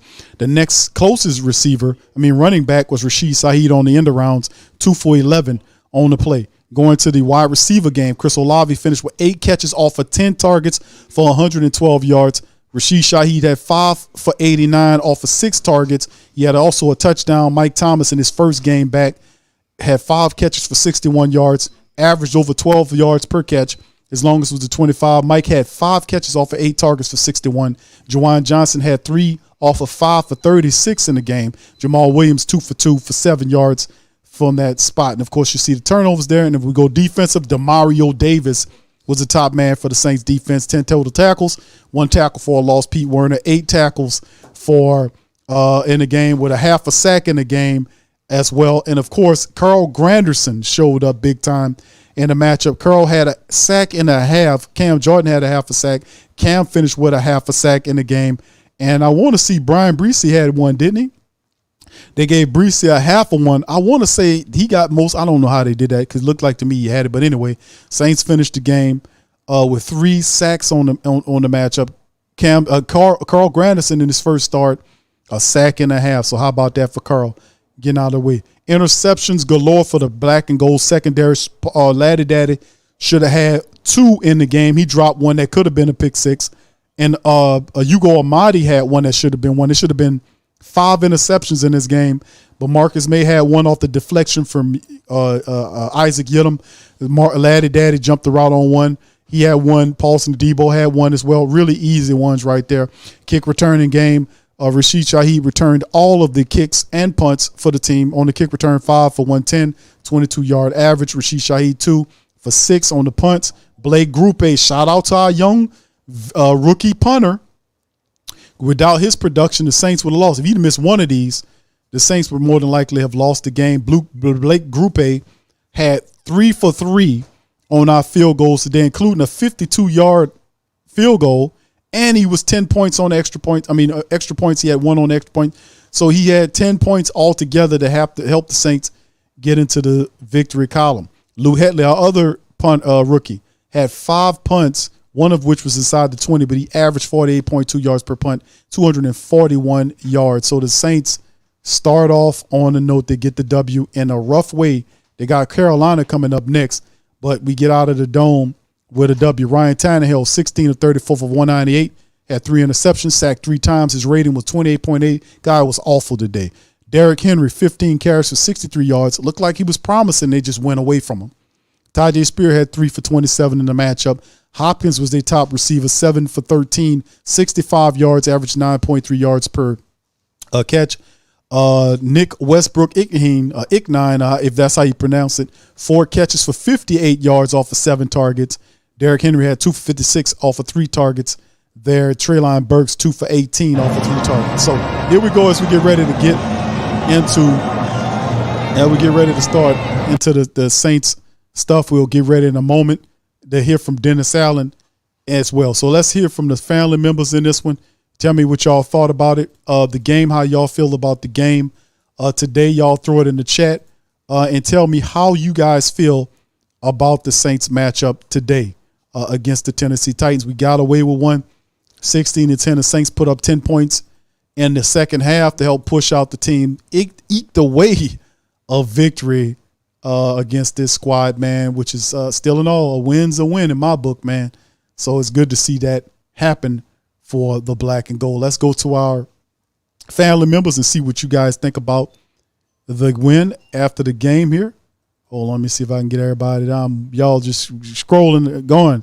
All right, good to see y'all in the building. All right, Jay says, did we actually learn how to close a game?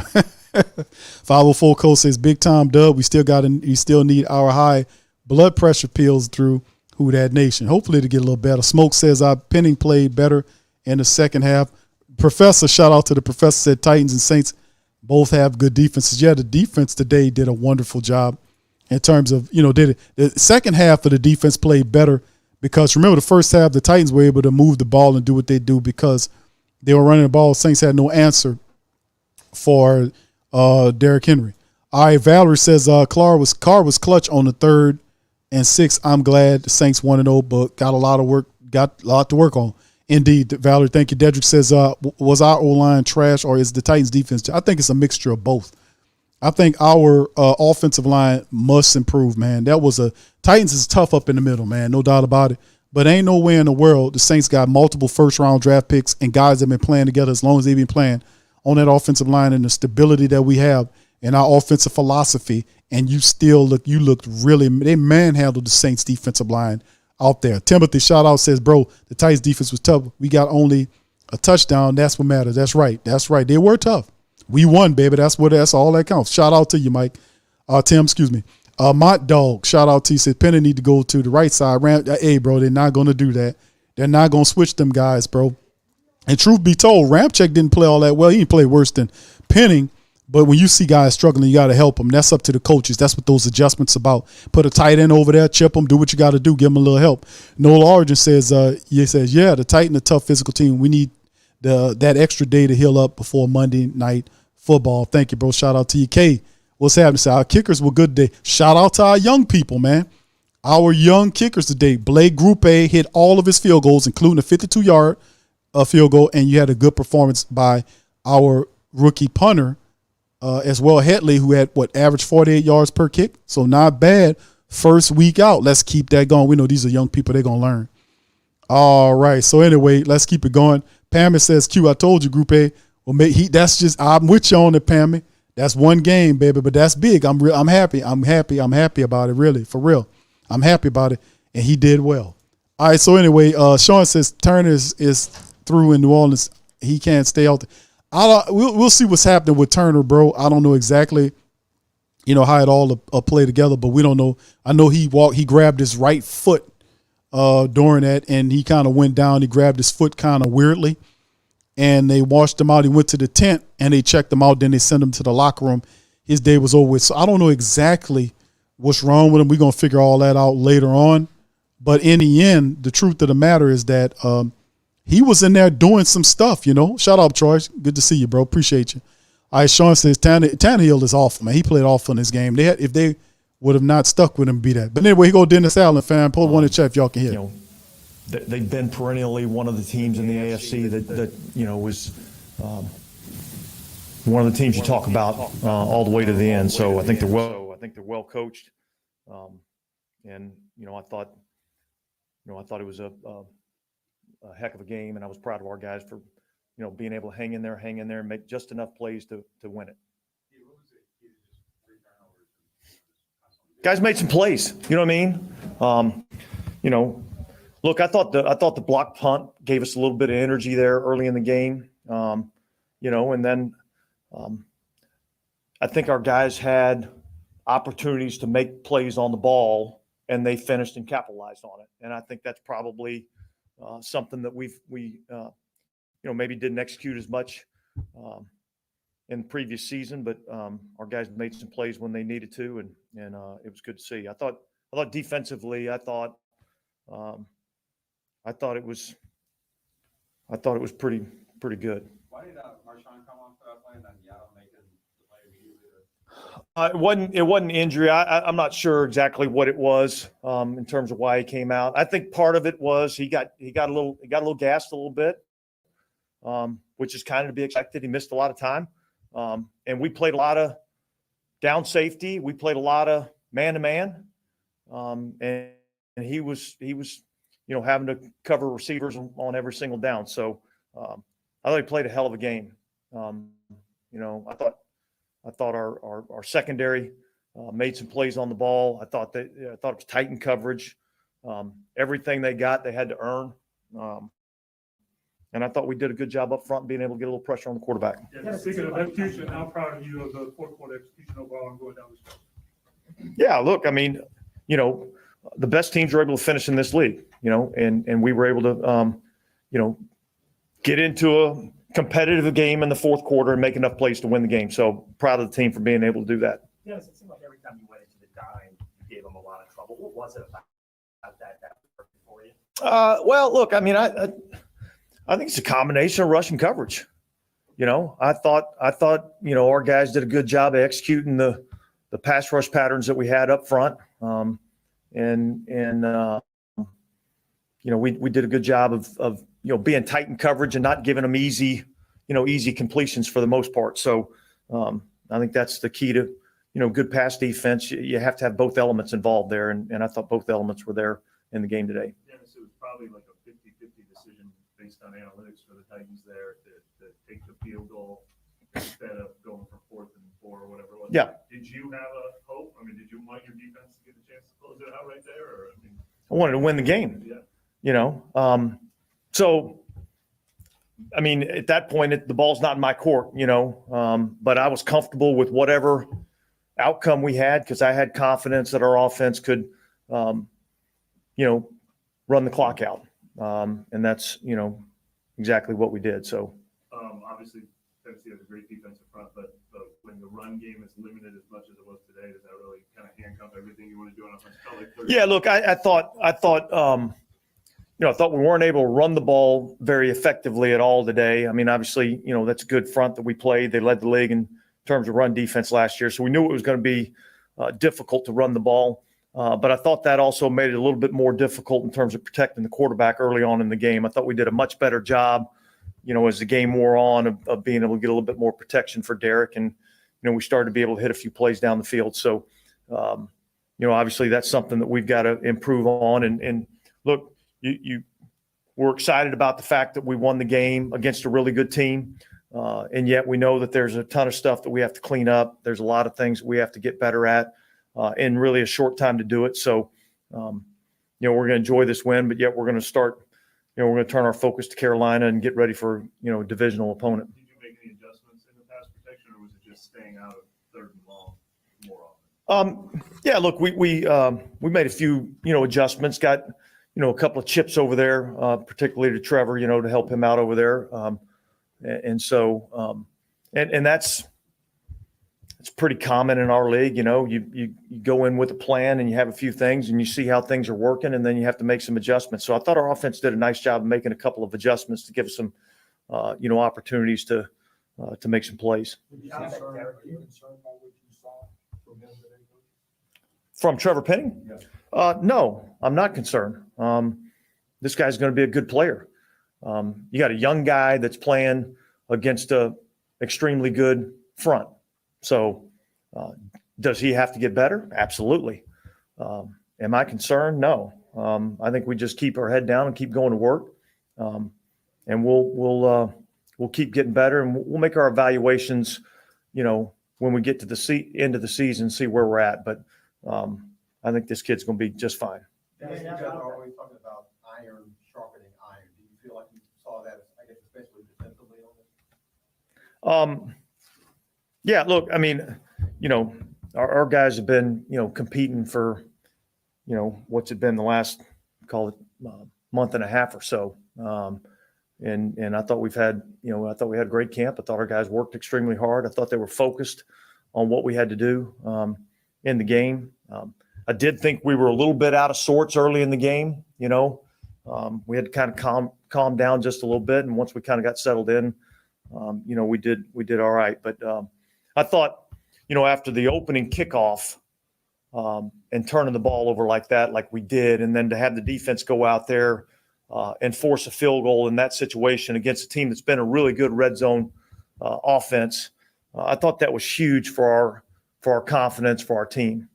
That was the job that Derek did, and especially in those critical, at the end of the game, those kind of things. Overall, how would you grade how we did today?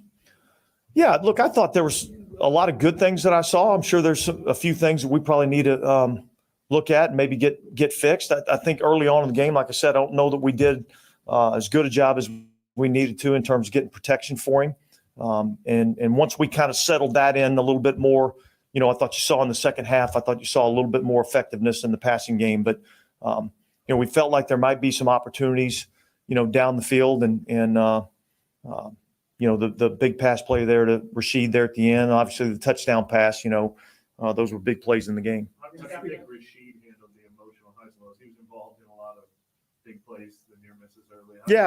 Yeah. Look, I think overall he did well. You got to remember, here's another young guy that doesn't have a ton of experience and missed a ton of camp, And look, that was the first time that he'd ever been tackled since last season, And so those are all lessons that you learn, and obviously they're much easier to learn those lessons coming off a win. How do you feel about the way that Blake Grupe, just managed this moment in a game where Yeah, I thought he kicked the ball well. You know, the 52 yards. So the 52 yarder there was a huge kick in the game. You know, so that was great to see the kid knock that thing through. I thought he kicked the ball off well. You know, so you know, I was pleased with the way he performed. Speaking of the defense holding the Titans to 3 at the beginning, how critical was it for the offense to answer those 3 points? Yeah, look, yeah, it was big. You know, I think, you know, one of the big differences in the game, obviously, is, you know, the turnover takeaway ratio, I think, was a big factor in the game. I include the block punt in there. So if you said that, you'd say there was 4, you know, takeaways in the game, 4 plays that changed, you know, the field position and the momentum of the game. So I thought that was huge. And then I thought, you know, with exception of the you know, kneel down play at the end, we were 1 of 3 in the red zone. They were 0 for 3 in the red zone in terms of scoring touchdowns. So I thought that was a big factor in the game. Can you talk about Carl Henderson's performance today, 1.5 sacks? Yeah, look, I mean, Carl's been a guy that you know, and he's worked extremely hard, and he's just continued to get better and better and better, and you know, I think that's a testament to the way that he works, because, you know, the guy comes in and you know, he doesn't say a whole lot. He just comes in, does his work, does his job, and keeps getting better. So, guy with talent that's willing to work. You know, I feel like we can help him be a better football player. He's kind of making his way into that. And it's just like a pump and go. Was that something you guys had seen on tape as far as the touchdown? Yeah, it was something that we felt like we might have an opportunity, you know, against them, and I thought Pete called it right at the right time, and you know, I thought, you know, Shaheed, I don't know if it was the greatest route in the world, but he just ran by him, you know, and Derek put it in a good spot, and so yeah, it was awesome. All good, brother. You guys had to run the clock out there with a little less than 2 minutes left, and you get, I think, a second and long to put the ball in Derek's hands there and just let they go slant. What does that say about the trust y'all have? Yeah, look, we've been saying it. You know, I've been saying it. I got confidence in our offense, and so when it's time to go make a play, we're gonna call the plays and make the plays that we need to make to win games, and I feel confident in our ability to do that. And then it's after turnover on kickoff, how much did the crowd factor to how well your defense? God, that's a long time ago. I don't really. I mean, but yeah, look, the crowd was awesome, you know, and. Look, I've said this. I told DeMario this. Like this crowd is the best crowd in football, particularly when we're playing well on defense. And that's really our responsibility defensively, is to keep the crowd in the game. And so I think they were a big part, you know, particularly early in the game. Coach, you know, from where Shaheed was last year, what does today's play say about his growth in a year? Yeah, look, he's much further along than where he was at this point last year. You know. And yet there's so much more growth available to that kid. I just see a ton of potential in him. I don't think he's anywhere near where he can be. And I'm excited about watching, you know, him continue to grow as the season goes on. Go ahead, Ed. Two really football savvy plays, like getting down inbounds to burn the clock. You don't usually see that from a player, as you said, who doesn't have a lot of experience. Yeah, look, I think, well, a couple things.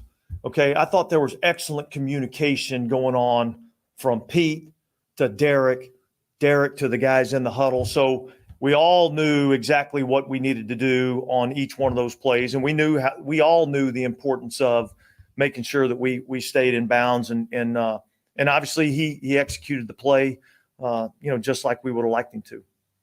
Dennis, how do you feel the defense contained Derek? Look, I thought we did a hell of a job. You know, the one screen play got out on us, and that would be probably the one play I'd like to have back. But other than that, I thought overall we did a pretty good job of minimizing what they were able to do offensively. All right, guys. I'm going to let you go to DeMario. Great job. Yeah.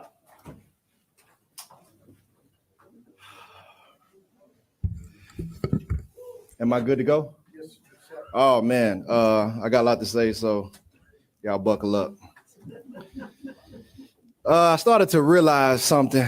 Man, we play this game on Sundays, and it's really the Lord's day, and the day we should be worshiping the Lord. A lot of times, the players are getting worshiped, and we get to go on this ball field. So, since so many of us didn't get to go to church today, I have a word that I want to share. I know this is a little untraditional, so like I said, buckle up.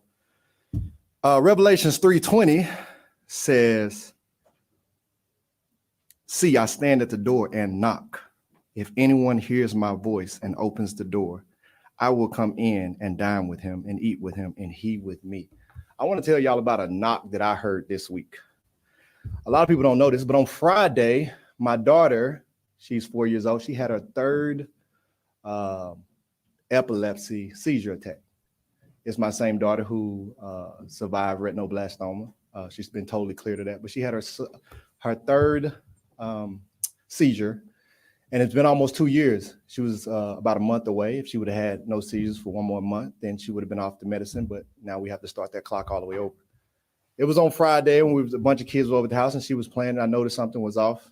And I told her mom I thought she was having a seizure. Her mom is pretty good. She saw it, my wife, and we took her in her room, didn't want to cause a scene. And she started to foam at the mouth.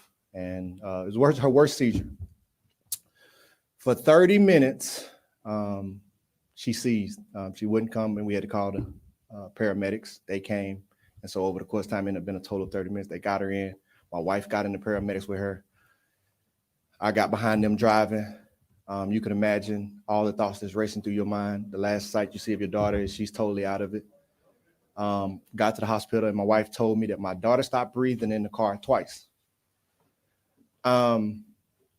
So I'm, of course, praying. We get to the hospital. They give her a bunch of medicine. They seizure stop. She's laying there. And at this point, if she seized for 30 minutes, you start to fear there could be development issues that could mess with her brain. She stopped breathing. If there was no oxygen going to her brain, you're starting to think about her speech be slurred or anything, or worse. So we prayed, and she had medicine, and my wife and I had to stay overnight at the hospital. And in the middle of the night, probably about 3:00, I heard a knock. And the knock was my daughter. I prayed for her. I said, God, let this just be an attack from the enemy that's just trying to be a distraction, and let him have overplayed his hand, and my daughter come back stronger than before. When I heard my daughter talk in the middle of the night, and my daughter, she doesn't have any development issues, praise God. She doesn't have any slurred speech, prior to this. She woke up talking clearer than she was talking before. Now, anyone who deals with epilepsy knows that it takes a few days for them to come back. They usually can get back to normal wherever they were, but it takes a couple of days. They're groggy. It's a lot because what their body is like, it's like the TV just staticking in their brain. She was talking clearer than before. And it was 3:00, and we heard her talk, and we let her talk for about 20 minutes and said, hey, baby, it's nighttime. Let's go back to sleep. And I just prayed. I started saying, praise God, praise God. The next morning, when she got up, my daughter was so sharp. She was able to talk to me and her mom. I mean, clear conversation. She's sharp for a 4-year-old. No stuttering. All her words clear. And my daughter, like I said, my daughter is already sharp. She was sharper than before. And if any of you were able to have a conversation with my daughter, you wouldn't know anything had ever happened. So we had a birthday party for my 7-year-old daughter that day. She got to be released from the hospital, and she came back home, and it was as if nothing was happening. She was playing with the kids the day before, and she had the worst seizure that she had ever had. And the next day, she's back out there playing with the kids. Now, of course, we can't let her get overstimulated. We have to keep bringing her in, have to keep cooling her down. Can't let her do too much just because of protocol. But when I tell you, I got a chance to hear a knock from God. And what I want to share is we get to play this game, and it's great. And there's so many amazing things that happen in that game, and everybody wants to hear about them. But when we leave this game, we go back to being regular people. And regular people are living life, and people are waiting for a knock. And the word says who Jesus is, he's knocking at the door. All you got to do is get up. And so on the way, man, I'm nervous, but I'm praying, and I'm trusting, and I'm believing. And I'm asking for my daughter to make it through. I'm asking that she's better than before. And God gave me just what I asked for plus some. I was blown away. And at that point, I knew, well, the game is going to take care of itself. My knock had already been answered. And I just want people to know, like, if you got stuff going on in your life, lay it before the Lord. Lay it before the Lord and trust. And be expecting of a knock. Because the word says what you have to do is you have to get up and open the door. He's not going to open the door for you. He's going to knock. But you have to be listening and waiting for the knock. And when you see it, you have to get up and open the door. And your blessing is going to be there. Now, I'm going to be here to talk about football next week. I wish y'all well. Happy Sunday and praise God. Thank y'all.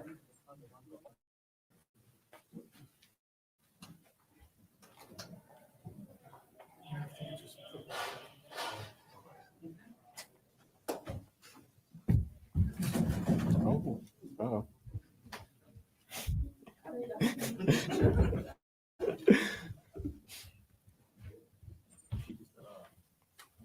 The big third down connection at the end there. Feel like that. What was kind of my take on that play? What you see on that? Yeah, so it's funny. Derek, before the possession started, he came right up to me and he was like, "Just run as fast as you can, and I'm gonna throw it." So I knew going out there that he was going to give me opportunity, and I was able to create some separation. He threw a great ball, and I was able to get 2 feet in and maintain that drive to maintain the win. On that touchdown, Yeah. how much have you guys been sitting on that one and sort of waiting for the right opportunity? Yeah, it felt like we were waiting for forever. I had it in the back of my mind. I knew that the play was going to be called. It was just a matter of when. And I knew that I had to execute, and the play was perfectly executed. Derek saw me open, and he delivered a great ball, and all I had to do was catch it. It looked like you kind of stutter stepped a little bit in front of the guy and sort of caught him flat-footed. Is that kind of what you saw? Yeah, that was the plan. Once I saw him flat-footed, I knew that I could just burst by him and score a touchdown. Can we speak to the difference in how you felt pregame, beginning of last year, pregame, this year as well as your confidence level? Yeah, no, I was so confident. I was just out there having fun, just enjoying the moment. Not getting too caught up in any of the stuff, just going out and playing football. And I felt completely different. I wasn't in my mind. I wasn't thinking. I just knew that I was prepared and I was going to come out and play the best game that I can. Was the game a little slower? Sorry. Was the game a little slower? It was 100%. Yes, sir. To that point, DA talked about how you've grown so much in the past year. How do you analyze your growth on the field in the past year? Yeah, I feel like I just said, the game is slowing down a lot.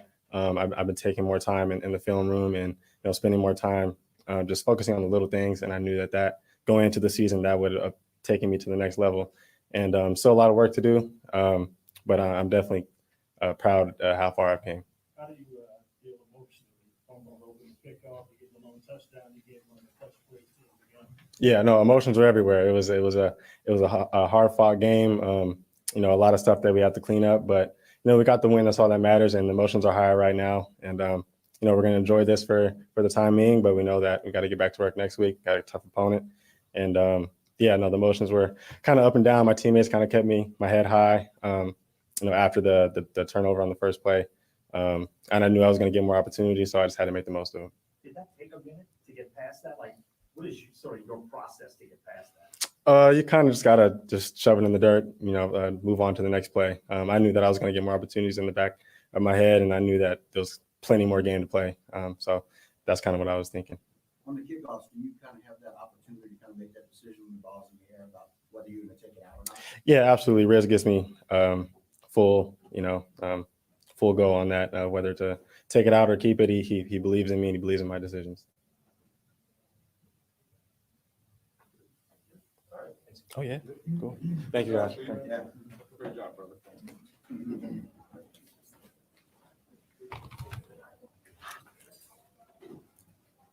Good? All set? All right. Oh, I'm starving. I am starving. Your thoughts on the first game? Well, it was a lot of fun. I'm glad we won. That's all I wanted to do. And that was one of the more physical games I've played in my 10 years. Very physical football game up in the trenches. But proud of our guys, the way we bounced back in the second half. And we're able to get that win. No, please. I'll talk too much. Yeah, but that was good. You're good. On that last drive, do you want, I know the answer, but I'm asking anyway. Do you want that shot to go to Rashid to try to put the game away? Yeah. I'm guessing that's you, right? Yeah, well, me and Pete talked about it on the sideline, and I told Pete that was a play that I liked, and he trusted Sheed and I to make the play. And the offensive line gave me time to throw it, and when he's that fast, I was just trying not to throw it out of bounds, and he ran a great route, caught it, all that. It's exciting, but that goes back to Pete trusting us. He asked me, what I liked throughout the game, all that kind of stuff, and before that drive, that was something that I really liked, and he called it, so that he has a lot of trust in us as players, and that means a lot as a player. Great route by Sheed. Ran a double move, came over in motion, double move. I tried to give a little pump right when he was settling his feet to try and get the corner to stop. And Sheed's so fast, it's really tough on a corner to get back started when he gets going. And so Sheed, ran a great route. Again, it's another play that, Pete had called up, dialed up, was like, hey, get ready, and I really enjoy, working with him and his demeanor throughout the game, because you kind of know what's coming, you know what to expect, and he calls them and he counts on us to make plays for him. What does it say about Rashid to be able to bounce back from the opening kickoff and to be able to be available to help make those plays to get you guys a touchdown? Well, it's a very veteran thing of him to do, a very, very grown up thing. Usually when young guys, make a mistake early, it's hard to get them, back focused. It's hard to get them back right for the rest of the game. And that's just the NFL. It's just over time you see that, and he made a play and no one blinked, no one flinched. But I was really proud of him. When something like that happens, his mindset and his demeanor was great. So when something like that happens, like, man, I hope he gets to make some plays, after to get that confidence back. But from what it looked like to me, he didn't lose any because he came out and caught a lot of passes for us in some big situations.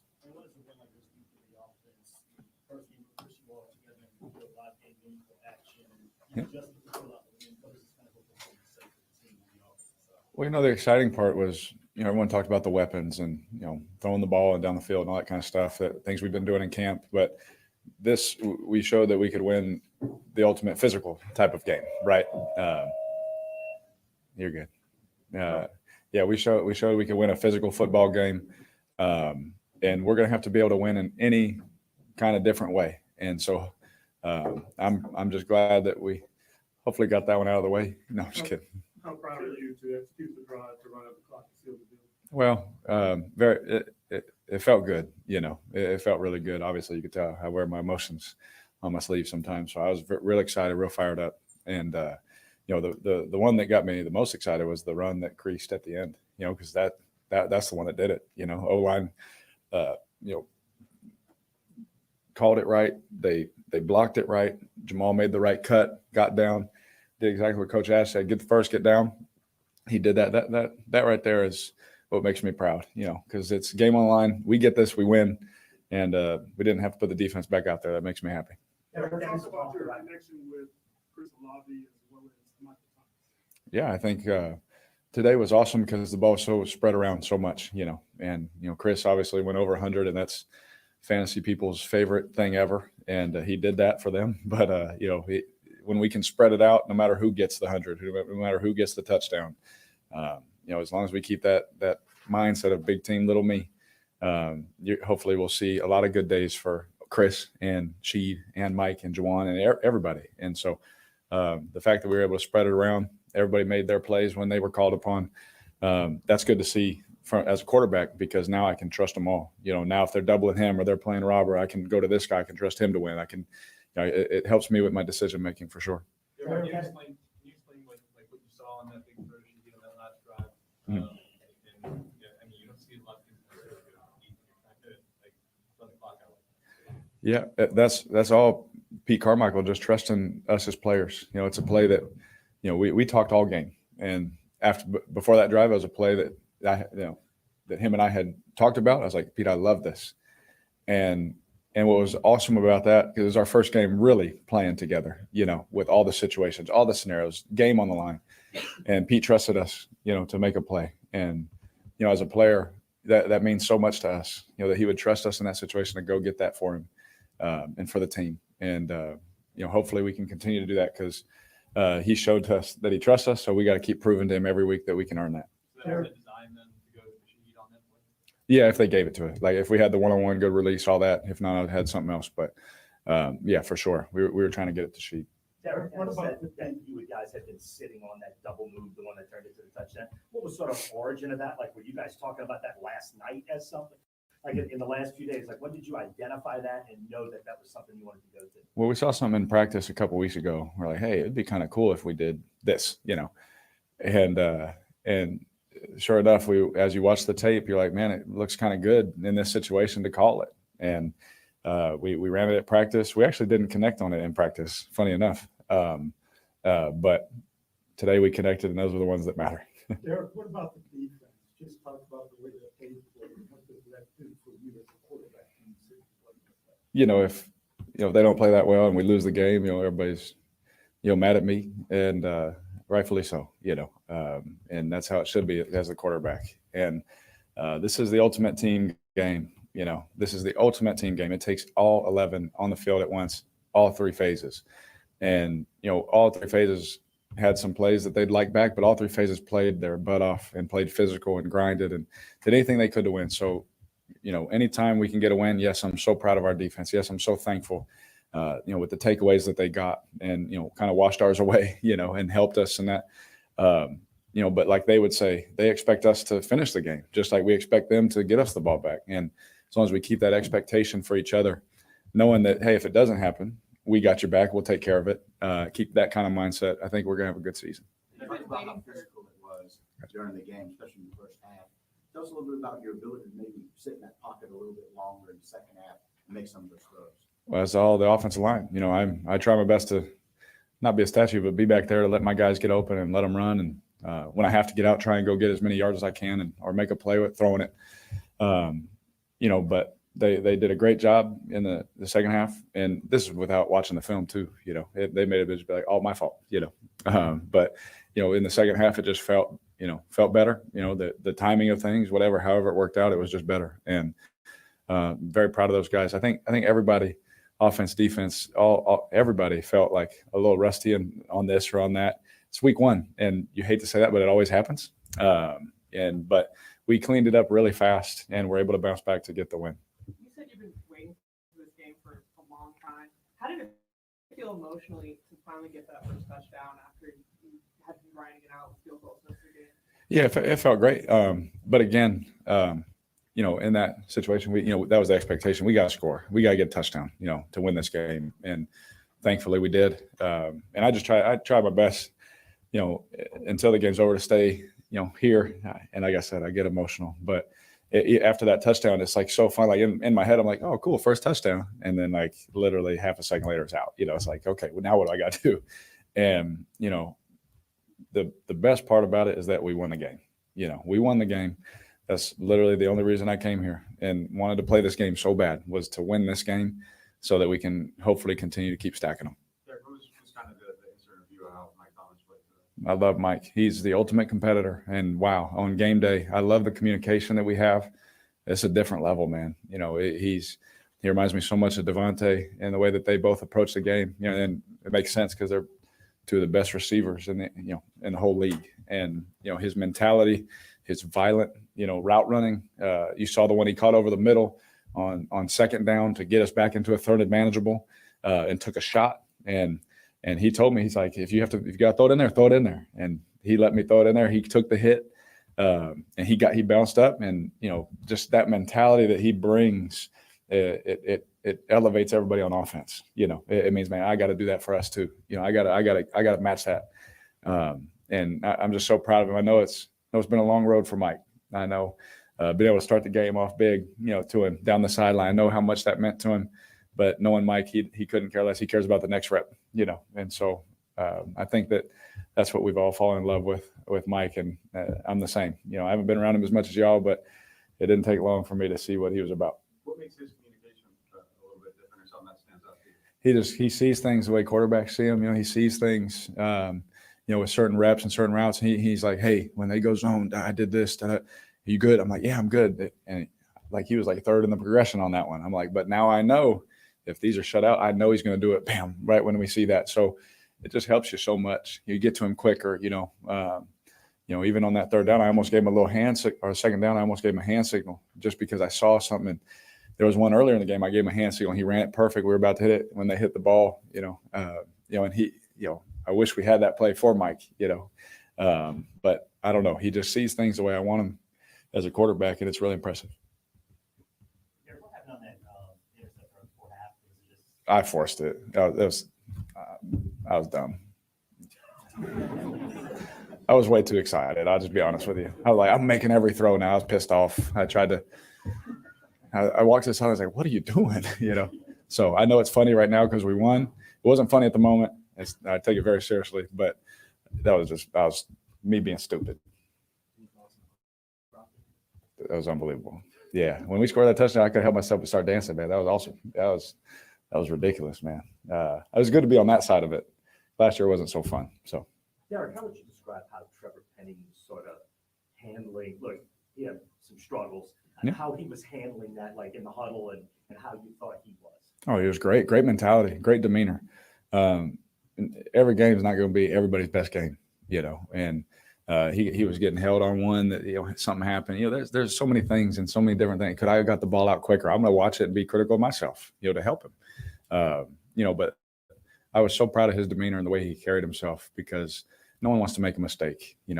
All of us, all 53, nobody wants to go out there and, be the one that, oh man, that was on me, like I did before the half. It crushes you. It hurts, because you want so much for your team. But the way he picked himself up, like we have a room full of grown men that, hey, yeah, I made a mistake. Let's keep going. Let's keep playing. And I felt that from him. His demeanor is the same all the time. He looks angry. He looks violent, and he plays that way. And, I love him to death, and I'm proud of the way that he was able to finish in the second half. Yep. You think you got help? You're trying to alert to the flag, or you were trying to, I couldn't tell. I was, I got out, and if I had time, I probably would have thrown it to Mike, but someone was in my face. Mike was coming on the over. And so I tried to give it a safe, outside shot that he would get it. But yeah, I just overthrew it just a little bit. Yeah, I remember it. When you decided to come here, one of the factors was that you felt like this team had a defense, and you mentioned it before, where you wouldn't have to be constantly chasing the score, if you will, and being a one-dimensional offense. Yep. Is this kind of an example of what you envisioned? Yeah, absolutely. Like they kept us in the game. They kept us in the fight. When we weren't getting touchdowns, we were having field goals. It was driving us crazy. But they don't flinch. And, they being able to play with a defense like that, we can win a lot of games, especially once we get going, and offensively, we didn't have our best, but we had enough to win, and that's what matters. And we had it when we needed it. But when you look at the defense and the way that they can play, there's going to be games that we may have to score a lot. There may be games that are tight like this. There may be games where we can get a lead and help them out. It's going to change throughout. But just knowing the type of people that are on that side of the ball, the type of grown men that are in that room on defense, that's what excited me. And I saw that today. What's it like as a quarterback to have the confidence of the offensive coordinator to finish the game off and put it kind of on your shoulders the way they did? Because you're going to have to, you don't want to get the ball back. Yeah, it made my day. It really did. It meant a lot to me and to our offense that he trusted us to do it. And I take my hat off to Coach Carmichael. Pete's been unbelievable to work with. And in a crucial moment, he's like, nope, I know he likes this. I'm calling it. And he trusted us to make a play for him. And like I said earlier, hopefully we can keep doing that to earn that trust, earn that respect from him. But that's him trusting his players. And that says a lot about him and our coaching staff, especially head coach. He's a defensive guy. Run the ball, take the timeout, kick it. He could have said that. He's like, no, we trust you guys. And Da and Pete let us do that, and it was really cool. I'm not gonna lie, it felt really good. After you took that late hit, was there an extra edge in the team? Maybe, yeah. Usually when the quarterback gets hit and makes a throw, and even though they took it away from us, I thought he caught it. But usually when that happens, the team, for whatever reason in football, whether I've been watching or part of it, they get excited. The quarterback got hit and he gets up, he's got blood on his hand. For whatever reason, people like that stuff. And I don't know if we play with more of an edge, I don't know, but I just know we executed. But you could definitely feel the energy and the excitement. Like, no, we're going to go finish this game. You definitely felt that shift from the first half to in the second half. To take a head or the neck or? Oh yeah, I got hit everywhere. It happened so quick. He jabbed me real quick. I don't even know. Yeah, he got me good. He's a heck of a player. Oh, he was like, dude, I'm sorry. He apologized. He's like, I'm sorry, bro. Like, he's like, yeah, we're playing physical. He's like, I'm trying to hit you, but I'm not trying to hurt you, nothing like that. I was like, oh, you're good, man. I know a couple of their D linemen too. I kept telling them. It's like, I like that, man. And they started laughing. So we had a good laugh, even though my neck hurt. Yeah, because he apologized. He's like, I'm sorry, man. And I was like, I think my wife's more mad than I am, But no, it's football, it's going to happen. But hopefully not all the time right in the face. Good. Appreciate you. Yep, thank you. Hey, thank you. Appreciate it.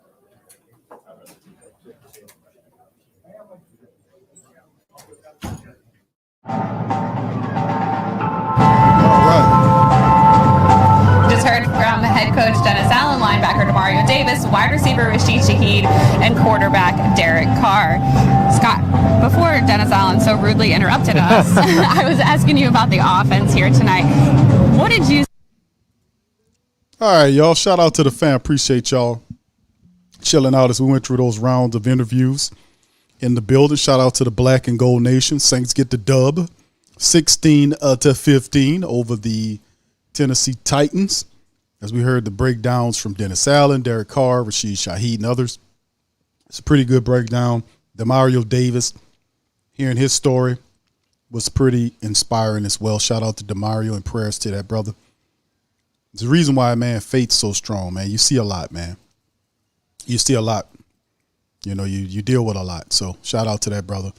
Also, big game for the Saints in terms of getting the win, starting the season off on a winning note. Really, really enjoyed that. Let's look at some scores, fam, before we go into the breakdown. Right now, currently the Packers up on the Bears 73. The Raiders leading the Broncos 10-6. Sean Payton trailing right there to the Raiders. The Eagles over the Patriots in the start of the second, 16-0.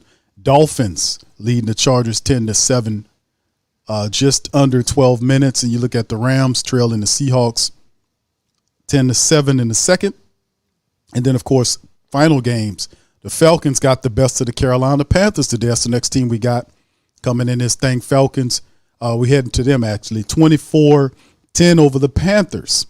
Pretty sure my brothers Dave and Rashad don't like that. They were talking crap to Low all day, and the Falcons laid the smackdown on the Panthers today. Bryce Young, 2 interceptions in the matchup. They go up 1-0 in the series, 24-10. Browns beat the Bengals 24-3.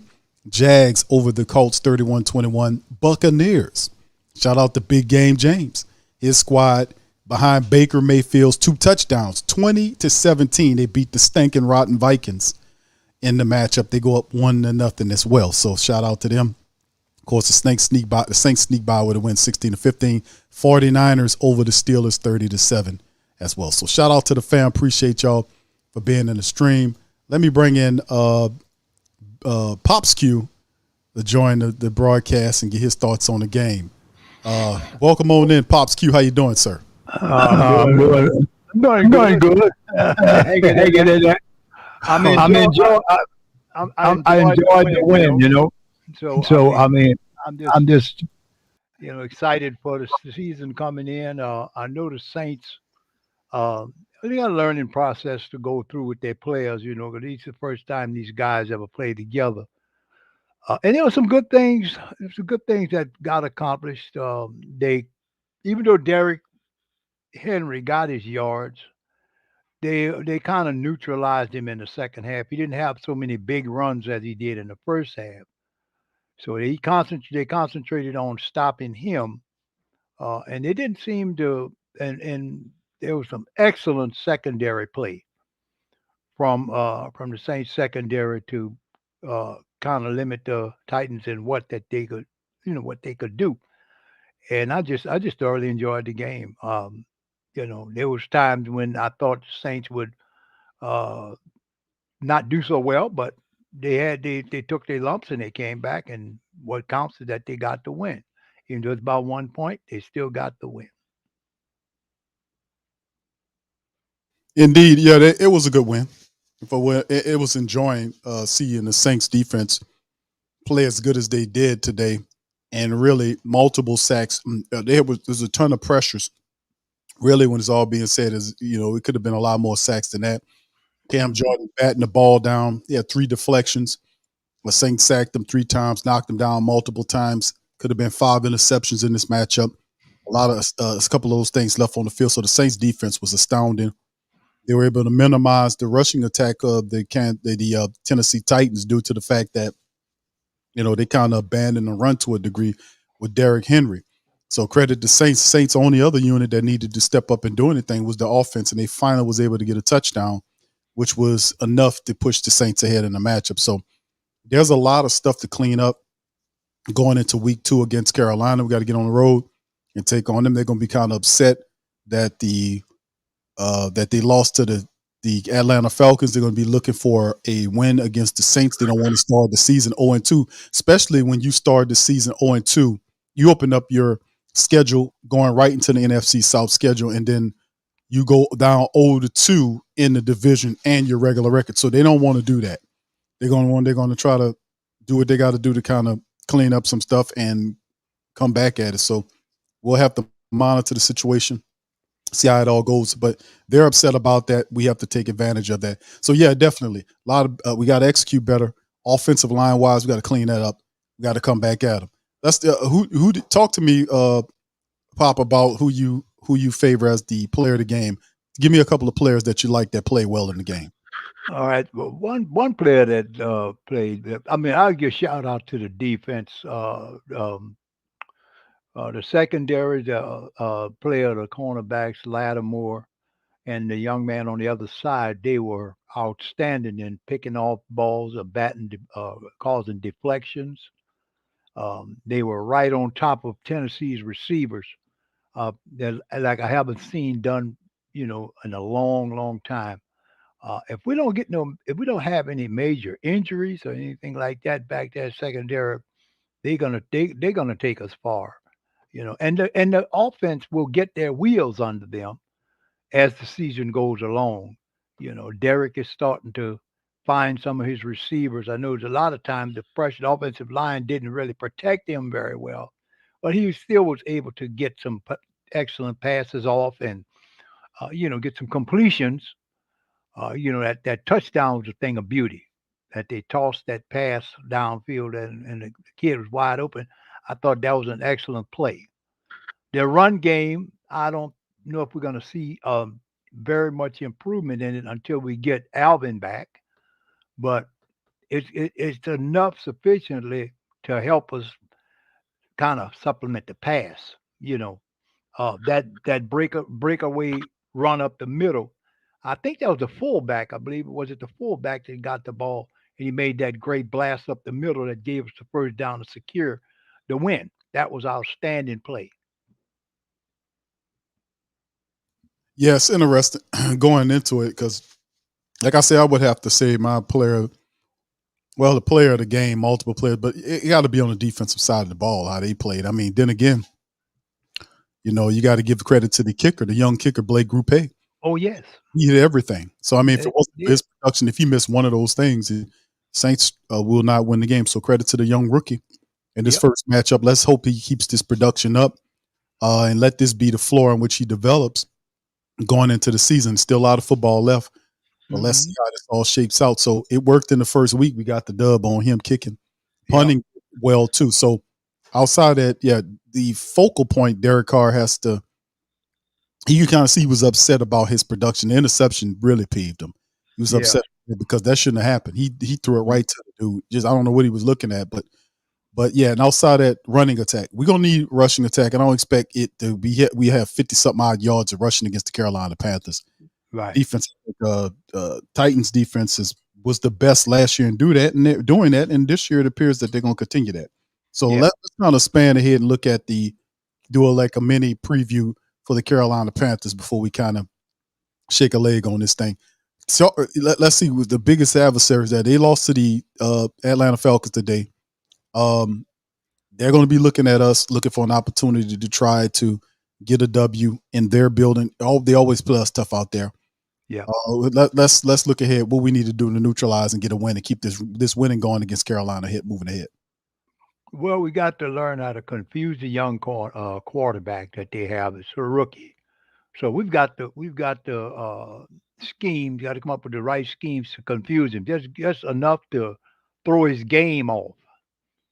I didn't see any of the game. I don't know if how their running game was established or how their running game looked because I haven't seen any of um, the any of the replays from that game.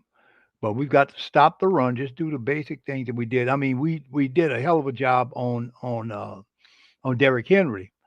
I'm not too familiar with how Carolina's lineup is going to look, but we have to focus on the running game and the young quarterback that they have with Carolina. We in the past we've been burned by young quarterbacks. Like I remember when they had the quarterback out of Auburn. What's his name? I think it was Auburn. Uh, he played for him. He used to wear us out because he ran so much all over the field. Cam Newton, and he ran all over the field on us sometimes. But after a while, they coalesced and he learned how to play him. So I think they helped us to focus and keep an eye on that young fella. I think that young fella is going to be really something special. And we got to face him again after we face him next year. I mean next week. I expect us to get a W, but it's not going to be easier. Not going to be easy. I think we can get a W. We just got to play our game, avoid the turnovers, and we got to fix the situation with the offensive line because Derek's going to get hurt. I mean, yeah, Derek's going to get hurt. We got to be careful. We got to make sure we got to juggle them up, find out who's going to give us the proper protection. If we give him time, he's going to execute for us. He's a good quarterback. You give him the time. He's big, he's strong, and he can get the ball out to our people. But we got to protect him. Yeah, him throwing that, and I've been saying that I was studying the film on him during the offseason, the way he throwing that, his best throw is that D ball. Yes. I mean, that dude throw that D ball out there, man, like it's nothing. And guys just run up under it. So, yeah, we'd love to see that. That's why he's always, even though the Saints offense wasn't getting going, it was still an entertaining the game, even though, the offense was kind of messing it up a bit. It was still entertaining to see what they were going to do. And you could see they were trying to jive, trying to break out. Then a couple of the deep balls kept it interesting in the game. We knew ultimately the Saints, hopefully they was going to score a touchdown to push this game open. September the 18th, that's a Monday. So Monday Night Football, Saints got a little extra to go. They open that's a Monday Night Football game against the Carolina Panthers. It's going to be interesting to see how the Saints do it. Can we keep this thing going? As you see the matchup predicted, have the Saints 55 flat versus 47, 44.7 by the Carolina Panthers. So going to be interesting to see how that goes. And of course, we're going to bring in PNP, the Panther Nation podcast, Dave and Rashad, during the middle of the week to kind of go over the Carolina Panthers. But yes, indeed, the key to the Carolina Panthers, that's all Bryce Young. He's a rookie, and you gotta. And I kept telling him kind of temper the expectations. First game against us, you had the advantage. Second time you see him, it's going to be a different thing because he has to get all those reps and everything is new. You're going to be showing him different looks. He's going to be confused. And the athletic edge, just like you were saying, the mobile QB threat, how do we deal with that? Tannehill was basically a statue back there. He's not much. But in terms of us playing a guy like a Bryce Young who can extend plays with his athleticism, move around, has good, just have big hands. He can throw the ball up the field. He's accurate. He has a great anticipation ability to throw to and throw ahead of wide receivers and stuff like that. We just got to make it difficult. The Saints defensive line today looked really good. They kept constant pressure up on the leaky offensive line for the Tennessee Titans. They kept constant pressure up on them. And hopefully we can continue to do that against Carolina, who has some issues with their offensive line as well. Okay. Yeah, I agree with you on that. I'm looking forward to seeing the game, and I'm looking forward to see a maturation of our offense with Derek Carr, and as he learns more to connect with his receivers and learn them more, their ways, their habits. I was surprised I didn't see Jimmy Graham today. I mean, I don't know if he played or not, but I know he was on the roster. He was out wasn't. He was. Did he play any? I didn't see any plays Yeah. that he was. He was out there. They just didn't. They They didn't didn't throw, target. yeah, they didn't throw to him, but he was out there. Oh, okay. Yeah. Yeah, 'cause we may need him next week to catch some passes, because he's got that long range, long arms, so he can go over most defensive backs, and he's got good hands. So I'd love to see him target him a couple of times just to test him out, see what kind of catching ability he has, Yeah, Jimmy Graham, a big part of that red zone package. A lot of people was asking the question during the game, where's Jimmy Graham, where's Taysom Hill? Taysom was not available. They didn't have him in the first half of the game. It probably would have been a positive thing to have him out there. But when the Mhm. Saints pulled him out in the second half, they were able to put him in a couple of plays where he was able to do positives. He had one where they tried to break him to the left outside. The Titans smelled it out, and they were able to stop the Saints at a 4-yard loss. But majority of the time he was out there, he did provide good production for the Yeah. Black. So, yeah, they got to definitely work on it. And something tell me they're going to go look at the book and kind of refine things. But it's a lot of stuff going on. Rashid Shaheed, Chris Olave, those guys are fantastic. Mike Thomas was very excited to see him back in action. Jamal Williams, you need to get lanes open for Jamal Williams to be able to run the ball. That'll help out the Saints. I think this game looks differently with Jamal Williams if we can get him the same amount of carries, at 20-something carries in the game today.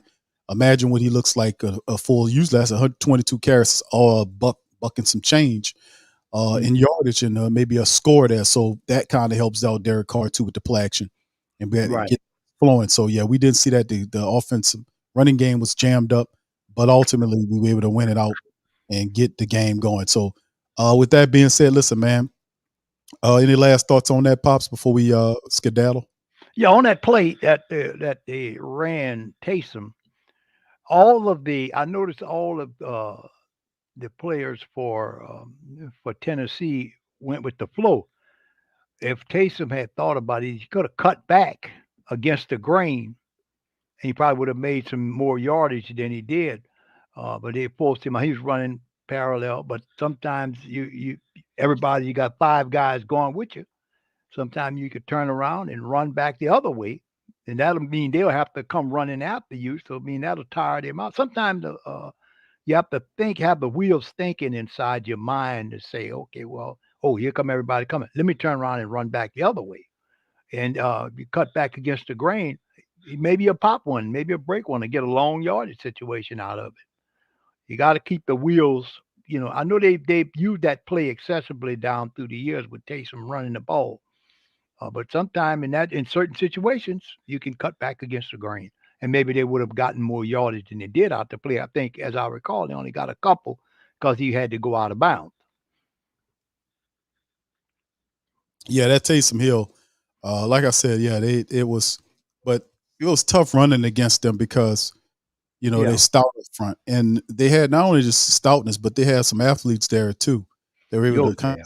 of now Arden Key, who's a former LSU he did a phenomenal job in the matchup. He abused and really just obliterated Trevor Penning for much of the first half in the Yeah. game. And he just Yeah. ran around him. Penning was confused, Mhm. didn't know what he was doing. So I mean, you study the tape, you look at it, you come back, and you got to fix this. We got to iron out these wrinkles because we're going to need the running attack. Now, if Tennessee had a more competent quarterback there, this would have been a loss. So we have to be able to iron out this stuff, and focal points have to be placed on our offensive line and running the football and protecting the quarterback. We must do a better job at that, or it's going to be a long season for us. Yes, I agree, and I think we're going to get it ironed out. I like the squads. I like our squads, the defense and offensive squad. It can only get better. But the situation with the offensive line, and I saw the guy Penning. It looked like the defensive end just went all the way around him like he was a swinging gate. You can get your quarterback hurt if you got a guy that get confused out there. You know. Right. Yeah. He definitely looked like I called him a turnstile. That's pretty much what it is. When you go in the big hotels, the old school hotels, and you walk through the front there. They got the big spinning thing there. Yeah. And you just go in there, you just push it around and then walk on through. Walk on through. Every time I look around, the man was grabbing our quarterback. He gonna get him hurt, you know. Yeah. We say he was a bit of a turnstile today, man. So we got to fix that. We got to turn that around. He's a big, expensive turnstile, man. So we got to make sure we fix all that moving forward, man, because we don't want more tougher teams outside of Tennessee Titans. This is a good tough meeting to start the year off with, to be quite honest with you. Yeah. And we move forward into the year. We got Carolina up next. So with that being said, fam, listen, I'm going to get ready to get out on that, man. Listen, I appreciate you guys for chiming in for the stream. Almost 5 hours today. We started off at about 11:30, I want to say, around that time, right after Tough Tiger Talk went off. We popped in here, and it's been almost 5 hours. I'd like to thank all of you guys for all of the support for the day, popping in and spending your Sunday with us at the Sports Coma, man. I hope y'all guys had a ball. Please feel free to hit the like button, hit the subscribe button, and share the show on your social media feed, man. We'll pop back up here on Monday, man, and we'll go over some more stuff moving into the week. We'll get some more information on some of the stuff that we're dealing with. We know that Peyton Turner had some type of issue with his foot. We'll have more on that coming into Monday, plus updates on other things, All Saints related. So with that being said, listen, appreciate all of y'all, man. We're going to get out on that. Y'all hit the like button, hit the subscribe button. And like I said, share the show on your social media feed. Saints get the dub. Saints win 16-15 over the Titans. They're 1-0 on the year heading into Carolina. Much love, and who that team? Yeah. Boogie like Benson, I'm a who that. I'm a who that. Long as I'm living, I'm a who that. Lose or winning, I'm a who that. Sports Coma, yeah, this is where we do that. Where we do that, where we do that, where we do that, where we do that, where we do that, huh? Boogie like Benson, I'm a who that. I'm a who that. Sports Coma, this is where we do that. Where we do that. Welcome. Somebody please better help. Running this thing like Elf. I thank God every day I'm not a Falcon. Go to YouTube Live with Big Q and the guys. If you ain't ride or die, the bandwagon get flipped. Been marching in, that was way for the ring. I was yelling out your shame for the championship. Bucking on town, duck down. Falcons pluck, get shut down. Panthers ain't much touchdown. The vision really belong to us now. So much hate on the Saints, you could probably tell. Ever since Bounty Gate hit the NFL, when things seem fishy, then you probably smell the crooked referees or Roger Goodell. Yeah, probably like this, and I'm a who that. Every day I'm living, I'm a who that. Lose or winning, I'm a who that. It's the Sports Coma, this is where we do that. Where we do that, where we do that, where we do that, where we do that, where we do that. Boogie like this, and I'm a who that. It's the Sports Coma, this is where we do that. You're listening to the Sports Coma with Big Q and the guys on the PRO Media Network.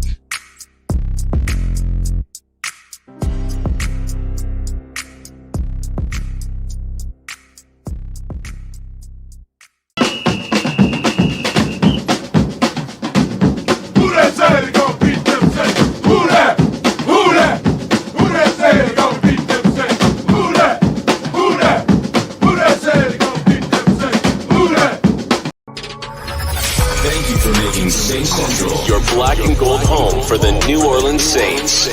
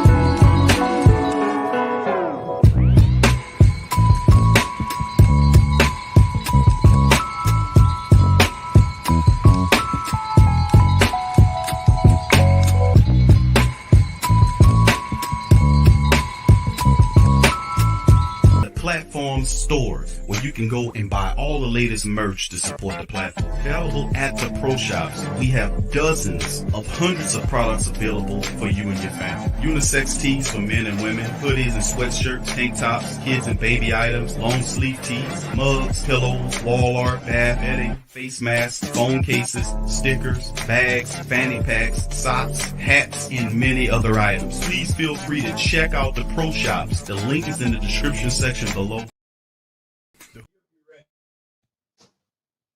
TheWhoThatDaily.com. That's right, TheWhoThatDaily.com. Your one-stop shop for everything New Orleans Saints, New Orleans Pelicans, LSU Tigers, even the top flight boxing news. So if you're a Who That and you're looking for a place to stay up on your team, TheWhoThatDaily.com is your site. TheWhoThatDaily.com for the sport Who That in all of us.